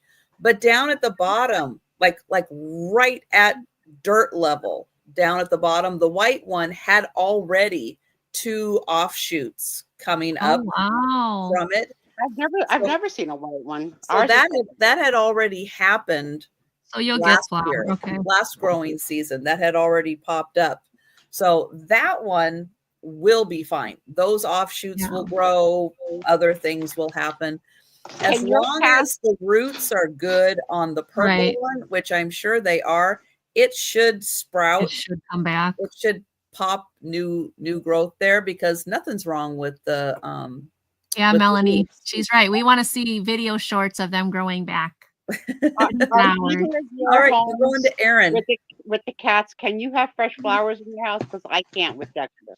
Yes, no, I can't. These guys are good with fresh flowers. They don't bother them. I have had cats that will knock over vases, pull things out. I have had. I've never been able to, but these guys are good. I can do it. All right, for $8, I have little golden book, 4 little kittens. Do I have that one? And this book. Oh, I have it. I'm good. Do I have it? Do is I have it? copywritten in 1957. And I couldn't find a copywritten page on there. Mine's in really bad shape. Oh, that looks like Angie's movie. Yeah. Yeah, like a little bit. Once upon a time, 4 kittens were born in a corner barn. I wonder what kind of cats they are grown up to be, thought their mother cat. She licked her 4 new baby proudly. They were still tiny, their eyes sealed shut, and they couldn't only meow. She snuggled close to them, mother's warm side. So, I can show you the beautiful pictures. I love kittens. Oh my. Angie, in 11 years of cat rescue, have you ever had to be part of the delivery of a litter? Only once, and it wasn't my litter, thank goodness. It wasn't a cat. I did not have the pregnant cat. I was at somebody else's house when the babies came. So she took care of that part. I just got to watch. I don't know if I could. I mean, I could do it, but I'd rather not. Yes, I like them after they're cleaned up. Look how cute. I definitely would love to go to a cat cafe and just have them all over me. Oh, I love cat cafes. Love them, love them, love them. Being into a little puppy. Missed opportunity. Maybe one day when I'm better. Yeah, it's bedtime story time, isn't it? Right? Yeah, KJ. KJ, he sends other kinds of literature too. You just have to be a special friend to get that.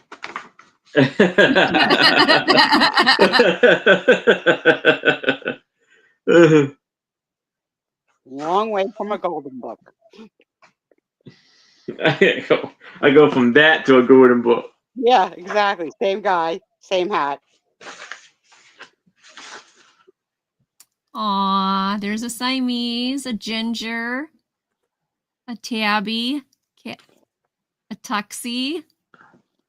Aw. Love them, love them, love them. This is the last page. No letter, Aaron? No, I was looking. I could not find it. Too cute, you guys. That's adorable. That is adorable. That's the back cover. Too cute. I have it, otherwise I'd be buying it. I mean, somebody else has got to grab it. Yeah, I think I have most of the little golden books that are kitty ones.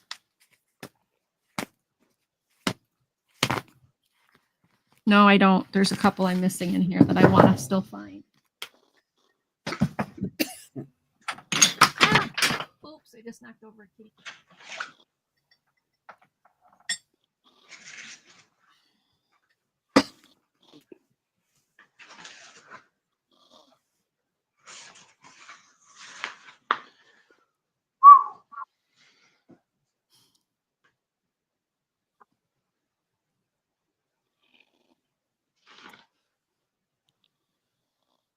All right. Well, I don't see any takers for the book. So we will pass. All right. And go to Andrew. This is going to be a choice. $6 start choice. These are puzzle books. The first choice is Bridges of the World. And these puzzles have never come out. So there's the little thing here. You pop it, and then you can take the puzzle pieces out. Underneath this, after you pop the pieces out, is all different facts. And this one is the Charles Bridge. So there's 4 different puzzles in here, totaling 96 pieces. You've got the, I don't know, Rialto Bridge. Should make a great coffee table book. The Sydney Harbor.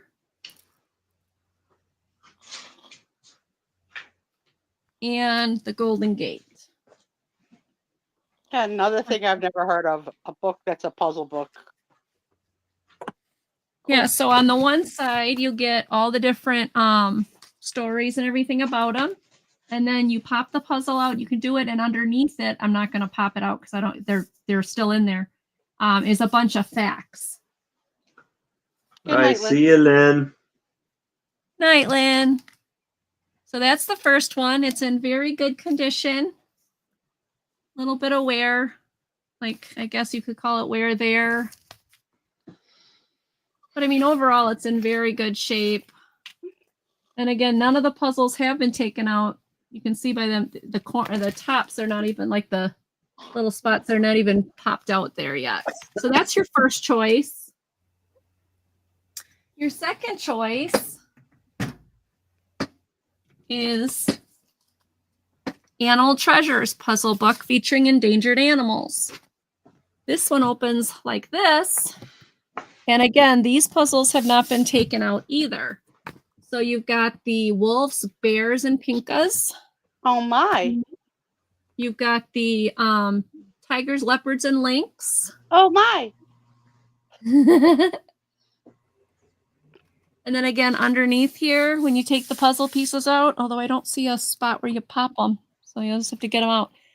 There'll be facts in a picture or whatever. This one is gorillas, apes, and monkeys.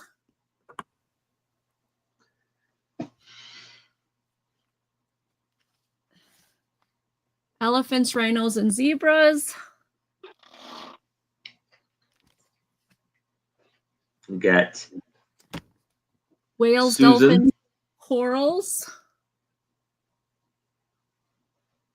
That almost looks like it could be a diamond art, doesn't it?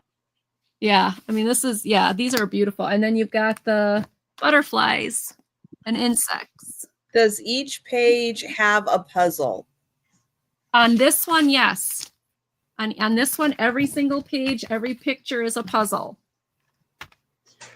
On this one, yes, except the last page. The last page on here is not a puzzle. It's just a picture of the Brooklyn Bridge. But all the other pages, yes, they are puzzles. So that's the back of that one. Yes, all of these are puzzles. I can let you kind of see where the pieces are. Every single one of these, yes, these are puzzles. I gotta know, and I never do this, but what the heck did these cost originally? It had to be expensive. Yeah, they probably were. These are part of Innovage, which is some of the stuff my friend sold at her store. So Okay. I'm sure she sold them at her store a lot more than what I'm getting for them. It's gotta be expensive, this kind of a thing. Like, Yeah, and these are from her store, meaning they are new. They were not used. Very cool. But I've brought them before, and so these are the last 2 I have left of the puzzle books. They've sold all the other ones. I'm sure. So these are the last 2, so.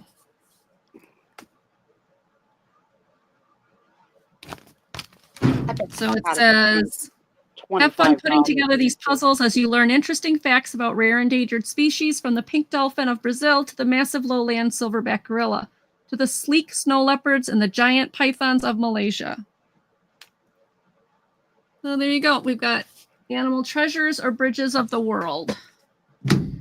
All right, we'll count that down for Boo Boo, and you can let us know Your preference, going once, going twice. And sold to Voo. Thank you, Congratulations, Voo. Now, Voo, just so you know, this one does have a little boo-boo there. And it's got a little boo-boo there. But again, inside is very good. And on the other one, I didn't find any boo-boos. A boo-boo for Voo. So just let me know which ones you want.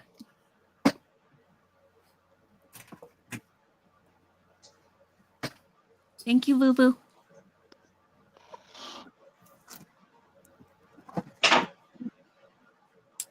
Okay, the animals one. Gotcha. It's in my book. Thank you so much, Voo. All right.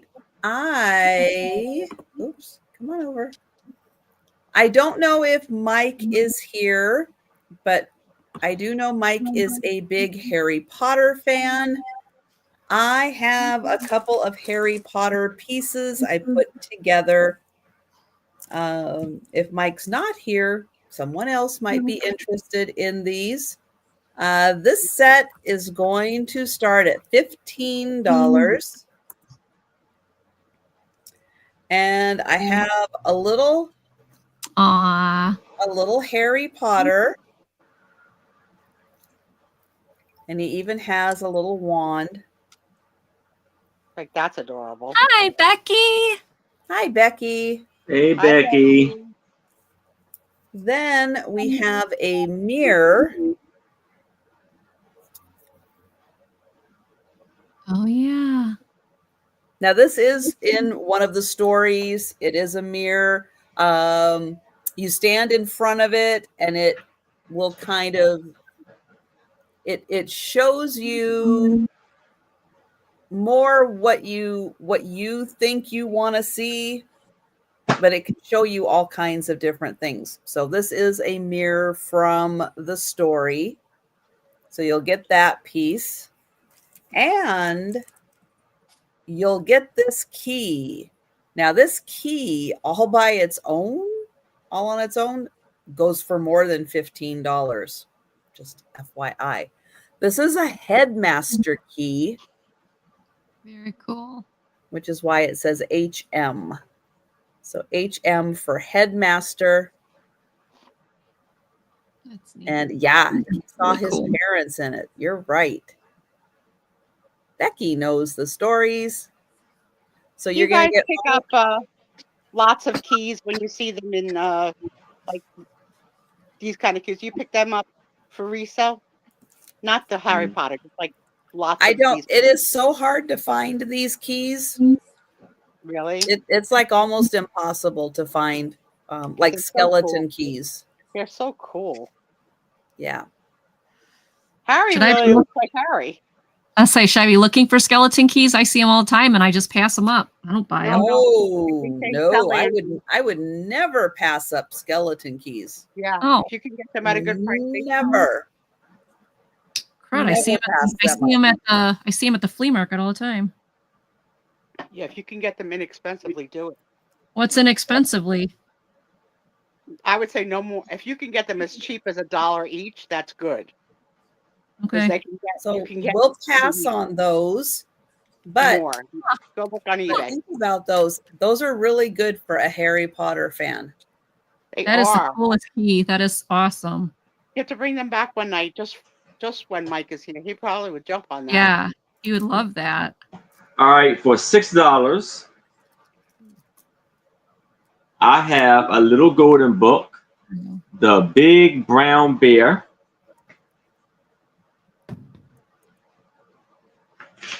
This was copywritten in 1947. And it is labeled D on the back, making it the 4th edition. Once there was a big brown bear who lived with the wife in a cave. Peace Bear said, she said to him one day, run down to the brook and catch some fish for dinner, but don't go near the beehive and the old dead tree. I wonder what that bear's BMI is. Yeah. Then you have he went to the beehive, No and idea. then they are chasing after him.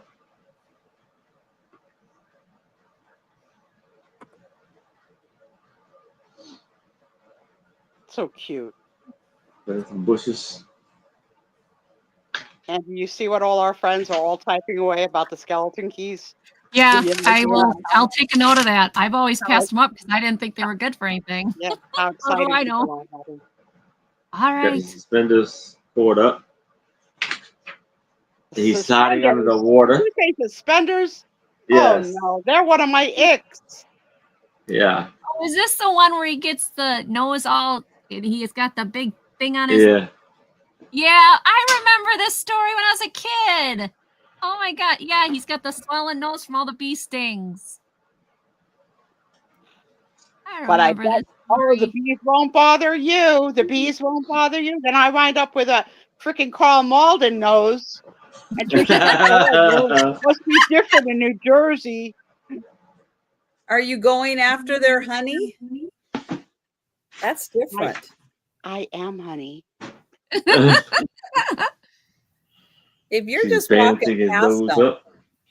I don't like walking past flying bees. I don't like it. Then he has his full with the fish. And hopefully he learned his lesson. Yeah. I remember that book. That's so funny that your cat had a vision of the nose just before he flipped the page. Well, yeah, I'm looking. I'm like, wait, that looks familiar. Oh my gosh, I remember that nose. Yeah. I love when that happens. When one Yeah, thing isn't it weird where something triggers a memory? yeah, exactly. That's so cool. The big brown bear. Yes. I can't wait till I can drink again. Normal drinks. Flat white soda is not good.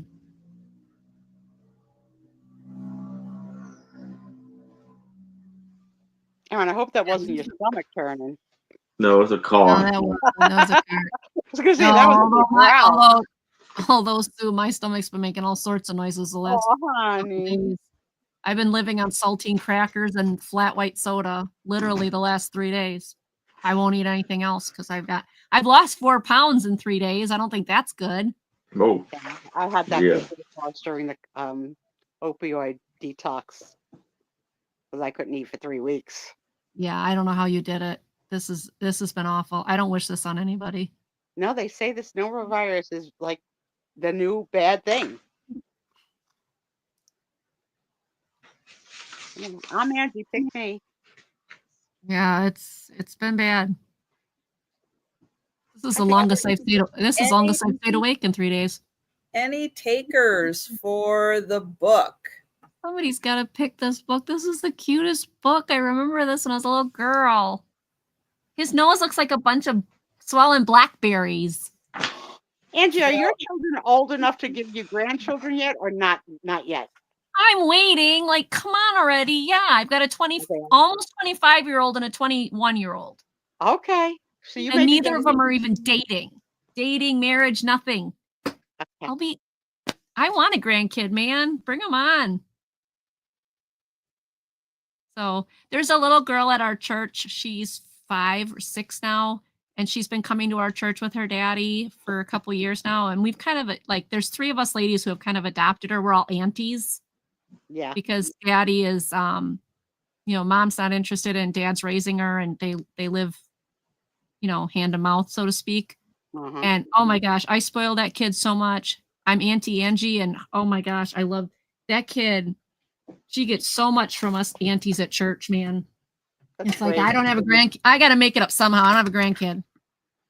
So that kid had a blast and awesome Christmas. All right. choice for $2. There's 2 choices for $2. Bargain basement. Choices. Yeah, is it $2 choice? I have 2 choices. There we go. The first one is how to make balloon models. Become the next kid's entertainer at birthday parties. Angie, you know I once had a blind date with a clown who made me balloon jewelry at the table for dinner, right? Oh my God. Oh my God, I'm so sorry. I'm sitting in a restaurant with like a bracelet, a crown, with this freaking stranger, and his clown name was Balloony the Clown. So he came prepared for the Let me first guess, date. it was the one and only date you had with him. Yeah, and a big fight with my cousin who set me up with him. So here is the choices.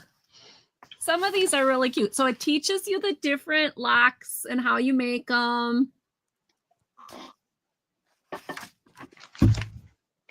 You will need a marker because you got to make all the little marks on here. So some of these are really, really cute. And some of them look really easy to make. And some of them, I wouldn't have a clue. For a long time when Nicole was little, a lot of our local restaurants would have like a balloon person come in like to try and attract business on like a Tuesday, like a dead night. Yep.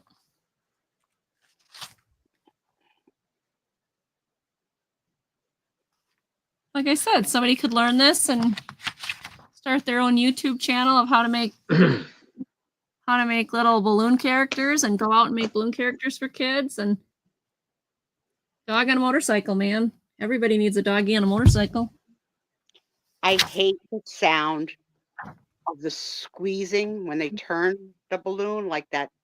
Oh, really? Sound. Oh, I can't take it. I can't stand it. Okay, well, this book is not for Trisha then. So this is a hardcover book. It's in great shape. That'd probably be easy for me. Just different colors, just wrap them all together. There you go. That I could do. It's in really good shape. Become the next entertainment for children's birthday parties with how to make balloon models.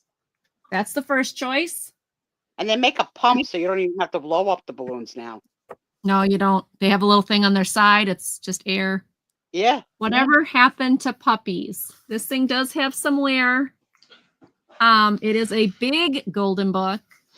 It does have some, like wear. Put the pictures inside. I couldn't resist it. So this is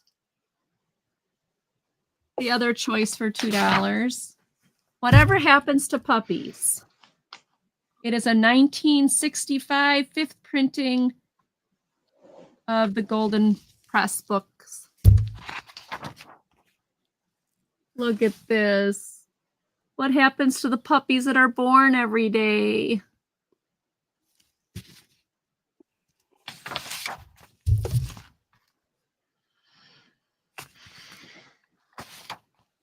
And this cute. It talks about how old they are and what they start doing at different ages. And then where they go to new homes. This little puppy turned into a sheep herder. This little puppy became a Eskimo sled dog. Did Jolita deliver him? Yeah, Jolita, did you deliver any of these? The Dalmatian became a fire engine doggy. So it's just like, little stories of, and although like all the different puppies, although like I said, the corners on this have had definitely well-loved, used, but the pictures and the story inside are adorable. And I just thought, how cute. Very clean inside. Yeah. Cute. So your choice of this one for $2 or this one for $2. And that's my last two. Thanks everybody for looking. All right. I think since we we still have kind of a lot of people here. Let's go ahead and do a quick speed round just in case not everyone was here at the beginning of the sale. All right. See everything that's still available. My last item is going to start at $8. Oops, not tart, but you know what I mean. It's a tart at $8. Speaking of dogs and what happens to the dogs, this is how to make your own doggy day camp. Oh my gosh, is that cute? You can have them jump through a ring of fire. You can have them teach them how to ring the doorbell when they need to go outside and go potty. Oh my gosh. You can teach them how to do the find the treat game. And you can make party hats. Oh my gosh. So I everything, need one of those for kitties. everything is in here. So the cups are in here. There's 2 bells. Someone did put together or mostly put together the little ring of fire. It's not with actual fire. And there's a little clicker, not unless you light it on fire. Yeah, I would say they may actually try to. I tried to do clicker training with my kitties because you can do it with kitties or cats. And it wasn't the cats. The cats were getting it. I was just too darn lazy to keep doing it because it's a constant repetitive thing. You got to constantly do it. And I'm just like, oh, screw it. The cats can just, So in here, here's the little ring of fire. Cute. It is kind of put together. You just have to put the pieces together, but the little bits are already tied on. Cute. So that is complete. And then on top, you have the cups. They're in here to teach But you want to jump through a flaming hoop? The little bells are in here. Here's your clicker. Yeah, never seen anything like this before. Never. And then the little instruction sheet is in here also. And so, yeah, so everything you need. And the template. The template is in here somewhere. So you can make the party hats for the dogs. I wish I could. Party hats. Can we make you a party hat? But it is nice and complete. Where is the template? Oh, here it is. So there is your template for your party hat. There you go. Oh, do you like that? Is that good? So something fun, maybe a good spring, summertime activity to train a dog. But that is $8, and it is all complete with everything. And even just teaching them to ring the bell when they need to go outside, that would be really handy. So there you go. Doggy day camp. That is too stinking cute. I love it. All right. So stay with us. We are going to do a quick speed round. We're going to do the races also. So you'll want to be here for that. But let's go to Aaron, and he's going to show all of the items he still has available. All right.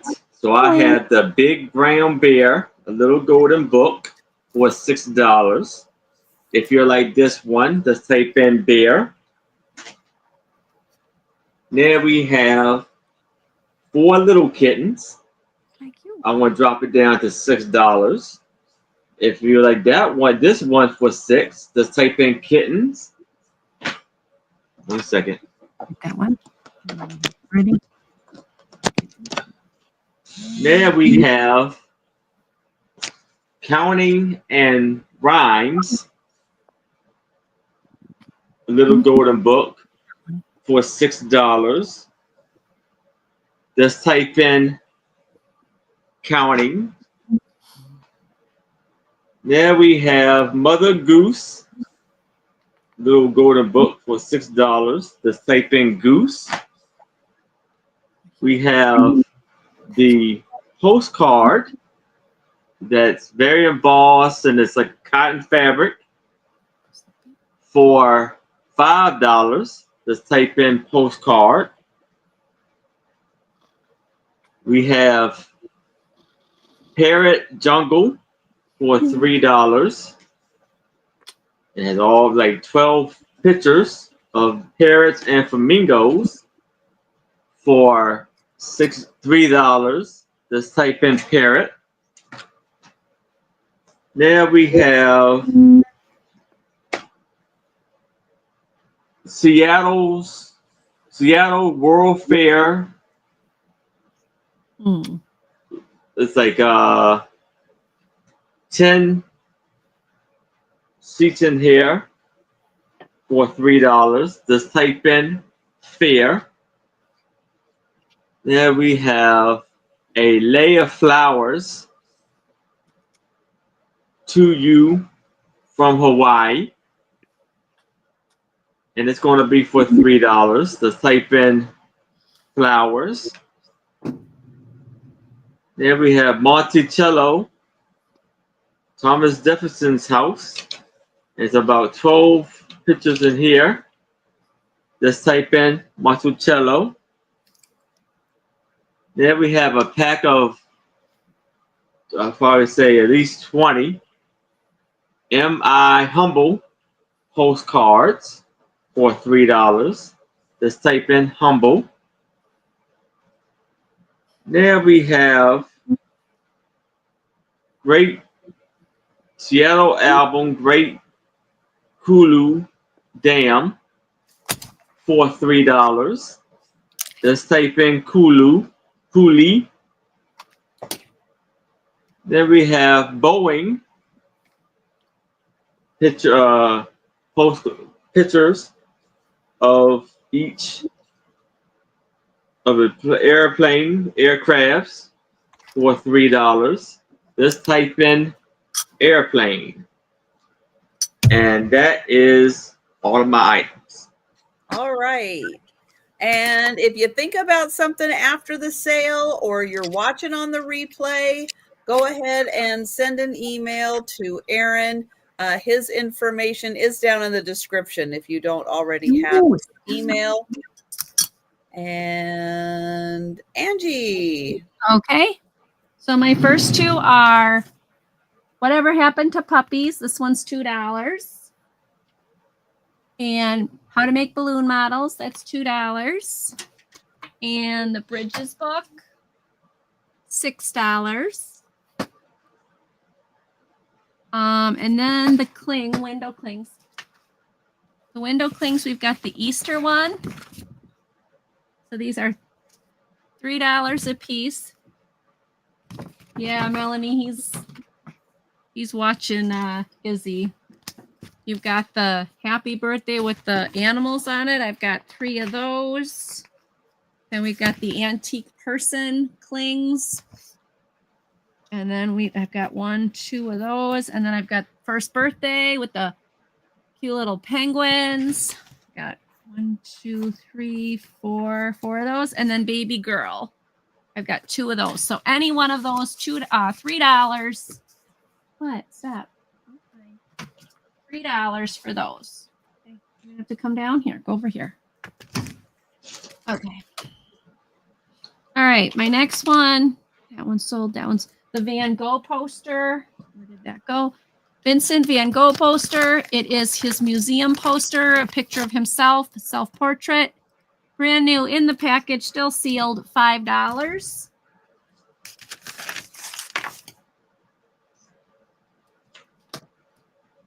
Best joke book ever, great for kids and for dad jokes, $3.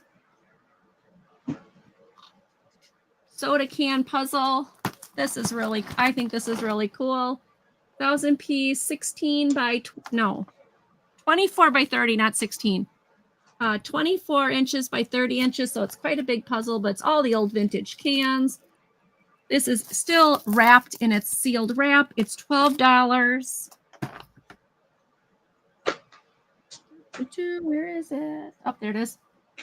The RFK hardcover 1967 book with lots of history and lots of pictures, $5.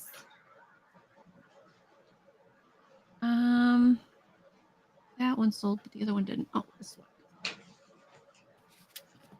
The Giant of Seville. This is an actual tall tale like story. Does have some, withdrawn from the library in the front. The rest of it's in great condition.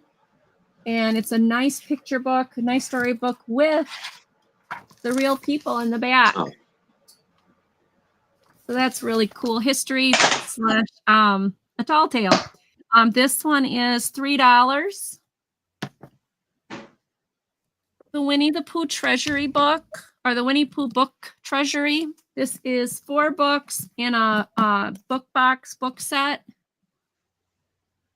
And the box is kind of damaged. It's not in the greatest of shape, but the books inside are in really good shape. This is $10. Winnie the Pooh set. That's sold. The V.C. Andrews. Whoops. This is the each one of the girls' stories, and then all the girls come together in this story. It is in the Into the Garden series. Very, very good condition. This is $15. It is the complete set. It is the keyhole books, so they are the newer or the older. That isn't keyhole, but this one is. Yep, this one is a keyhole. So that's going to be your older one versus the non-keyhole ones. So $15 for the set. And then then I've got the, wherever they are. I don't know where they went. There. I've got the Cocoa Puff cereal box was from 2015. And although most people don't collect cereal boxes, it's got the old Cocoa Puffs video game inside. I've got 2 of them, $8 a piece. If you want to play a vintage old game, this has got Cocoa Puffs, and it's also got the Mop and Dreadly game on it. So gamers, collectors, these are something that, you can't just find anymore. They're new in package, obviously, because they're still in the cereal box. Those are $8 a piece. And finally, photo card books. These are $2 a piece. This is what I have left. Merrimack Caverns, Hoover Dam, Smithsonian of Washington, D.C., Smithsonian Natural History Museum, Washington, D.C., Marineland, Tijuana, Nebraska, Salt Lake City, Northern Arizona, Washington, D.C., Petrified Forest, and the Mason Hotel and Gun Collection Museum, Oklahoma. Those are all $2 a piece. That is what I have left. And that is all. Thank you so much, everybody, for watching. And we'll flip it back to Trisha. All right. And if you think about something after the sale or you're watching on the replay, you can contact Angie directly and see if that item is still available. All right. I have the pair, 1936 and 1937, the colophon. I don't know how to pronounce it. These are essays on literature. They came out quarterly. They're $10, number 5. $10 for the pair, number 5.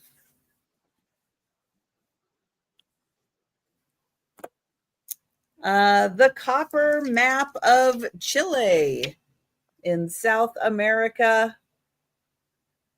This is $8, number 6. The original artwork. This is by Sally Parker Henderson. This is an original piece. I'll get it close to the canvas so you can see. It's a beautiful picture, 14 by 11. And that is $25, number 9.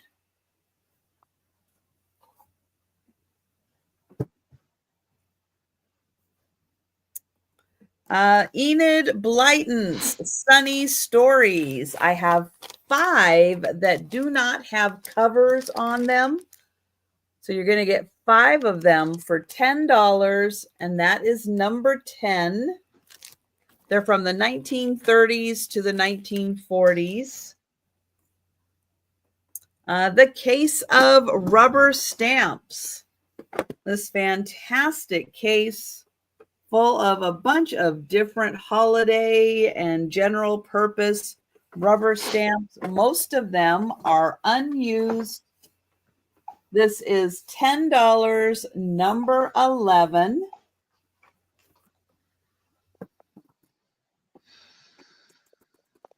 The Rare Air Michael Jordan book filled with 100 previously unpublished colored pictures. It's still wrapped in plastic, so I can't show it to you. But that is $12, number 12.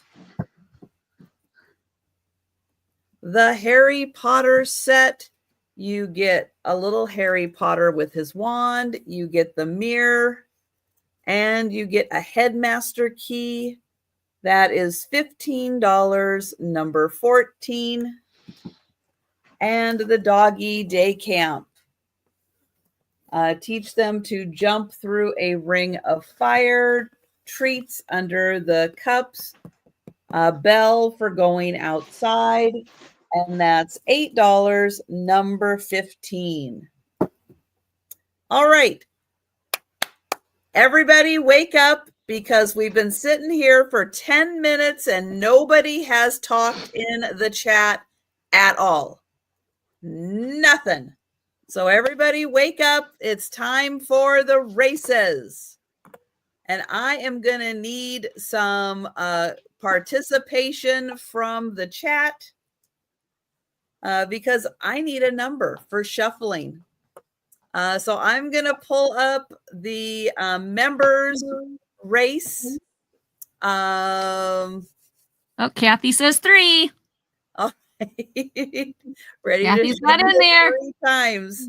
All right. So this is my member appreciation race, where everyone who is a member on my channel gets entered into the race as my appreciation for your membership.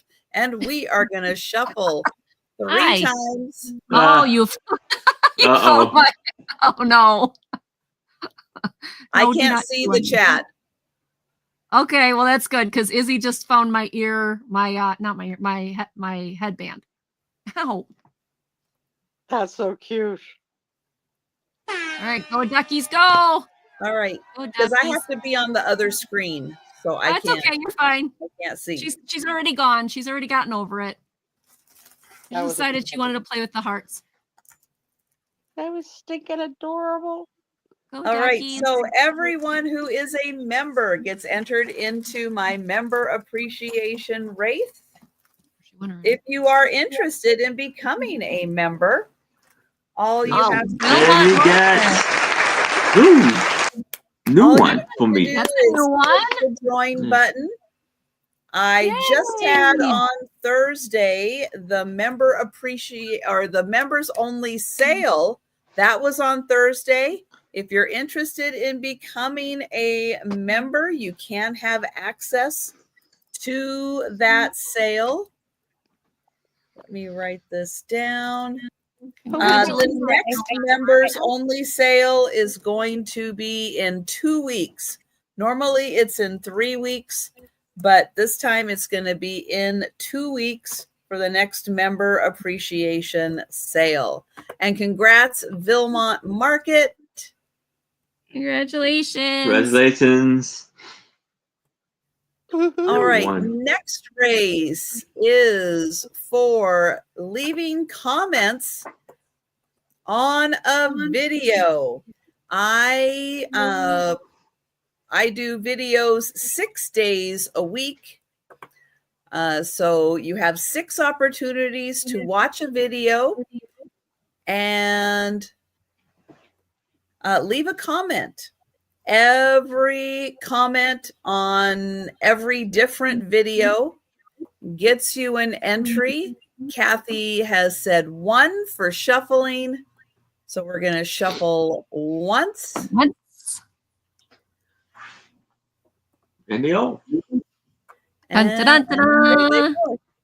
So all you have to do, it's 100% free. All you have to do is leave a comment on a video and you get entered in. The more videos you watch, the more comments you leave, the more entries you get into the race. Wow, she pulled ahead. Oh, whoa. And it's DM.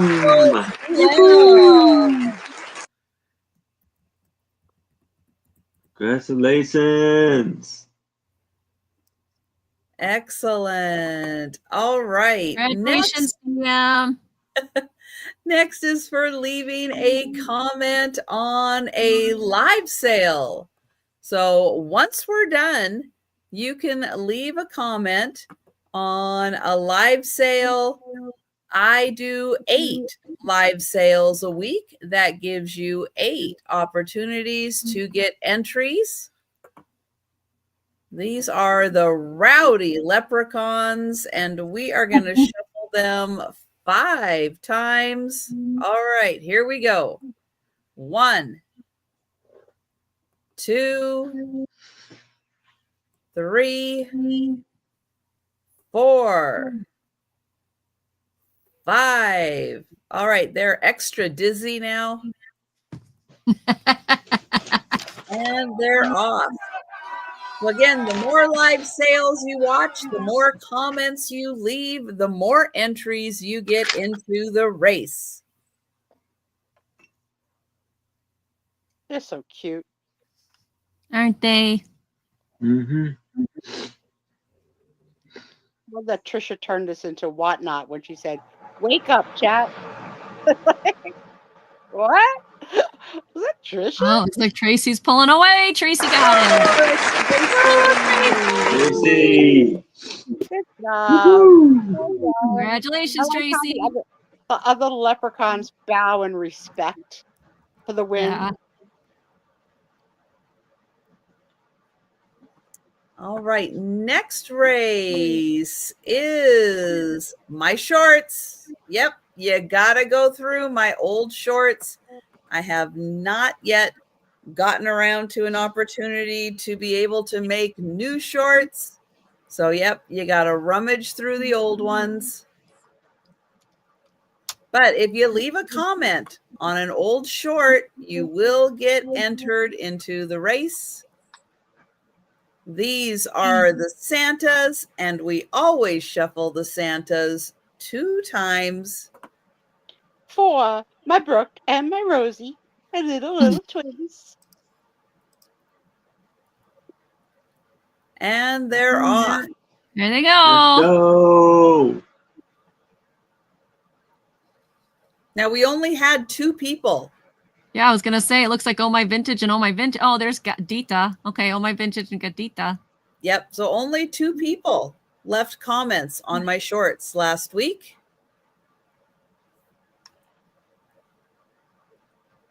And it is.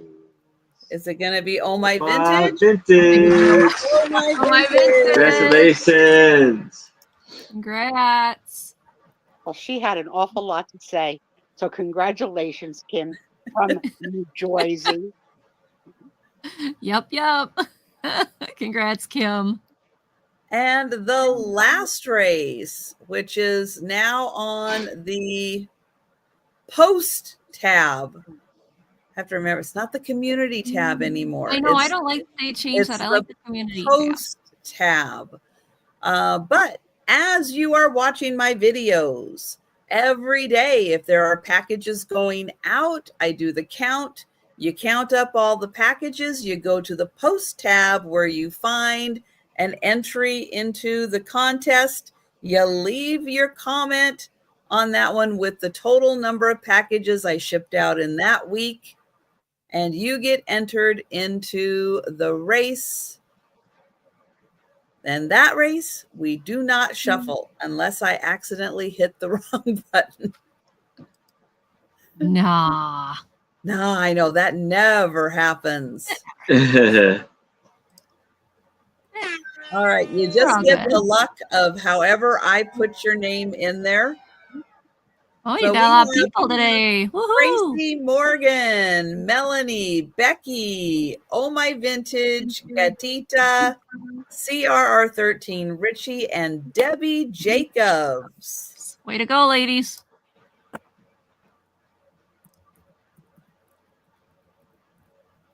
Ooh, wow, you won stuff. And I think it's Sarah. Cheryl, good job. Congrats, Cheryl. Excellent.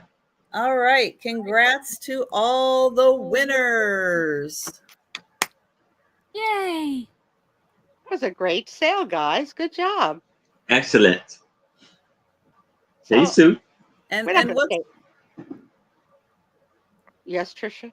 Oh no, go ahead. Say, and what is happening with you? What happened with you last week? What's happening with you next week?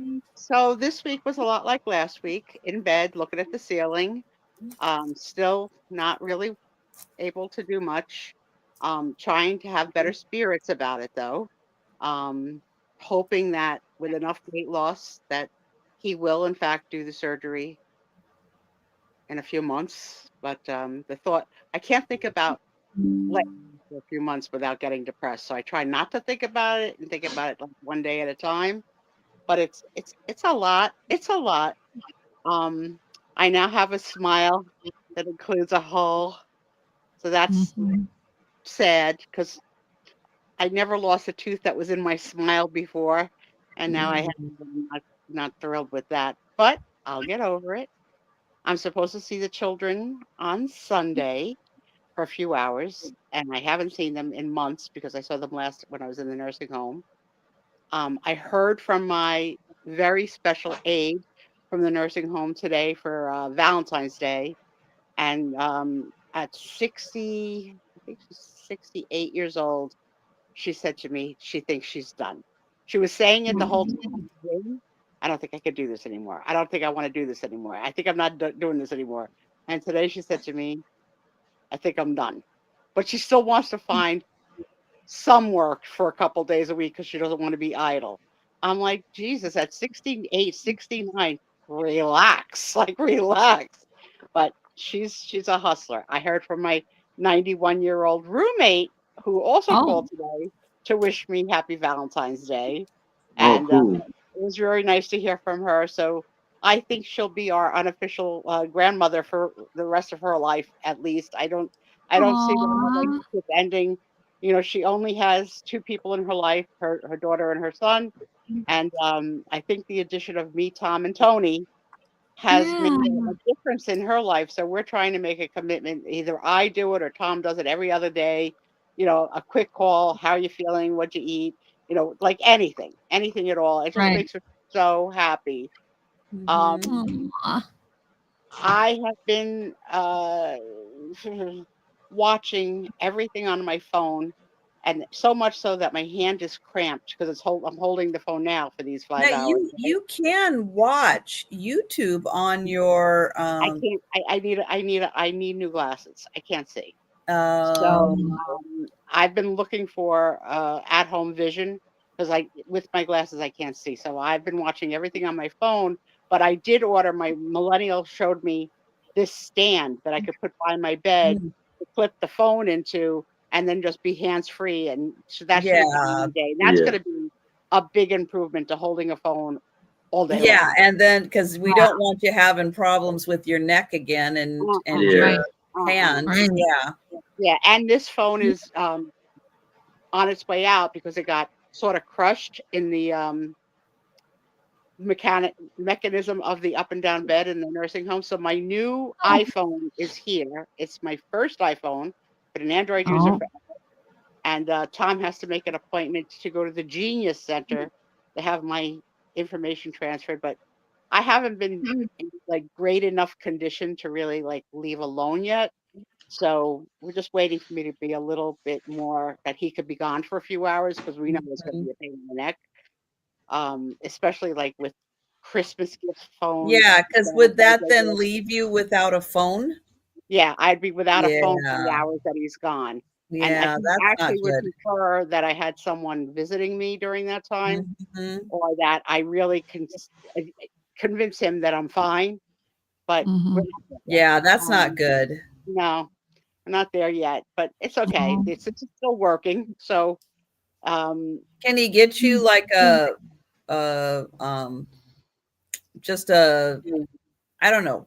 I want to call it a tripod. burner phone because that's what I Right. see on all the TV shows. Yeah, I guess if it comes to that, I'm Just hoping so you can that have will, something in case yeah, you. that will have enough confidence that or that my niece will come and visit me for a couple of Yeah, hours, that he'll feel that it's that would be good good. enough to go. And Mhm. she's promised to Night, come Jan. she's promised to come wash my hair tomorrow. So I'm looking forward to that because I'm not able to go in the shower, so I'm on sponge baths and cap washing, which is weird, but it is what it is.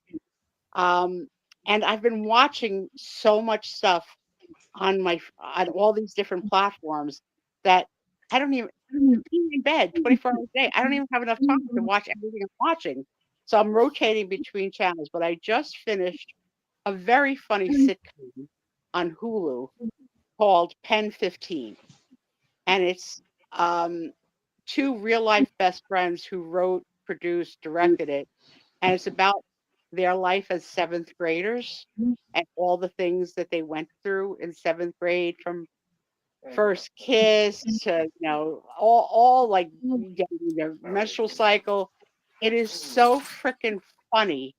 If you've ever had that awkward stage of your life and a good friend that you went through it with, it's very reminiscent of Romy and Michelle's high school reunion. You like that, you would like this. And it's only 2 seasons. It was very funny. I enjoyed it very much. I just finished it last night. I'm watching Mary and George, which has the redhead from what's her name? Not Susan Sarandon, the other beautiful redhead. She was in Boogie Nights. What's her name? Um, it's set.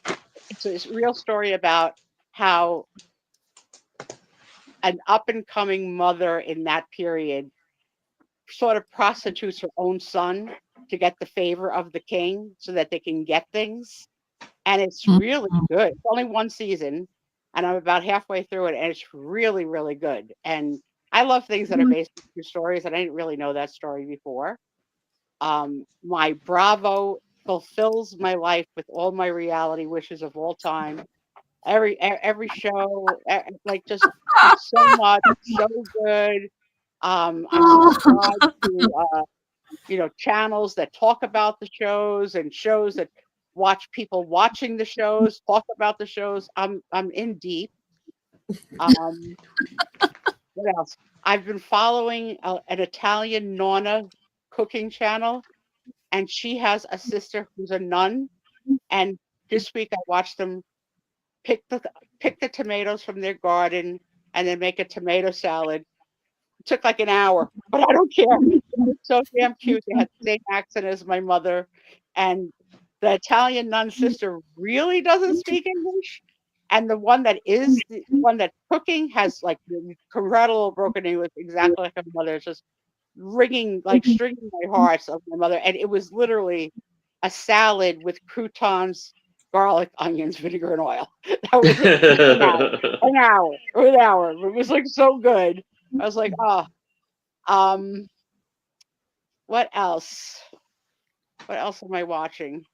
I watched the movie that the girl in Blake Lively that's doing the lawsuit now. That something quote unquote inappropriate happened. Can't think of the name Yeah, of the movie. I know more about the lawsuit, but than I Yeah. do about what the movie was. I thought the movie was good. I thought it was good. And what else am I watching? I'm watching The Couple Next Door, which is first season maybe only season, and it's about a cul-de-sac, sort of like Knots Landing like, and what one couple is like and what the other couple is like and what kind of shenanigans happens. And it's starring, that's on Stars. It's starring the redhead lead from Outlander, Sam something, and that's also good. And got some spicy stuff happening in that neighborhood. But yeah, I've been playing Scrabble. I've played over 100 games, and I lost 2. So I have Whoa. a really high ranking in Scrabble, but I'm so mad at the 2 that I lost. When those 2 people have asked to re-challenge me, I haven't played them again. I haven't played them again. And you know, at the end of the game, you get to Are say, you "You want to play afraid me of again? them? You want to play me again?" I'm bitter about it. I'm very bitter about losing. Oh. Very bitter. Oh. And so I was telling my childhood best friend about this feeling that I'm enjoying playing Scrabble. But like, I have like I play 5 games at a time, so I'm playing 5 people at a time because Oh, I wow. have no patience to wait waiting for your turn for you to respond. So I found that 5 is the right number for me to always have someone to respond to. So I was telling my girlfriend about, like how much anxiety I have about, accidentally accepting a challenge from these 2 people that I lost from, but my knucklehead brain can't remember their names. So every time I have a challenge, I have to look into our history to see like how many times I beat them or not. And when I pull up the names and I That's lost, funny. it's like, I'm not playing you again. What are you going to wipe my tail on Scrabble? No. But I want to get to the point where I play them again. I'm just not there. I'm just not there yet. I want to play them again and I want to win. And if I lose to them again, then I guess I'm really out of my league. But I'm having so much fun playing because it's so fast paced. And my friend from high school, she goes, "You aren't one of those people that play 2-letter words, are you?" I was like, "Well, the game is Scrabble rules. So I'm one of those people that wants to win. So I play the board. So if there's a 2-letter word that has a triple letter score and Yeah. I've got an X, a Z, or a Q, I'm Yeah. doing it. Doing it. I'm Yeah. doing it. Yeah, like that's the goal. The goal for me is not to amaze you with a long word. My goal for No. me is to get the most points. So Yep. she goes, "I could never play with you. That annoys me." I says, "Good, because I'm not playing with you." Apparently, if you're a Facebook person, you can invite your whole. I'm not. I don't have Facebook, but you can invite your whole world of Facebook friends. You can play people you know. I play all strangers, which is Oh. great because I'm anonymous. I don't have a name. Like I'm not Raggedy Susie. I don't have a name. I'm just like Yeah. player number 1, 2, 3, 4, 5, whatever. Yeah. And then I've been playing solitaire, which I'm also pretty good at, but not solitaire is more risky because it's really how the cards are dealt, right? It Like counts. Yeah. you can't beat a badly dealt deck, but you can beat yourself in how fast you play and in how many moves. So my best game has been like about 3 minutes, 15 seconds. So I want to get a game that I'm under 3 minutes. I haven't been able to accomplish it yet. And because I'm challenging myself so hard to beat myself, my eyes get confused. Was that a green? Was that a black queen or like is this a red jack and a black queen? Like when you're trying to go too fast, you don't believe how confusing you could be. And then like here's little tricks that I didn't know because I never played 100 solitaire games in a row. But now that I have, you don't want to take a king from your batch deck because that's going to come up every time you turn. You want to take your kings from the cards that are played so that you can move over. And that's huge. I didn't know that. I mean, I learned that the hard way. And then second, if you have your ace and numbers at the top, you don't want to move your number down to the bottom because you have a red and a black if that number is next in the ace category, because then that counts as 2 moves. So that's my challenge that I'm trying to figure out. What else? I am still on Whatnot. I want to. I did say I wasn't going to enter.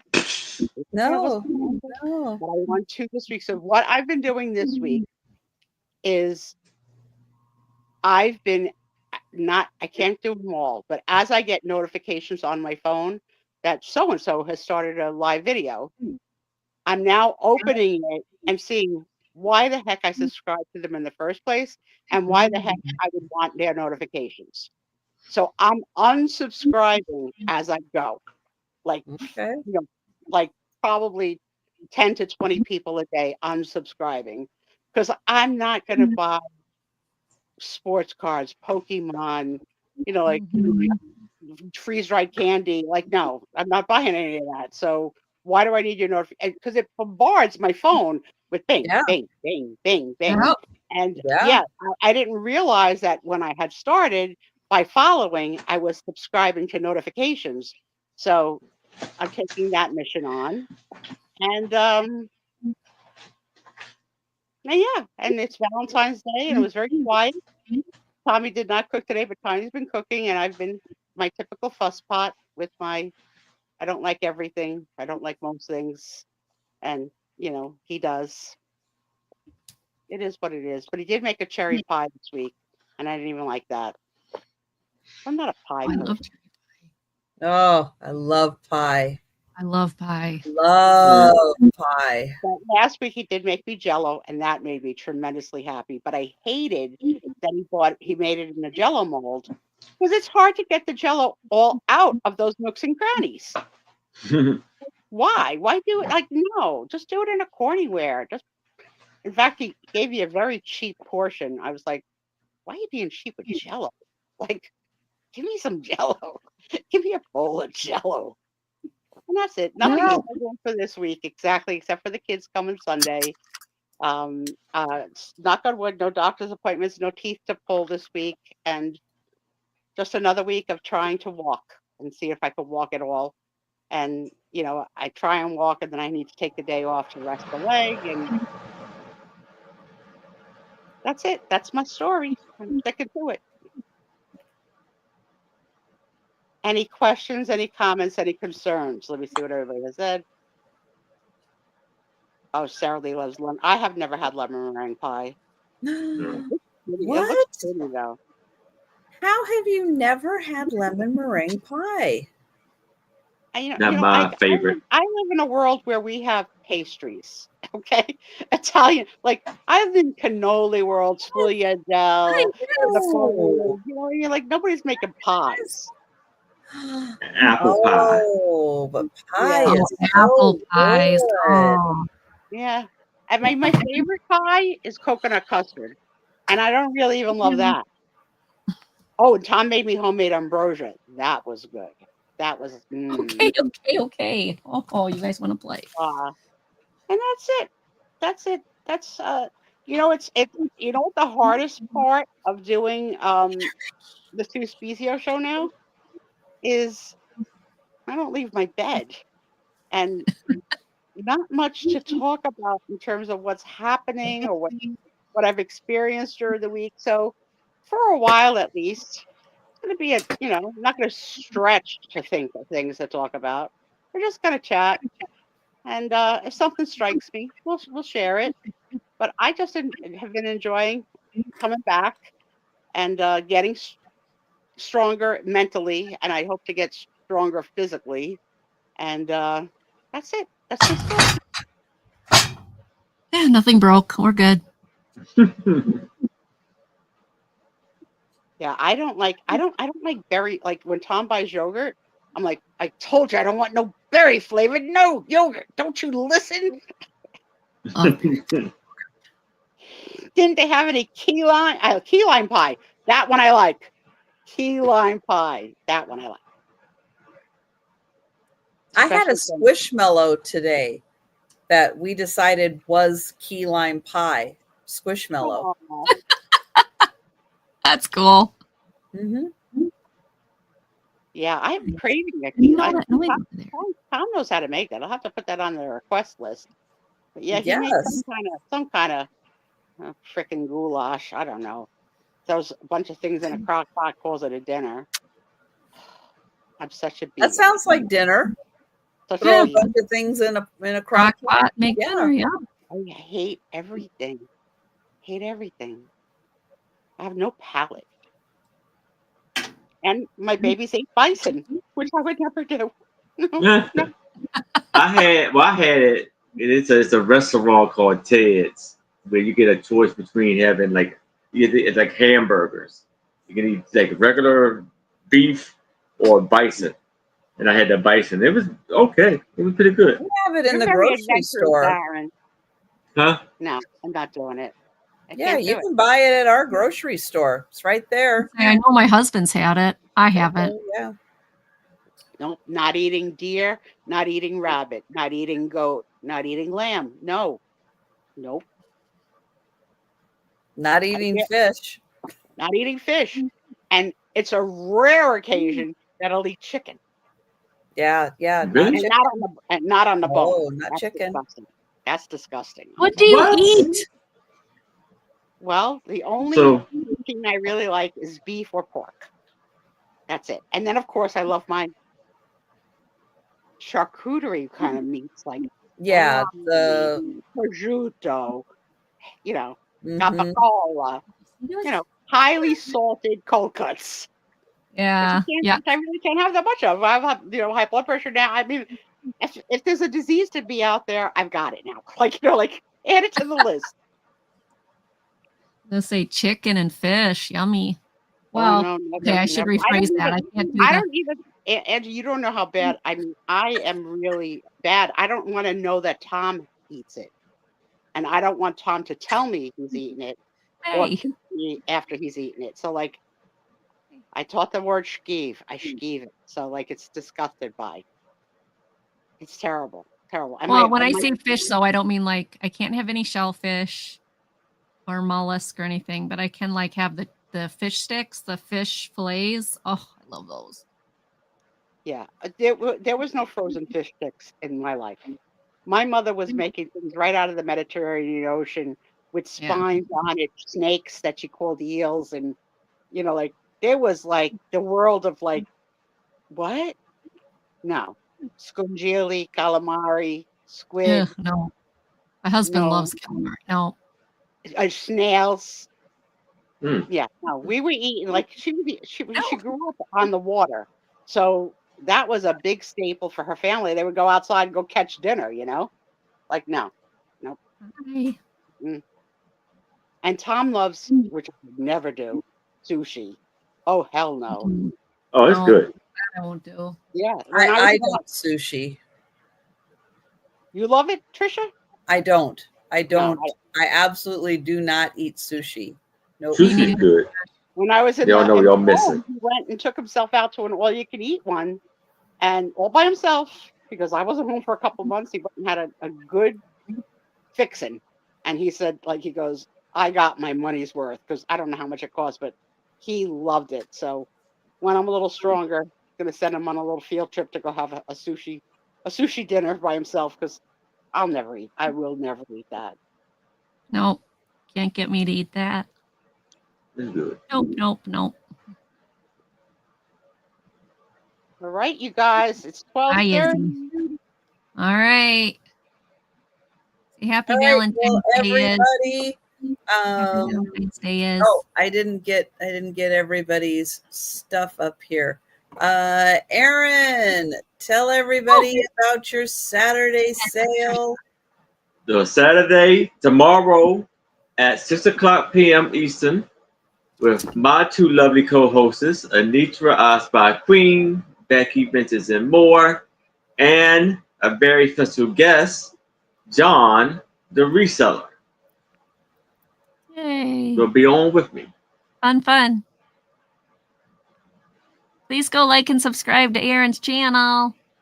Yes. And give Trisha a thumbs up. And while I get Angie's link, hey, let everybody know what you have going on. I am super duper busy next week. I didn't realize I had overbooked this, but I did. Monday is Monday Market, 5:30 on my channel for Wonder Woman Wendy. I always want to say Wendy. Then Tuesday is on Karen Chasing Vintages channel, 6 p.m. Central, and it's Tuesday Thrifty Treasures, but we're going to make it the craft edition since we didn't do our craft show yesterday. And then Trisha's invited me to be on her show. Yay! Wednesday afternoon, 3 p.m. Central. So basically I get off of work and I come straight over to this desk and get to hang out with Trisha again. Yes. And then Thursday is 8 p.m. with Becky's Vintage and More. I'm their special guest. And then Friday, I'm back here with all these lovely people. And then that's it. That's my week. I'm a bit busy next week. And Saturday night sale, Denise's Magical Emporium, and Picasso Cat this week will be joining me 10 p.m. Eastern. On Monday, I'll be having the lunchtime sale. Monday evening, Angela Isaac will be joining me. And cool. And then Angie on Wednesday. So yeah, it's going to be a good week. I'm hoping to have a kitchen window next week. We'll see. I don't know how long this takes. I'm getting pretty tired of it. But I am hoping tomorrow, we'll see how tomorrow goes with everything, but I'll finally be able to get out and get some more footage of what they've been working on. We had snow. It was compact. It was icy. I wasn't going to try to walk around too much on it and slip and slide. So we'll see. It's supposed to warm up a bit and maybe melt a bit. And then I'll be able to walk around and show a little more. Cool. Very cool. I hope you all have a wonderful night, weekend. And thanks as always for being with us on Friday night. We so appreciate you. Yes. And that you contribute to the chat and chit chat with me and play all the shenanigans. I love the shenanigans. Yes. Thank you, everyone. Have a great weekend. Stay safe, stay warm. And night, everybody. We'll be seeing you tomorrow and next week. Bye, Woo! everyone. See everybody.